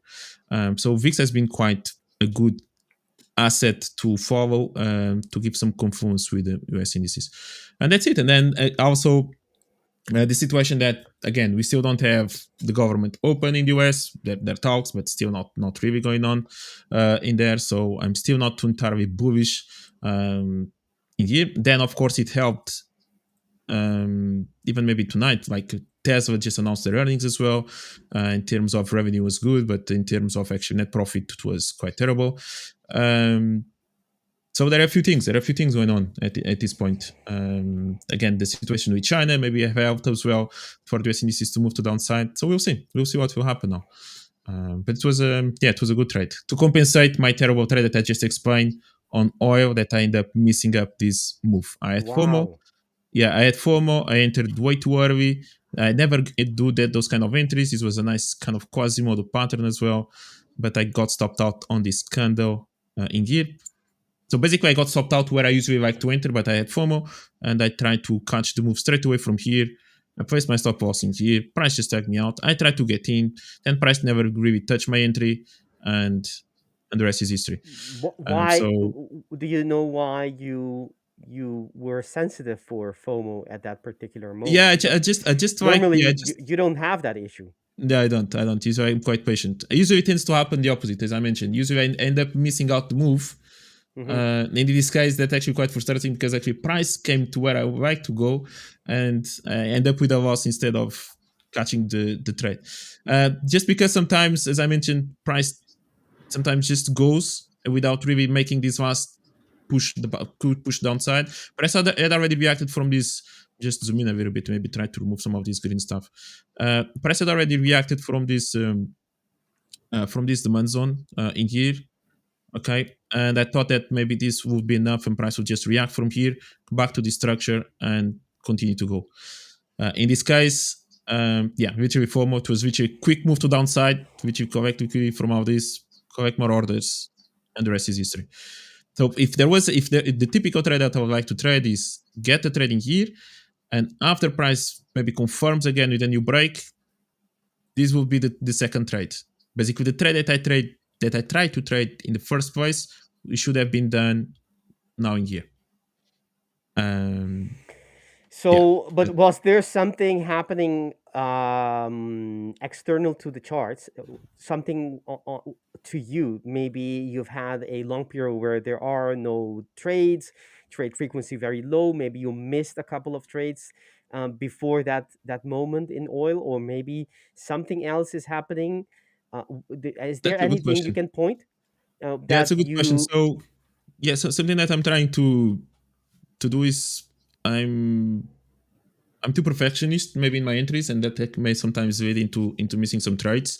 And I've been trying to make it kind of widen up a little bit more of my zone that I'm trying to get in, instead of always waiting for price to come literally to the extreme, which sometimes end up missing the move, like it happened as well on the Franc Swiss, as I mentioned just before, kind of trying to be too perfect and waiting for price to go there, and then maybe end up missing the move. So I'm trying to kind of widen up a little bit more of my levels. This one was, it was not even about just widening up. It was me selecting the zone above instead of maybe waiting for the extreme. And in this case, price just smashed through the zone in the middle, came to the extreme, and I didn't decide to place my stop loss all the way here, because then the risk reward was just terrible. If that was the case, so I just protected underneath these lows and end up with a loss. But that's kind of a good question, and actually I noticed that I'm starting to widen up a bit, kind of not to be so perfectionist or waiting for price to get so much to the extreme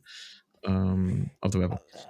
Do I hear an undertone of maybe you're looking to make some changes to your strategy? Is because do I feel somewhat like you feel like you need to make a change to your strategy?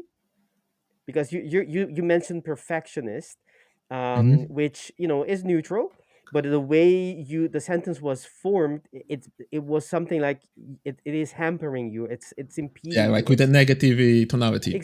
Exactly. So yeah. Are you seeing, where is that coming from, if you don't mind sharing that with the audience? No, it's good. I'm actually enjoying this. Thank you very much for noticing those details. It's exactly that. It's just the missing out the opportunities. Okay. And not trying, and I want to be more involved. A little bit. Still around my levels, still around my A+ setups, but making sure that I'm actually in the trade and not constantly just missing out on the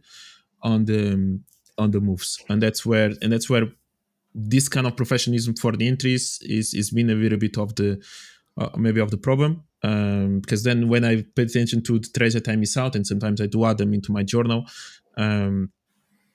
Again, missing out because of a 2-3 pips, just similar to what Deri mentioned before, but it was regarding to a target. There are two ways that you can kind of miss out on something. It's either a target that maybe you're trying to be too perfectionist and price just comes all the way back and maybe we leave money on the table in the maybe the break even or something like that, or it's the full entry by itself, right? Because if it was a loss, I would have gotten the loss because price would just get tag me in and still go to my stop loss. But if it is a winning trade, and if you are too perfectionist, then price may just get really close and goes away, and you end up on the. So the losses you always take them, but to win sometimes you may just end up missing them. So I'm trying to be a bit more, just make it a little bit more wider, or at least where I'm placing my entry to participate more in the move. Basically. Yeah, I'm placing my finger right there, and I know it's exactly the it's focusing on the thing that makes us uneasy, but I think is important for everyone, myself included, but especially for the audience, because this is a process that everyone goes through. You make your rules more precise, more selective, you will be missing more moves. And hopefully, if you did everything right, you might be getting better quality entries, but you're missing maybe a lot of moves. But Yeah. on the flip side, if you make it wider, you get more entries, but probably lesser quality, or the expectancy in stats kind of terms. The edge could be less concentrated, meaning you win less per trade, but because you're trading more often, and you get into more your win rate might go a little bit down, but at least you're in more trades. And it's a balance, that needs to be balanced on two parts. One is the to optimize for your edge, and that could be measured, or that should be measured in risk adjusted returns, meaning drawdown, and also the efficiency of the strategy or the parameters chosen, to optimize for higher expectancy, meaning R's multiple per trade, right? So that's one thing, but that's not the only thing, because as we are the executor or executor of our own trades, there is that psychological aspect, which is also important, and that's something that you're mentioning, that you're missing trades, and that makes you feel some way, and it has somewhat of a frustration perhaps, or a feeling that you could be doing more. You're not catching all the, you're doing analysis and not in the trade. You're seeing the move, but not, you're identifying the opportunity, but you're not profiting from it. And that's the psychological part that needs to be in balance, right? If you're too selective and the trade frequency goes down, you will get more of that psychological stress perhaps for a lot of people, because they will be missing a lot of moves, but they will be identifying the opportunity, but not getting into the trade.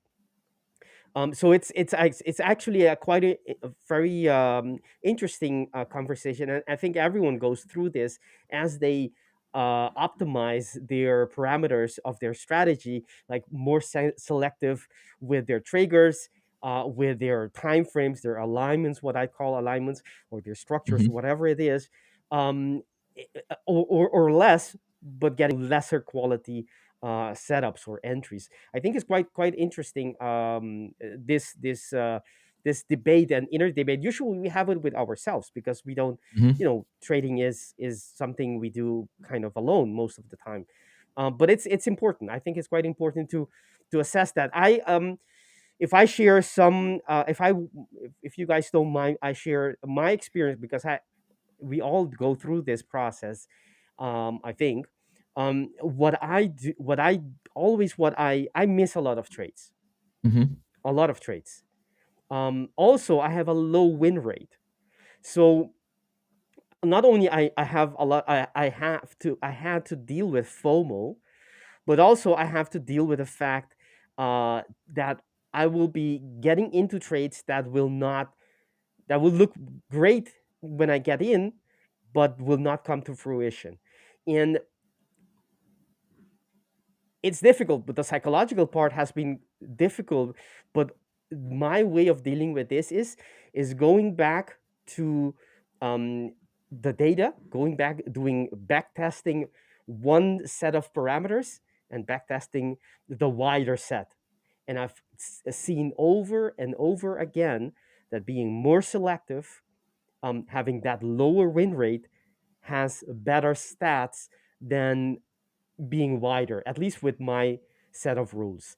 And every time that I get a little bit of that frustration, I go back to the stats.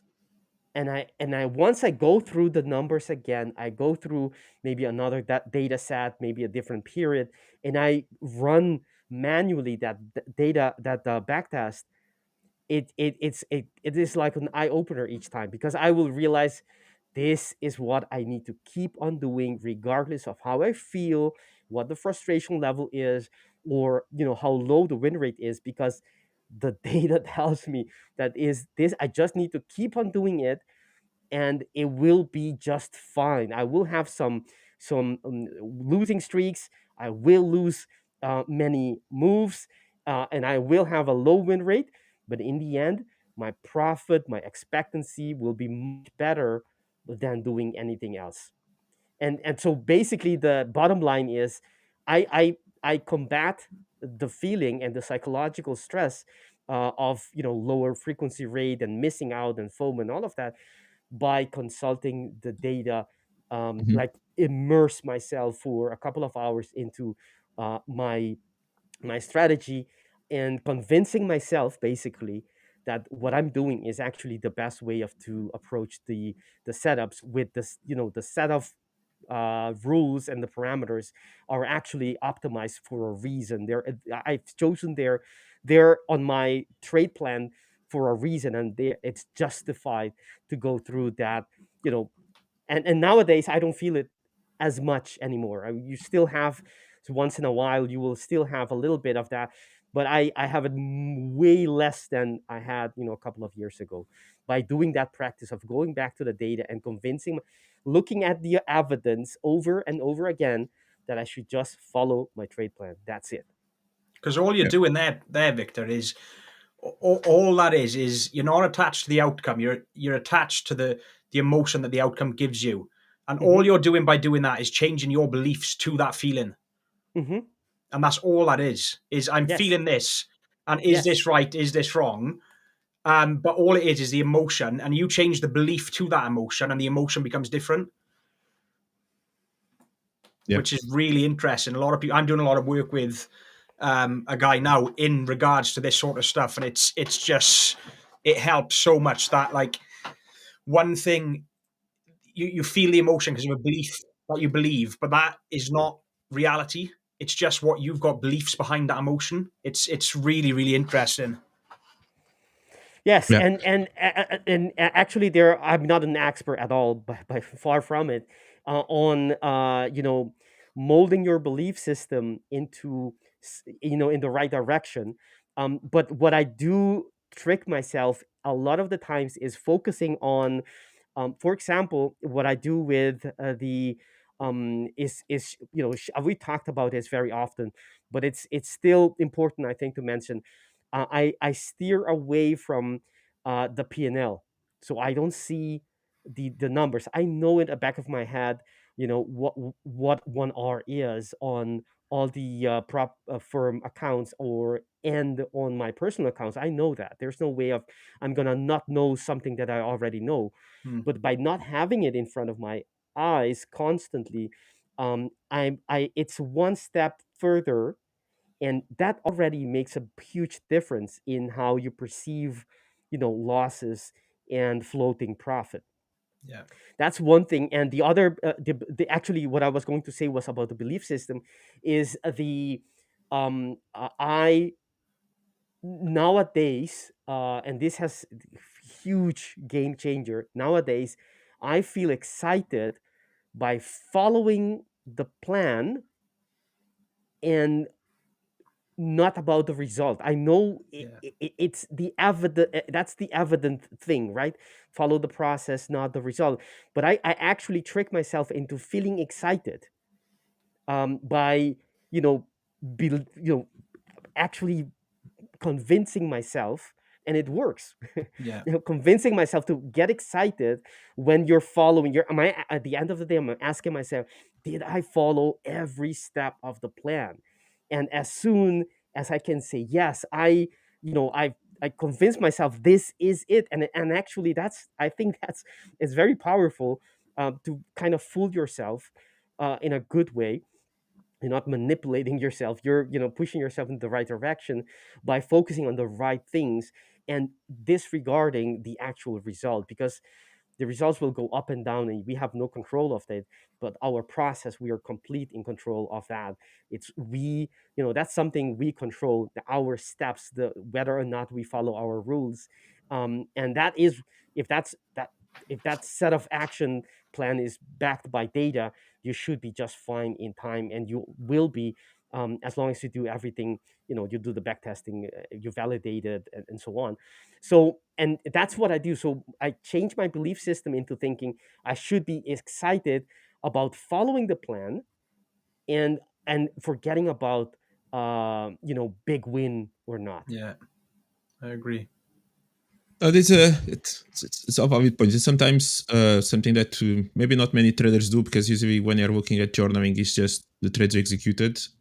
Sometimes also looking at the trades that you miss out that are based on your strategy also can be quite interesting, and then try to understand why you are missing out on those opportunities, and maybe there's a little bit of an edge in there that you can try to improve. In my particular case, I actually felt in the moment I just want to get in on this trade. When I did place the order, I felt straight away I just want to be inside this trade. It's not that. In this particular case, it's not that I went a little bit wide on my type of entry. I would categorize in two ways. I have two type of entries in this particular setup. One is the one that I trade, and the other one is the one that I rarely trade, but many times work. And this time I try to trade that one. When I trade is VCV at the extremes. Okay, to be VCV at the extremes, basically the Quasimodo, just come back close to this left shoulder, find the structure that is around here, and that will be my entry. Another one, I'll call it kind of second zone 2 type of a move, because for me this is kind of the zone 1 with the bottom, and then kind of a little bit of this manipulation around here, and it will be kind of just retest this structure that managed to break this top, and that will be the entry. I rarely enter these trades, but in this case, I really wanted to be inside. I knew it. I know how I felt it. I even placed a buy limit. I rarely place buy limits as well, just like that. I usually look a little bit for the way price is going to react into the level before I enter the trade. If I even had done that, I would even easily avoided this loss, because price literally basically tagged me in somewhere around here where I got in. Never broke structure. It just went straight into my stop loss. So this actually was an easy trade to avoid if I actually were minimum kind of doing what I usually do. But I just placed by limit. I stopped looking at the charts, and I was kind of that confident. Not confident, but that I was kind of with a strong bias that price actually wanted to go higher, as eventually it went there. So yeah, actually, when I saw that and I saw that I got stopped out, I was actually thank you market for the kind of remind me that I need to just stick with my natural entries and stop kind of doing other type of stuff. So I actually kind of applaud the market for one more reminder of what I need to do and nothing else. Like Vitor, I do miss many trades as well. I do like to trade also extremes, and I do miss many trades and actually feel comfortable with it. It's not something that kind of weights too much in my mind. I just move on to the next trade. There are many opportunities within the week to try to take advantage from. This is one that is going to be journaled. I actually journaled this trade two ways: one with a loss and the other one with a missed opportunity. Which I also pay attention to. So yeah, it is what it is. So it was not exactly just kind of skipping away from my or doing something completely different. It's an entry that I rarely do or follow, and I decided to do it this time, and yeah, and the market gave me a good lesson, which is good, which is really good. Yeah, but it's really important. All these questions are really important in terms of the edge as well. How can you improve it slightly? Feeling comfortable missing trades, or do you want to be in the trade? Then maybe how does that actually affect your overall edge in the end? Doing what Victor does, continue to review as well, the journaling, keeping an eye on it, and I would definitely recommend also to adding the missed trades.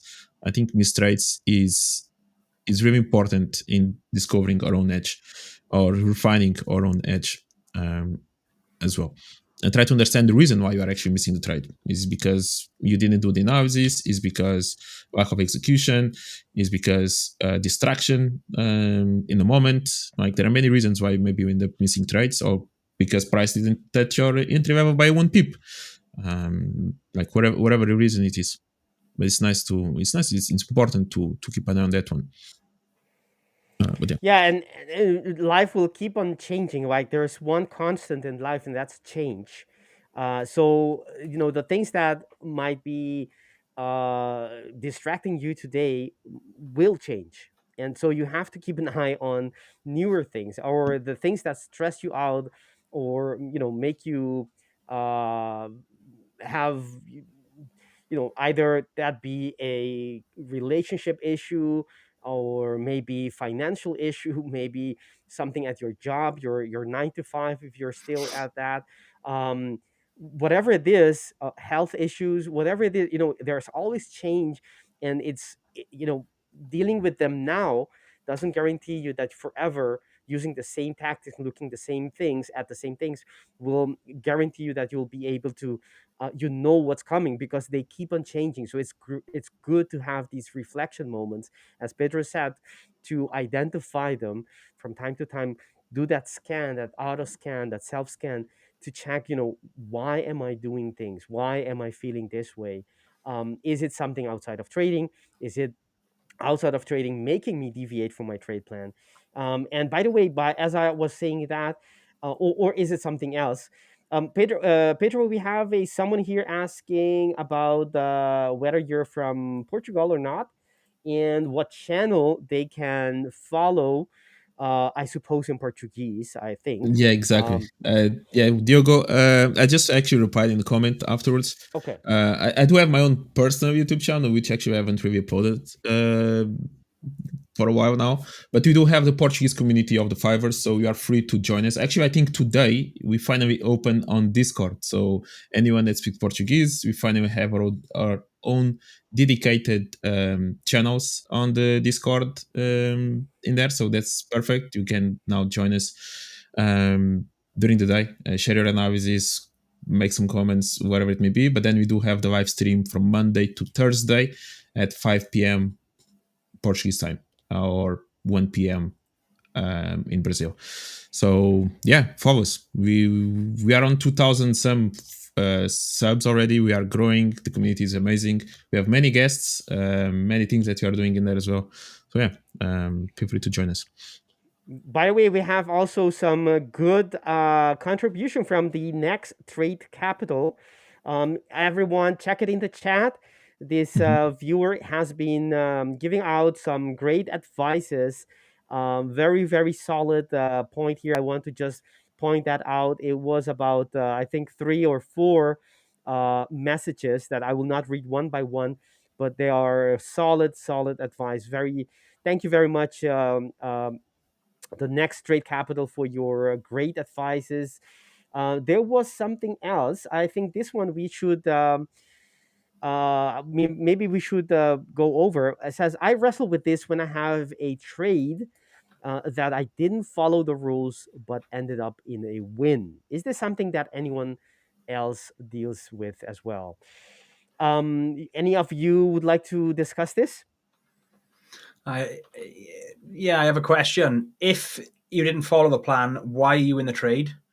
And number 2, if you didn't follow the plan, do you think that money is yours or the market's? That's a good question. I think that those are a good question, and we can already suspect the answer. I think I don't know if you don't have to answer this. But Yes, we want an answer. no. I'm not referring to the viewer. The viewer, we want you to answer so we can follow up on the next Yeah. set of questions, perhaps, or some feedback. But I was referring to you, Deri. I don't know if you don't have to answer this. I don't know if you're a father already. Don't answer. But you're gonna be a great father. I could feel the strictness, the sternness in your voice and your eyes with your, with your questions. Where if I was the your child, I would be, yes, father. Right. Good stuff. We've I had a like that. reply here. Solid. If there are 4 points and 3 of the boxes are checked, I jumped in. Okay. Good point. So if you are going to bungee jump and you need 4 bungees to take your weight, for example, and someone says, I've connected 3, jump, would you jump?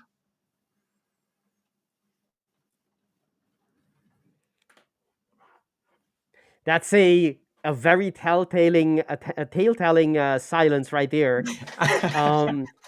We But I was will reading wait the for the comment. answer. There is a delay, of course. There it is. That's the answer. There is a little delay, but it wasn't that much of a delay.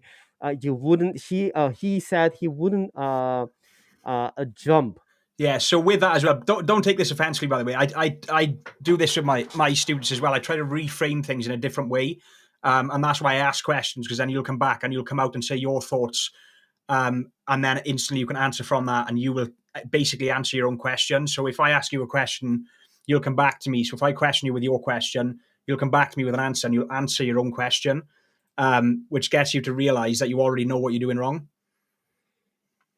So don't take that offensively when I do that. That's like something that I do with my students as well. It's just a reframing of things and the way I think of things. But if I did and I survived, then the next question, then your next question, then next jump, need him for. But would you be willing to risk that, knowing that it could snap? I know I wouldn't. This is a good conversation. I like this one. Keep Very these ones good. coming. This is good. Yes, This is really please good. do. Please come up. Do follow up if you have any other questions or comments on this, because this is exactly what happens in our mind all the time. We convince ourselves that we know better, that we are wiser than our trade plan. We are more intelligent than our trade. We know better, right? I went through this many times, and it wasn't until I accepted to be a servant. I'm not the master. I'm a servant to my trade plan. I just follow instructions. Obviously, I make my trade plan, but once it's made, I just follow. Go ahead, Deri. No, this is a good one again. If you can just bring that comment up there, Victor. This is good here again. Yeah, and this is good as well because you've answered there.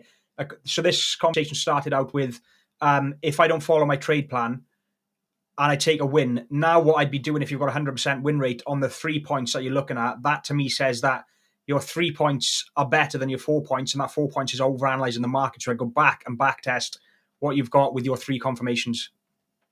Because if you were getting a better win rate with your 3 confirmations, that 4th confirmation may be over analyzing the market, and it may be actually hindering you. Awesome. I like that. Basically, dear viewer, what they're saying is that you have when you started and you had 4 items on your checklist.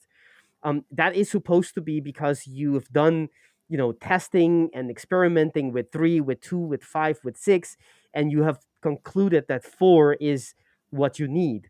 Yeah. And that is true as long as the data is pointing that way. And if you have new information, let's say 6 months later, you're going through the data again, and you're seeing that no, it's not 4, it's not the optimal anymore, and 3 is, then you should follow the data. Yeah, 100%. 100%. That's the wrestle point I'm dealing with. Yeah. Perfect. like that. I like that. I love these kind of back and forth Yeah. with our audience because I think people are we all these traders, all of us had at some point in our career on a journey trajectory, we had these questions, and it's great to have someone to go to and ask, someone who might be a couple of levels further down and might give you that little push, that little nudge in the right direction. Hmm. Yes. Yeah. I totally like the framing, by the way, your bungee jumping framing, where you have your life on the line, literally risking snapping. Very good framing, Deri. Yeah. Awesome. Do you mind if I use that? Go If I for it. copy that Go for it, one Victor. time in the future? What I say, one thing that has helped me with following the plan is, I was just alluding to it, is that it's actually a free frame, because we are our own boss as traders, as retail traders, right? We don't have a risk manager that comes barging in the door telling us what we're doing, caught the trade. We are our own manager, so we are responsible for our own uh, uh, for everything, for risk, for executing the plan, and the compliance of us to the plan, right? So one of the things that I changed in the way that I think, that has helped me enormously, is thinking that I am not in charge. By taking away my authorities, so to speak, to act outside of the plan, right?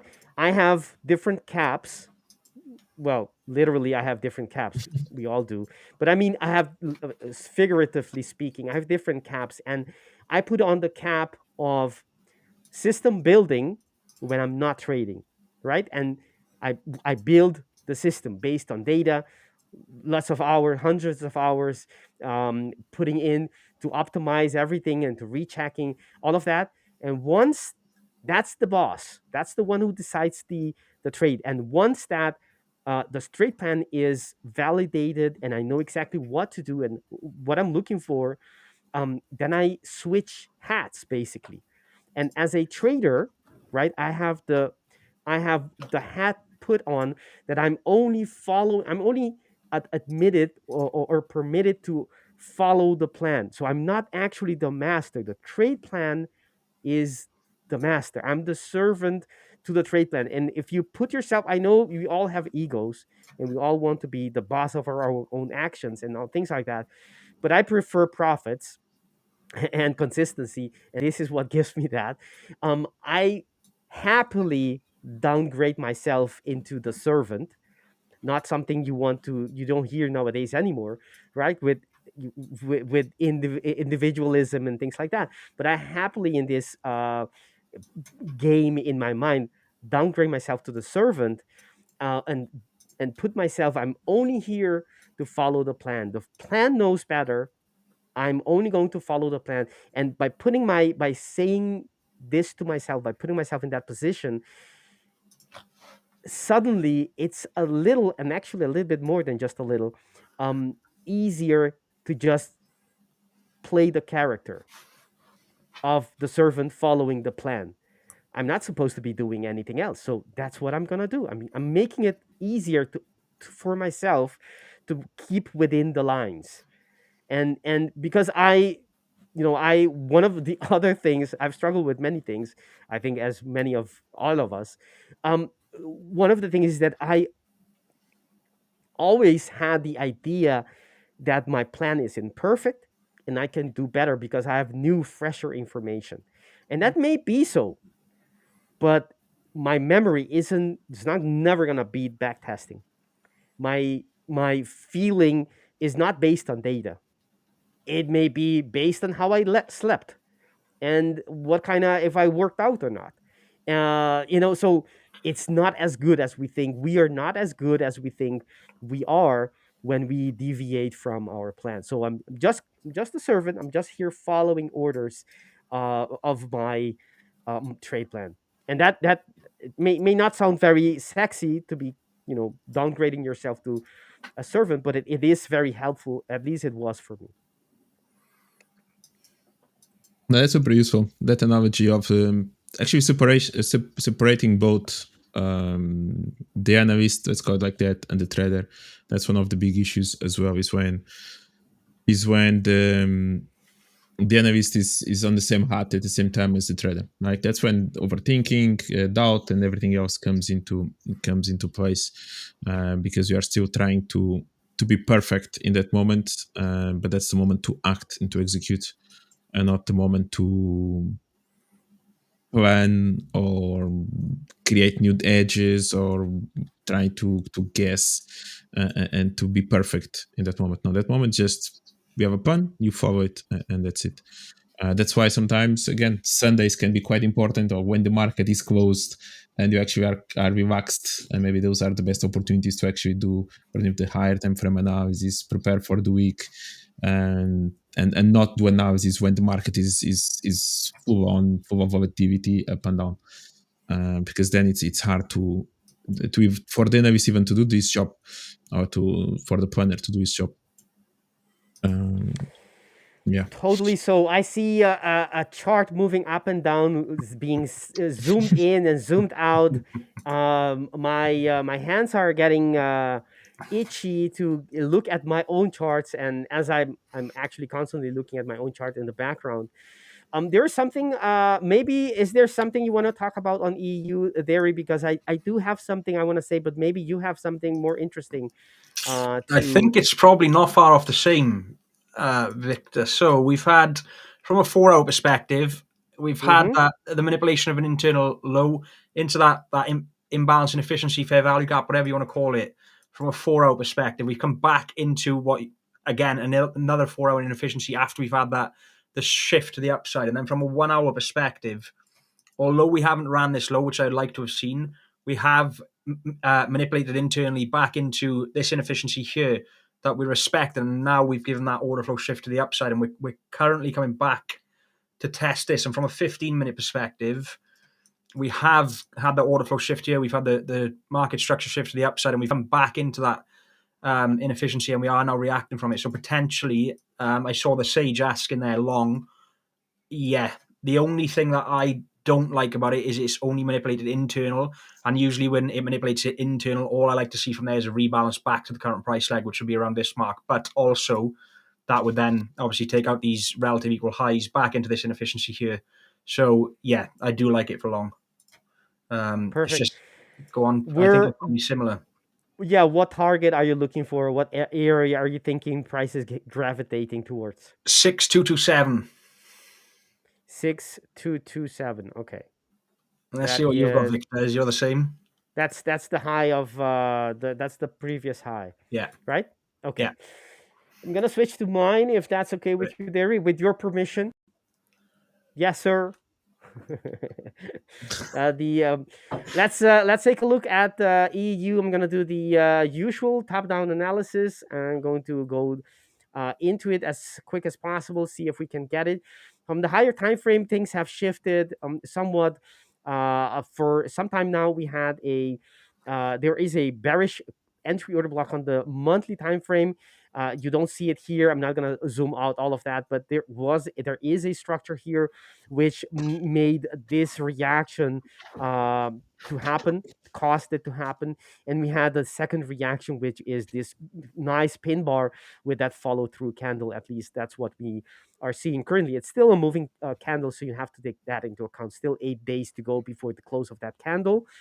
But you can see that the movement it has had is understood to be from that entry order block on the bearish quasi that we have to the left, which is out of sight, right? So that's the monthly. We understand that there is something here, and by something I mean an order block, that is causing price to react bearishly to it, right? On the weekly, let me just take these away. On the weekly, we have you can see the same structure, right?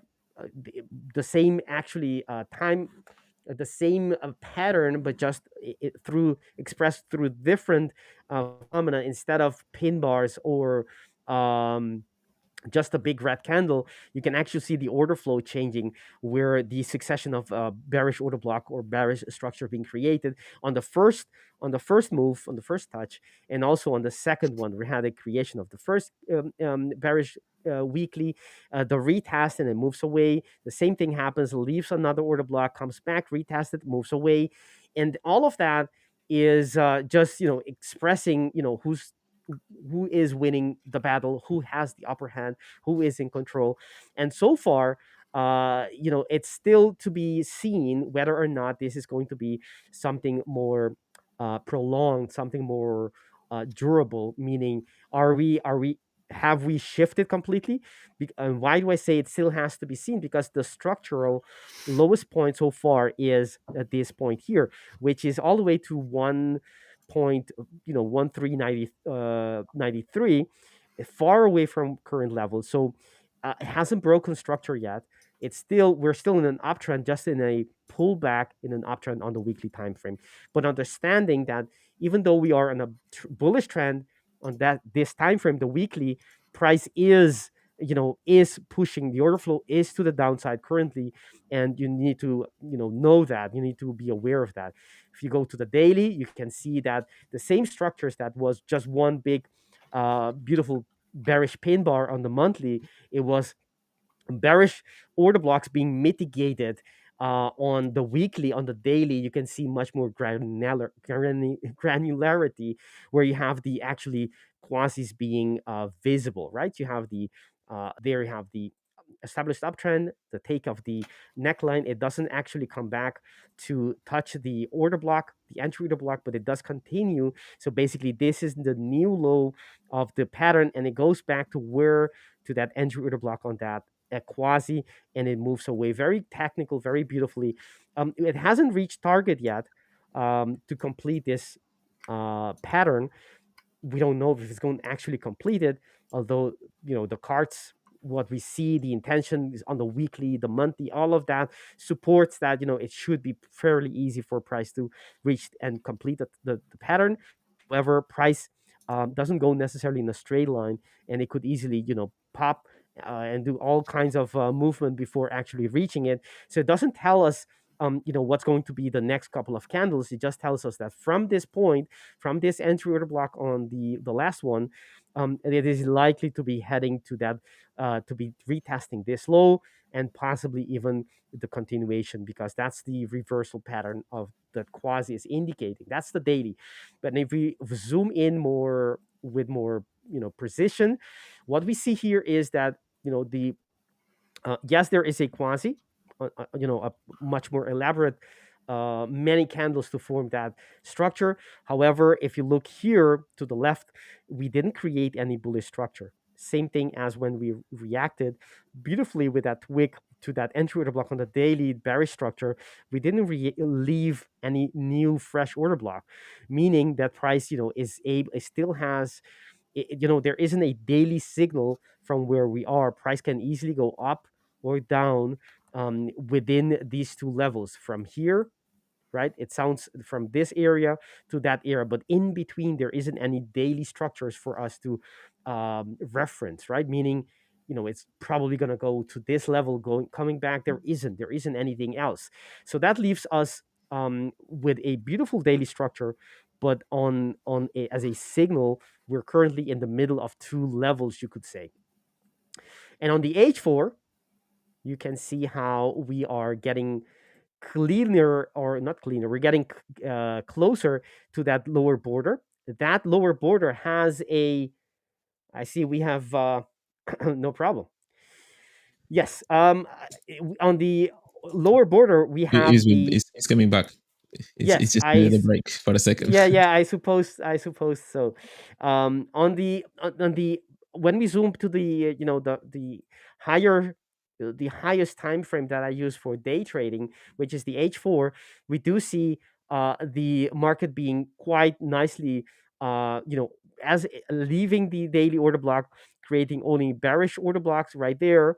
And until here, this was the first time that we actually broke it. That's significant, meaning that the impulsive move is slowing down. Doesn't have to be completely ended, But that's something that we can clearly see that the market has shifted, right? So the first thing we saw was the break of this bearish order block, something we didn't even come back to previously. But now not only do we come back, we actually break it. That change of character in a way, of how the market has been moving since it left that daily order block. That's one thing.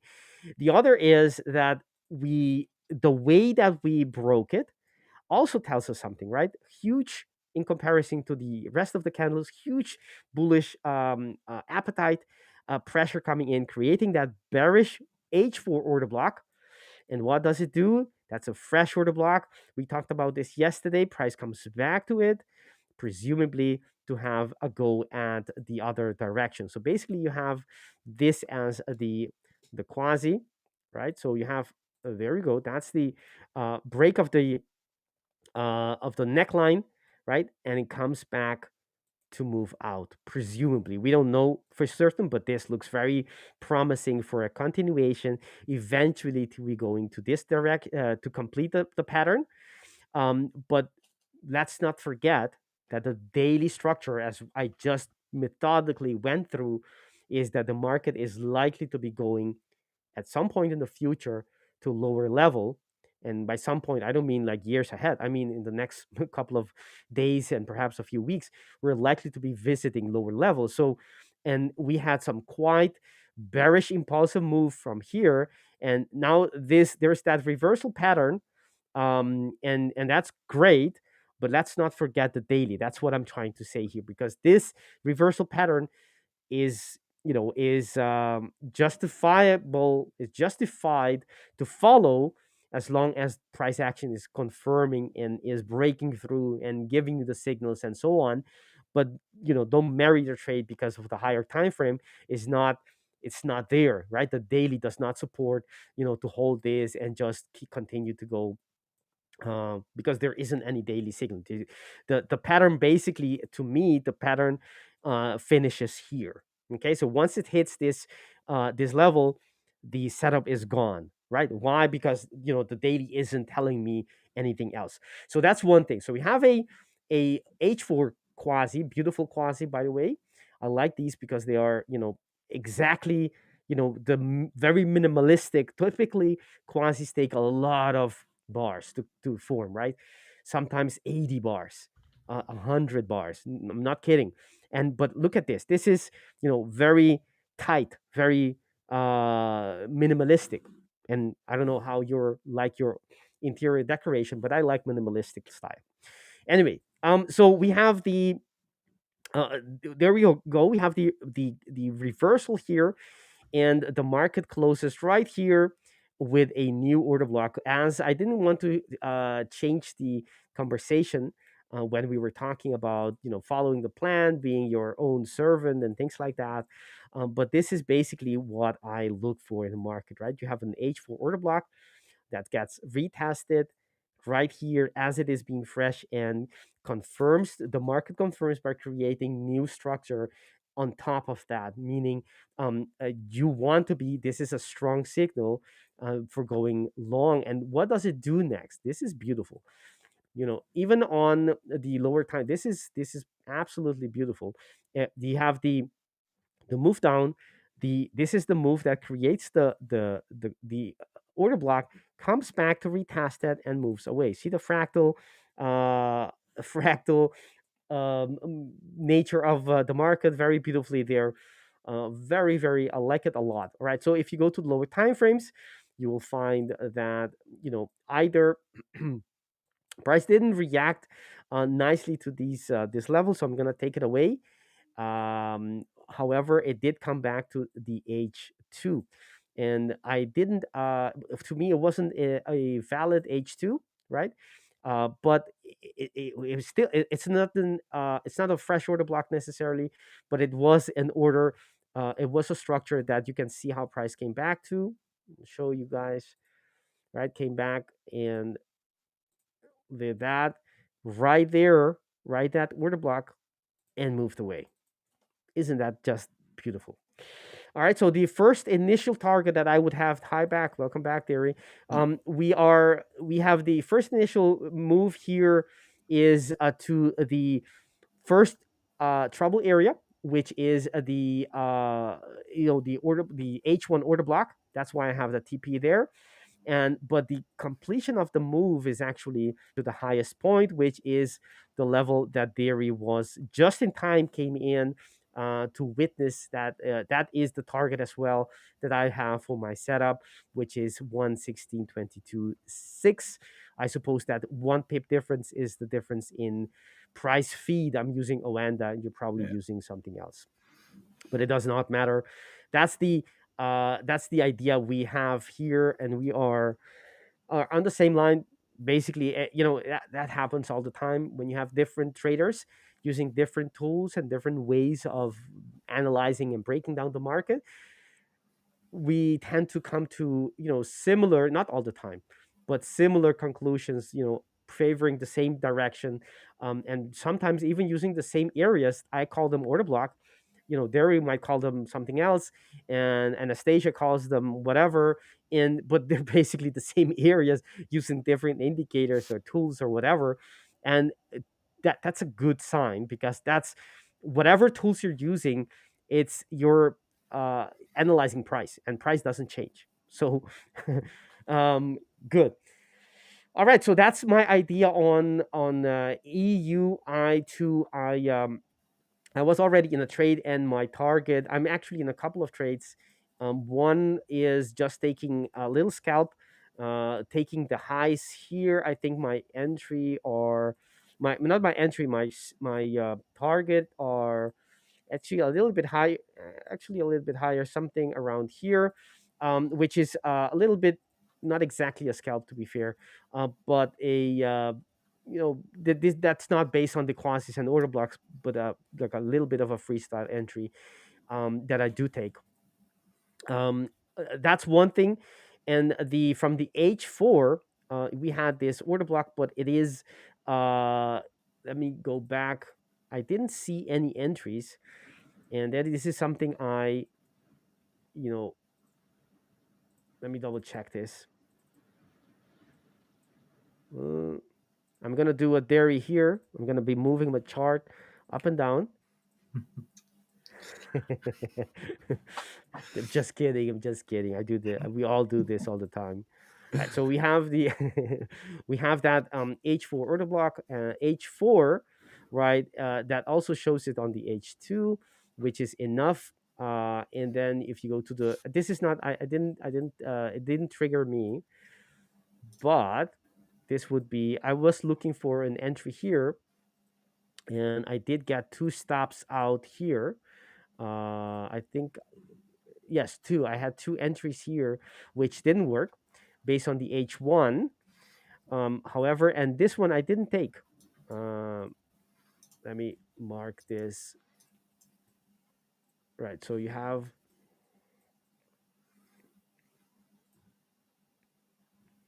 let me break this down to see if there were any entries here. Right, so that's 1, and that's H5. And then there was another one here, which wasn't touched, I think. And another one here. All right, so it did come very near to a beautiful entry that I let me see. So this one, okay, that's fine. And this one as well. Yeah, that's it. And this one. All right, so it didn't reach it, or did it? Let me see if it did. Actually, it was a picture perfect. And this is a missed trade. I should have been in this trade. Apparently, look at that beautiful, beautiful reaction on that entry order block on the didn't take this one. Did not take this one. I got 2 losses here. All right, so beautiful entry.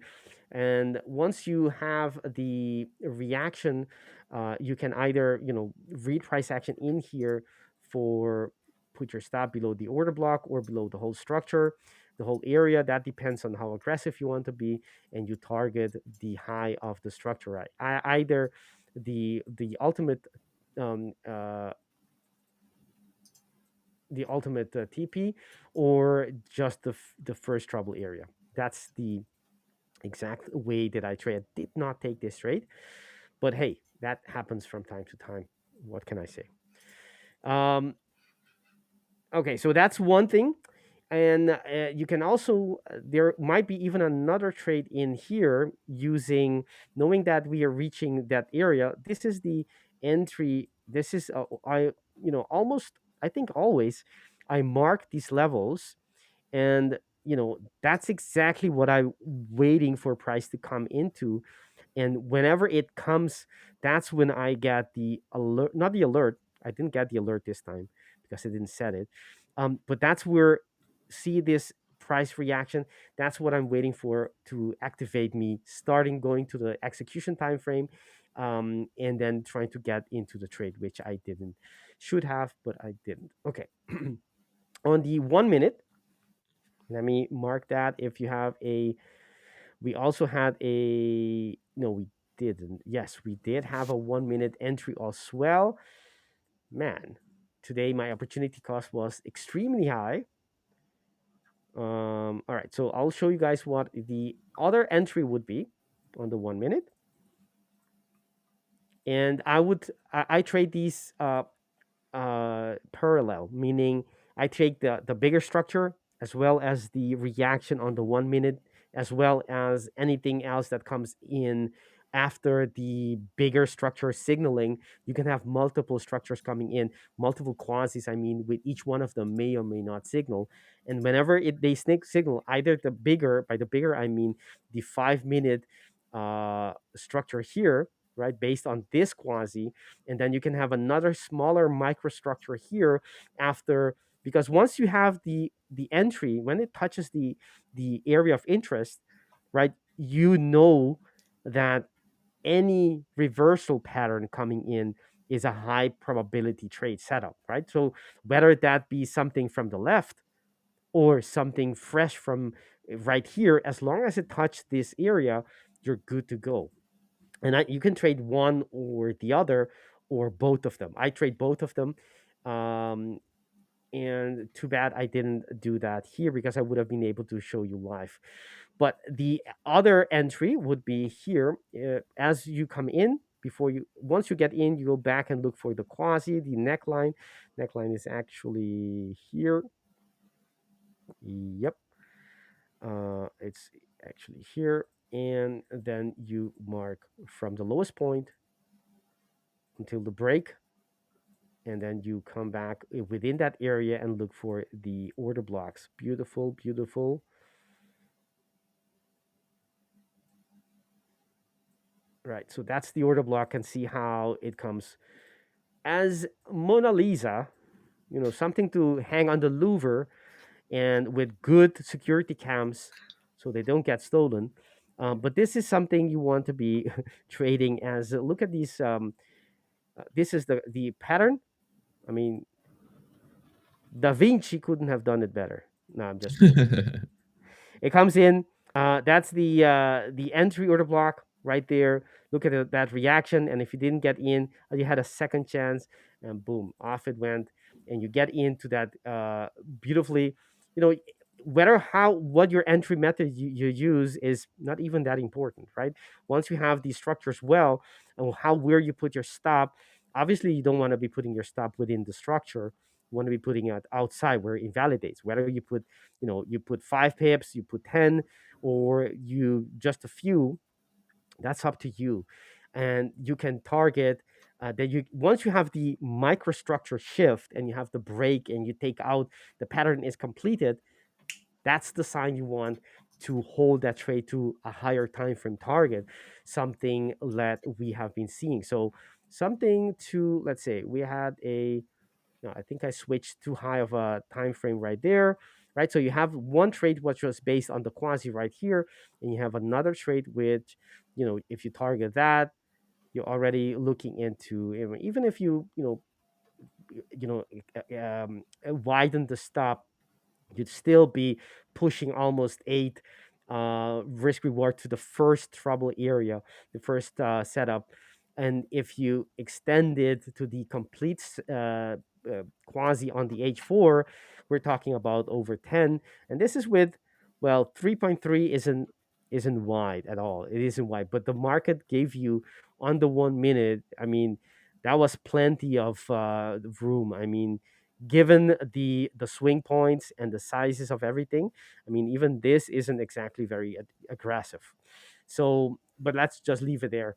Beautiful, beautiful trade here that I didn't take. All right. Yeah, good price action. I never recover from COVID. Yes, you have it completely right. Scalping with Tom. I'm still recovering. I still have some lingering symptoms. Let's see. All right. So, are you, Deri? Are you looking at anything specific on this pair or another pair? Not now. I've missed that trade. I wanted the 15-minute to come deeper in, same as Sage said there. Just wanted to retrace a touch more, so I've missed that trade. That's gone.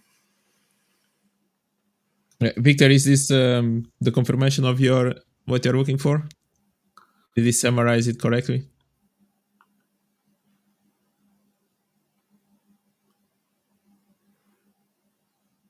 Are you muted, Victor?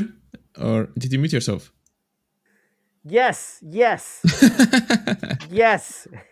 No, I was muted. And I don't understand why you guys didn't know I was muted. I mean, you don't see me moving looked my focused. lips. You looked really focused, like, okay, how am I going to answer this question?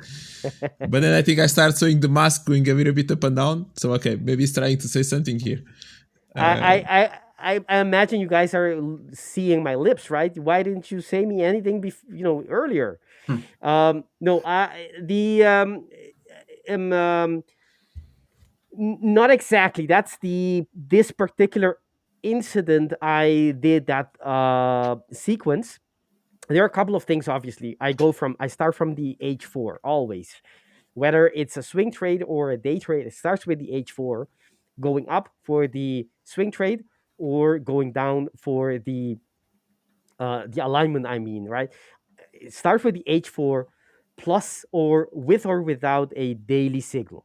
That's the thing. If it has a daily signal, then I can move up and start looking for daily targets as well. But from the H4, I start building my case, and I always, that's just a agreement that just my boss, the Victor that made my system plan, right? Remembering the reference, that's the trade plan, right? So this is what I do.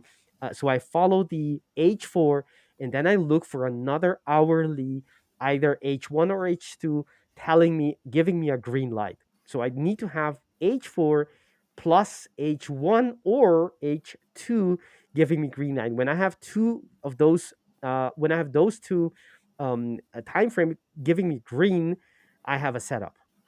And then I'm allowed, according to the plan, to go to the minutes. Before that, there's nothing to be done on the minutes.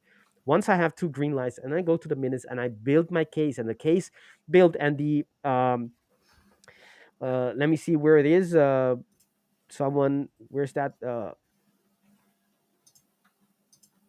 You remember where that was? Which one? Well, the last comment you put up. Well, there it is. Thank you. Yes. So and a green light does not necessarily have to be an H4 order block. So it's either an order block, a fresh order block, or a quasi or entry order block. So it has multiple options, but it needs to both of them give me a green light. So it can either be a quasi entry order block or a fresh order block, which is not part of a quasi. Both of them are order blocks, but not the same kind of structures. With their, the validation and the invalidation of each one of them is different. So that's something to understand. And they on at all times they need to still keep green. Once the one invalidates, the setup cancels out. Even if the 1 minute is just about to trigger, if I lose my H1 or H4, I lose one of the two green lights, and I'm off. I'm hands are off. I can't trade it anymore. And then I go to the look for my green lights on the my trigger, basically on the minutes, and that can be quasis with or entry order blocks on the quasis, and also fresh order blocks. Same thing on all time frames, but it's not only H4OB, because if you only say that, then it's not covering it completely. But it's confirmed by quasi. That's it's pretty close, though, I need to say. Good stuff.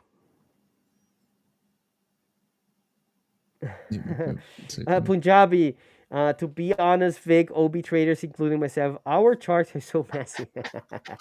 The thing is, Punjabi, I think you understand this.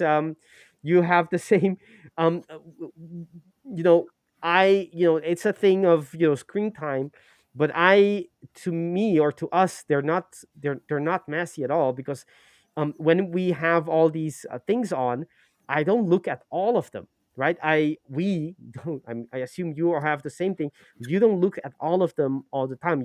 There's one question I ask myself each time at each step, and with that question in my hand, basically, I go and ask the charts, right? And so I have to look for one structure or one validation or one market reacting to a level, and then the rest of it is just background. So I have that sometimes, right? If you look at this chart, you'll see there's so many things. It looks well, actually it isn't that bad. There's so many things in here, but all of that, they're not relevant when I know where to look, basically. All right. Oh, Farmer NG. That's a very regular visitor in our Discord Discord stream. By the way, that is a great. I haven't mentioned it today, but we have a Discord server where we have on every weekday we have someone hosting a stream where we get together and talk about interactively, just like we're doing here on the chat, but slightly different, where we discuss everything around trading, about trading, about ourselves related to trading, and obviously also the chats, and we have hub credits for those who are interested. And Farmer NG is one of our uh, esteemed members in our Discord community. Thank you for letting us know and visiting here on the YouTube channel, Farmer NG. All right, so let's by the way, the trade that I had hit TP. It was at 10. The TP that I had was at it was the top tick, basically, from this move. The was 10.01. That was the target. 10.01 was right there. It's not based on the. I think this is 10.01. Yeah. Actually, 1 pip higher. But according to the quasi, the pattern isn't over yet. And the entry that I had wasn't based on the quasi, but on a bit of a freestyle strategy that I follow as well. All right, so Pedro, shall we look actually, at may have a question for a question for Deri, because we can see complete divergence between the euro dollar and the pound at this point. Correct? Euro dollar kind of broke slightly structure. Pound dollar looks like it's moving to the downside as we speak. How do you deal with this information? Seeing the divergence between both of them. To be honest, I usually stay away. If that happens, I'll stay away, just because I like to see them both correlate quite well. So I'd stay away. Yeah, that's because the only time I like to see divergence essentially is when I get an SMT, so like a sweep of a low on GU, for example, where EU doesn't sweep the low, it holds the low, and then gives me that SMT divergence. So that's the only time I'll trade it. When it's doing this, then of course I just stay away, because this is complete opposite. Like when I mean SMT divergence, I mean if we just get a sweep of this low, for example, if this low got taken on EU and then on GU, it obviously held that low, and then they both started pushing from this area to the upside, then I'd be happy to take it. But at the minute, this is complete opposites. Again, if this just swept this low and then continued pushing, then that's the only time I like to see divergence. But yeah, at the minute they are moving polar opposite. One's bearish or printing bearish candles, and one is bullish. So I stay away from that when that's happening. Okay. It's just interesting the way they are moving oppositely in these last 5-10 minutes. We have a comment on gold. They're asking me Infinity T06. That makes me remember the serial number of the Terminator. What was it? T1? T2000, I think it was. Something like that. Do you guys remember? No, never. Maybe. You guys never watched the Terminator? No. I am the Terminator, Victor. I don't need to watch it. Movies about him. Anyways, T06. Well, thank you for the question. Gold break 4160. Maybe one of you two can look at the charts. And I know the question was directed to me, but I would like, maybe you guys have some ideas on gold. One of you two. Pedro looks like he's going to do it because he's flicking his fidget spinner, so he's gearing up to get it up. Yeah, what can you say? So, what was the question? Can gold break 4160? Yeah, I think it can. So, what do we have, right? So we had this massive move. So last week we had a massive move to the upside, right? The weekly candle. I think we commented in here that it looked like a little bit more of a extension to the upside, more of a rush buy to start seeing some sales, and then the continuation to the upside. And the reason why I say that is because usually we don't really see these massive weekly candles or daily candles after price is already in a bullish trend.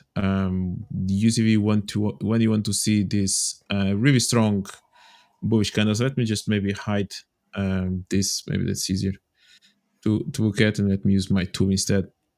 So when you do have this type of a bullish kind of, and last week it was quite massive, you want to see that happening maybe when price breaks away from a range similar to this one, and then price just continues, or literally at the bottom, maybe when price is finally, it's maybe moving to the downside, and then finally there's a massive move literally shifting the trend, and now from here maybe can start going. If you do have this type of a candle after price is already moving to the upside, usually it's more of a rush. Maybe it's people.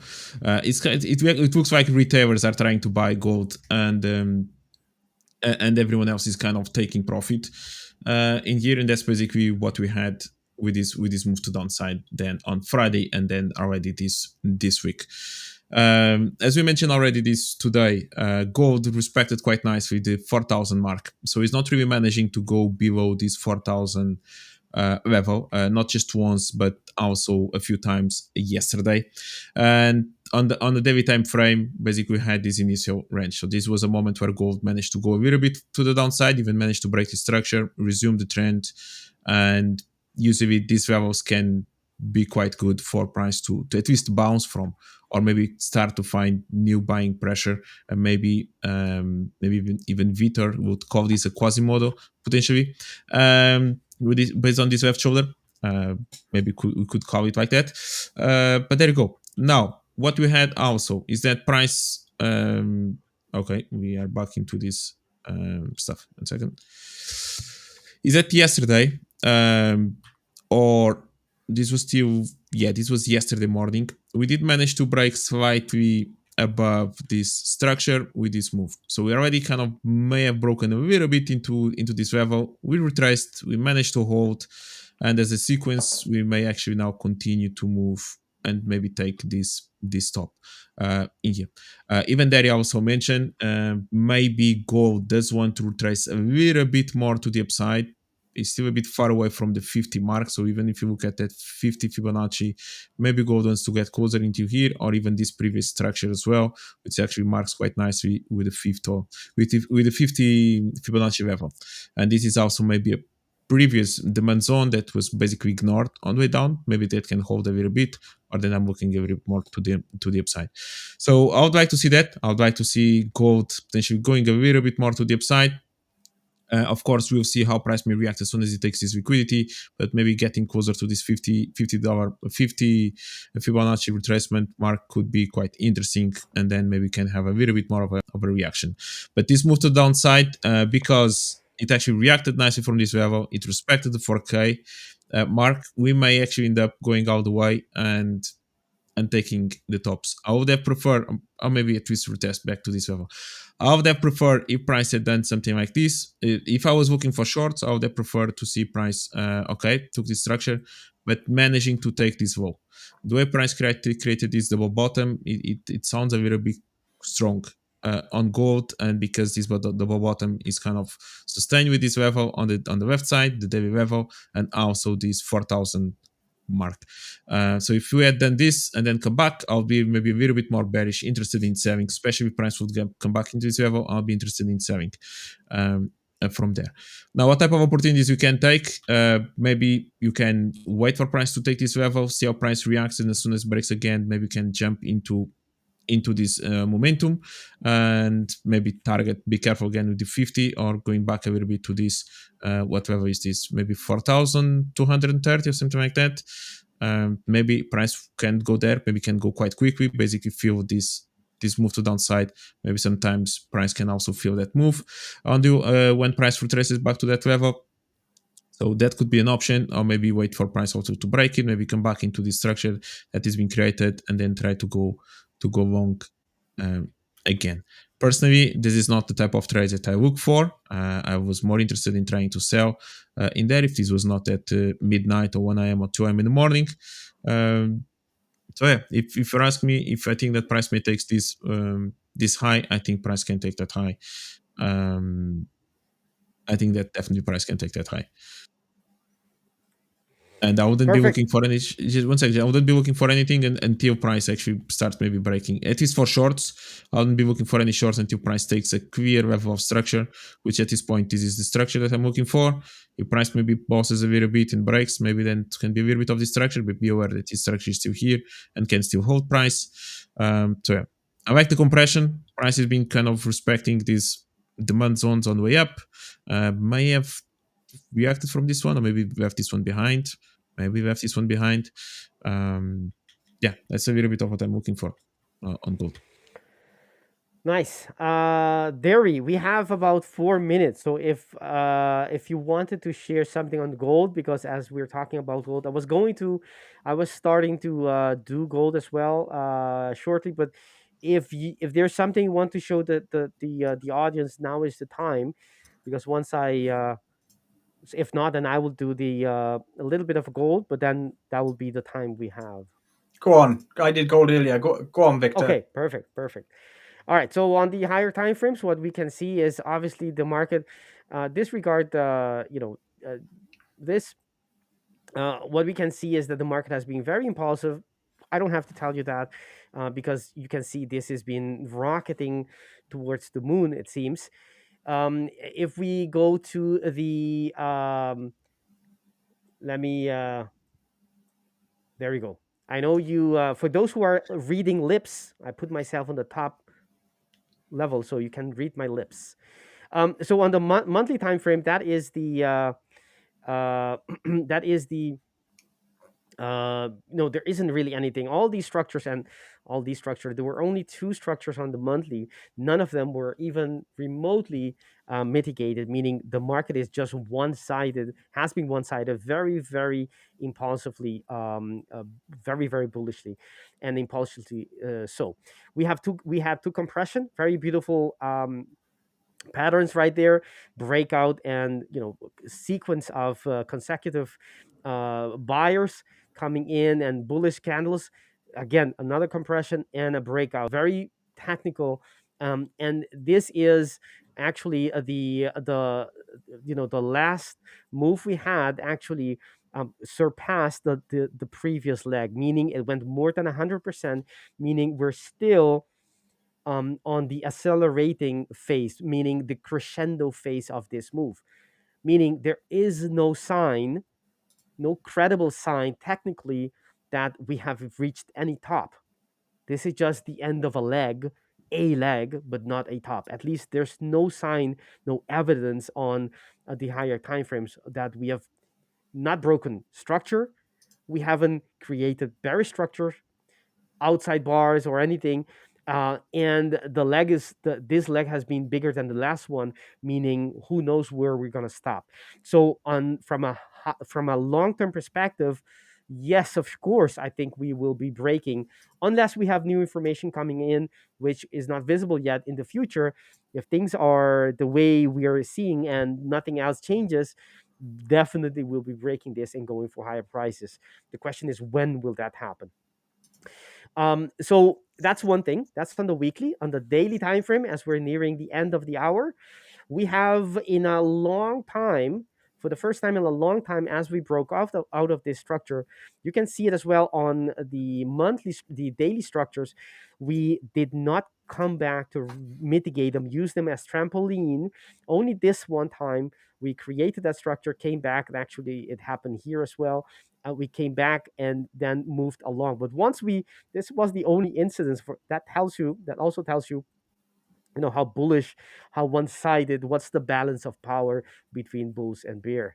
That's one thing. We are at a level that is, we're getting, it's over 100%. Doesn't mean it cannot extend this leg to more. It can continue to expand. However, above 100%, you start getting some profit taking. That makes sense.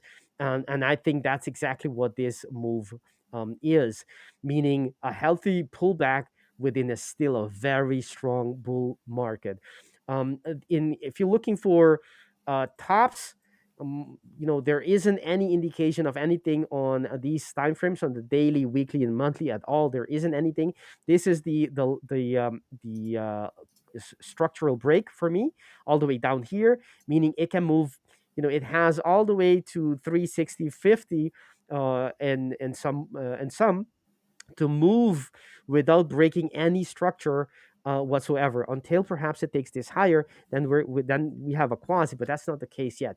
So there's really blue skies, even though there is a big pullback in gold. The skies are still blue, clear skies for a nice little leg or continuation of that impulse on the higher time frame. Okay, but that's the swing time frames. When we go, looking in at current price action, what we see is, in a long time, we haven't seen this, a first bearish structure, right? That's the daily order block we see right here. So when we get there, even though the daily, weekly, and the monthly are uber bullish, there could be some selling opportunities there, right? So I'm looking for possibly taking a short here, but that's only going to be, a day trade, a move from level to another level, and that's it. Because I understand that it's going to be just a matter of time that these structures that I might trade from, that eventually will break and will fail, right? So you have to be nimble with your trades or your setups. So in the daily, that you do have this structure. And coming back to your suggestion, I do not have a quasi in here on the H4. If I look for lower time frames, perhaps I have, but then this leg is probably too big of a leg for this to be a tradable quasi for me. So if I go to the H4, now it starts getting a bit more interesting. We had a beautiful double top, right? We took liquidity, had a liquidity sweep right there before it came down. Seems like crashing down, but all relative, of course, because on the higher time frame, it's very, very bullish. So we do have now a a quasi, right, a reversal pattern. However, the reversal pattern is there. To me, it's not very tradable. And why? Yes, there is a daily order block here, and yes, I want to be looking for that short, but there isn't anything to trade from, right? So because that's the left shoulder, and this would be the head, the neckline, it would be here, is here, has been activated. So you do have, technically for me, there is a quasi here. However, the quasi, for me to be able to trade it, it needs to have a structure from the head till the lowest point. It needs to above the 50% retracement. It needs to have a reason, an area, a definition of an area where the sellers took control. And yes, they had control, but there isn't any structure they left behind that I can pinpoint. This is where, if there's going to be a reversal, this is the area I want to be going into. So that means that I will not be able to use this pattern. Maybe that's an indication of maybe the pattern will not hold. I do not know, right? But if it doesn't have, in any case, I'm not interested in trading it, but just maybe it means that, it might not last very long, that reversal pattern. That's one thing. We have the fresh bearish at the end that is now being retested at the end of that very bearish move. And what we've seen here is quite beautiful, or clear. We have a succession of H4 order blocks being created on top of each other. That's what the market does when it's getting ready for another move, right? When the buyers are getting in synchronized fashion, pushing, coming back, pushing again. That's what creates these structures. And they're doing it as they're retesting the only structure on the H4 that we have, meaning they're not interested. The market doesn't seem to be interesting for another push, for a continuation of that initial bearish push we have from the top. We'll have to see. Maybe things can change in the future, like in the next couple of hours. But so far, it seems like the bulls are mounting an attack, which seems to be succeeding so far in taking over the only bearish structure, fresh one that we have. That once that happens and we have the H4 closing above that, to me, things have shifted back intraday in any case for looking for a long. I would be trading the long from here already because I start from the H4. But once you break that H4 bearish, the only structure you have on the H4, then you have more than just one reason to start looking for that long again. And I would be looking for, all of these could have been, if you have alignment with H1 and H2, could be entries going long from below. But that's passé. That's already gone. So I'm looking for my general indication of where price is going to go to next. And I think that's what's important or relevant for the viewers. Are we going to have a close on the H4 above this level? That's it. That's the yes or no question or test that I make to the market. And if we do get that, I will start looking for more setups long, meaning because I understand that the market is likely to be going to the next structure. And if you look to the left, there isn't anything on H4, and anything higher would be the daily structure. So if we close here up on above this line, which is on this price feed 4161.50, if we close there on the H4, then the next stop would be likely the lower border of that daily order block, which stands currently at 43.50. So basically that's my take on it. Longer term, I would definitely think we're going to be breaking this and going higher. Just the question is, how long a time, when is that in the future? Is that short term, a couple of days, maybe a week? Or is that something much more longer and we're going to have a much bigger pullback? It seems like we're not, but we still have to wait for the market to confirm that that's not the case. That's my take on gold. Thank you, Chris. Thank you, Victor. Thank you very much. I thought I was crystal clear about gold. No, man. You're getting the compliments. What's that about? I'll take the worst split. it's a comment from 10 minutes ago. So Exactly. it's all banter. All right. Any last words, gentlemen, before we close our session for the week, because it's Thursday. Actually, not for the Portuguese channel, right? Nope. You still have one more stream, and you can find us now on Discord as well. So that's going to be exciting to talk with everyone in there on Discord for the Portuguese community. But yes, we are still on the competition. This week has not really been that great, but we are still positive on the 5K challenge that we are doing. Basically, everyone, honestly, everyone in the audience, they lack patience. Let's just say it like that. Everyone wants to enter at the market. Everyone wants to enter as soon as possible. Everything, and they like trend. So if they see price moving up, yep, let's buy it. If they see price going down, let's sell it. And maybe that we are buying at the tops and we are selling at the bottoms. So that's that's an interesting one. It is what it is. It's what they decide. It's what they decide. But it's good. It has been quite a funny experience, to be honest. Quite a funny experience. It's good. There, even if by I like the exercise by doing it together and going through the reasoning, the considerations, why long, why short, what are the arguments pro and cons. Even if you're in a losing trade, right? I think it can be very helpful for everyone watching to see, how you break down, even if the trade doesn't go, even if you mismanage, even if you make a few mistakes, or the buy the tops and things like that. If you do everything correctly, and that's why we're here. If you do, Yeah. the analysis, you have the arguments on both sides. I think it can still be very helpful for everyone It's watching. funny. It's quite funny, to be honest. It's been last Thursday was I was on fire. It's quite like that. There is a clip on our socials when price hit a take profit on euro after 3 days and like that. Like it was hilarious. If you want to laugh a little bit, you can go watch the reel on Instagram. Perfect. That was funny. It's quite funny. Lovely. Deri, before we close.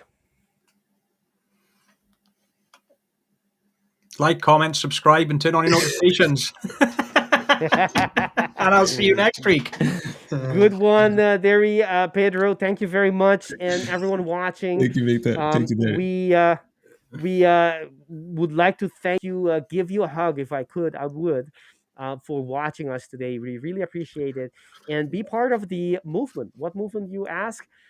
We are going to hit 100K subscribers. It's not a matter of if we will or not. We will. The question is, will you be part of it? If you want to be part of it, subscribe to our channel and be part of us, making history. Being part of the movement that makes other traders better. That's exactly our goal. So thank you all for watching, and everyone. There we go. It doesn't show here on the screen, but it's actually a hug from Louis. Louis, a brotherly hug to you and everyone watching. Thank you all. That's it for us. See you next time. Bye-bye. All right, guys. Bye.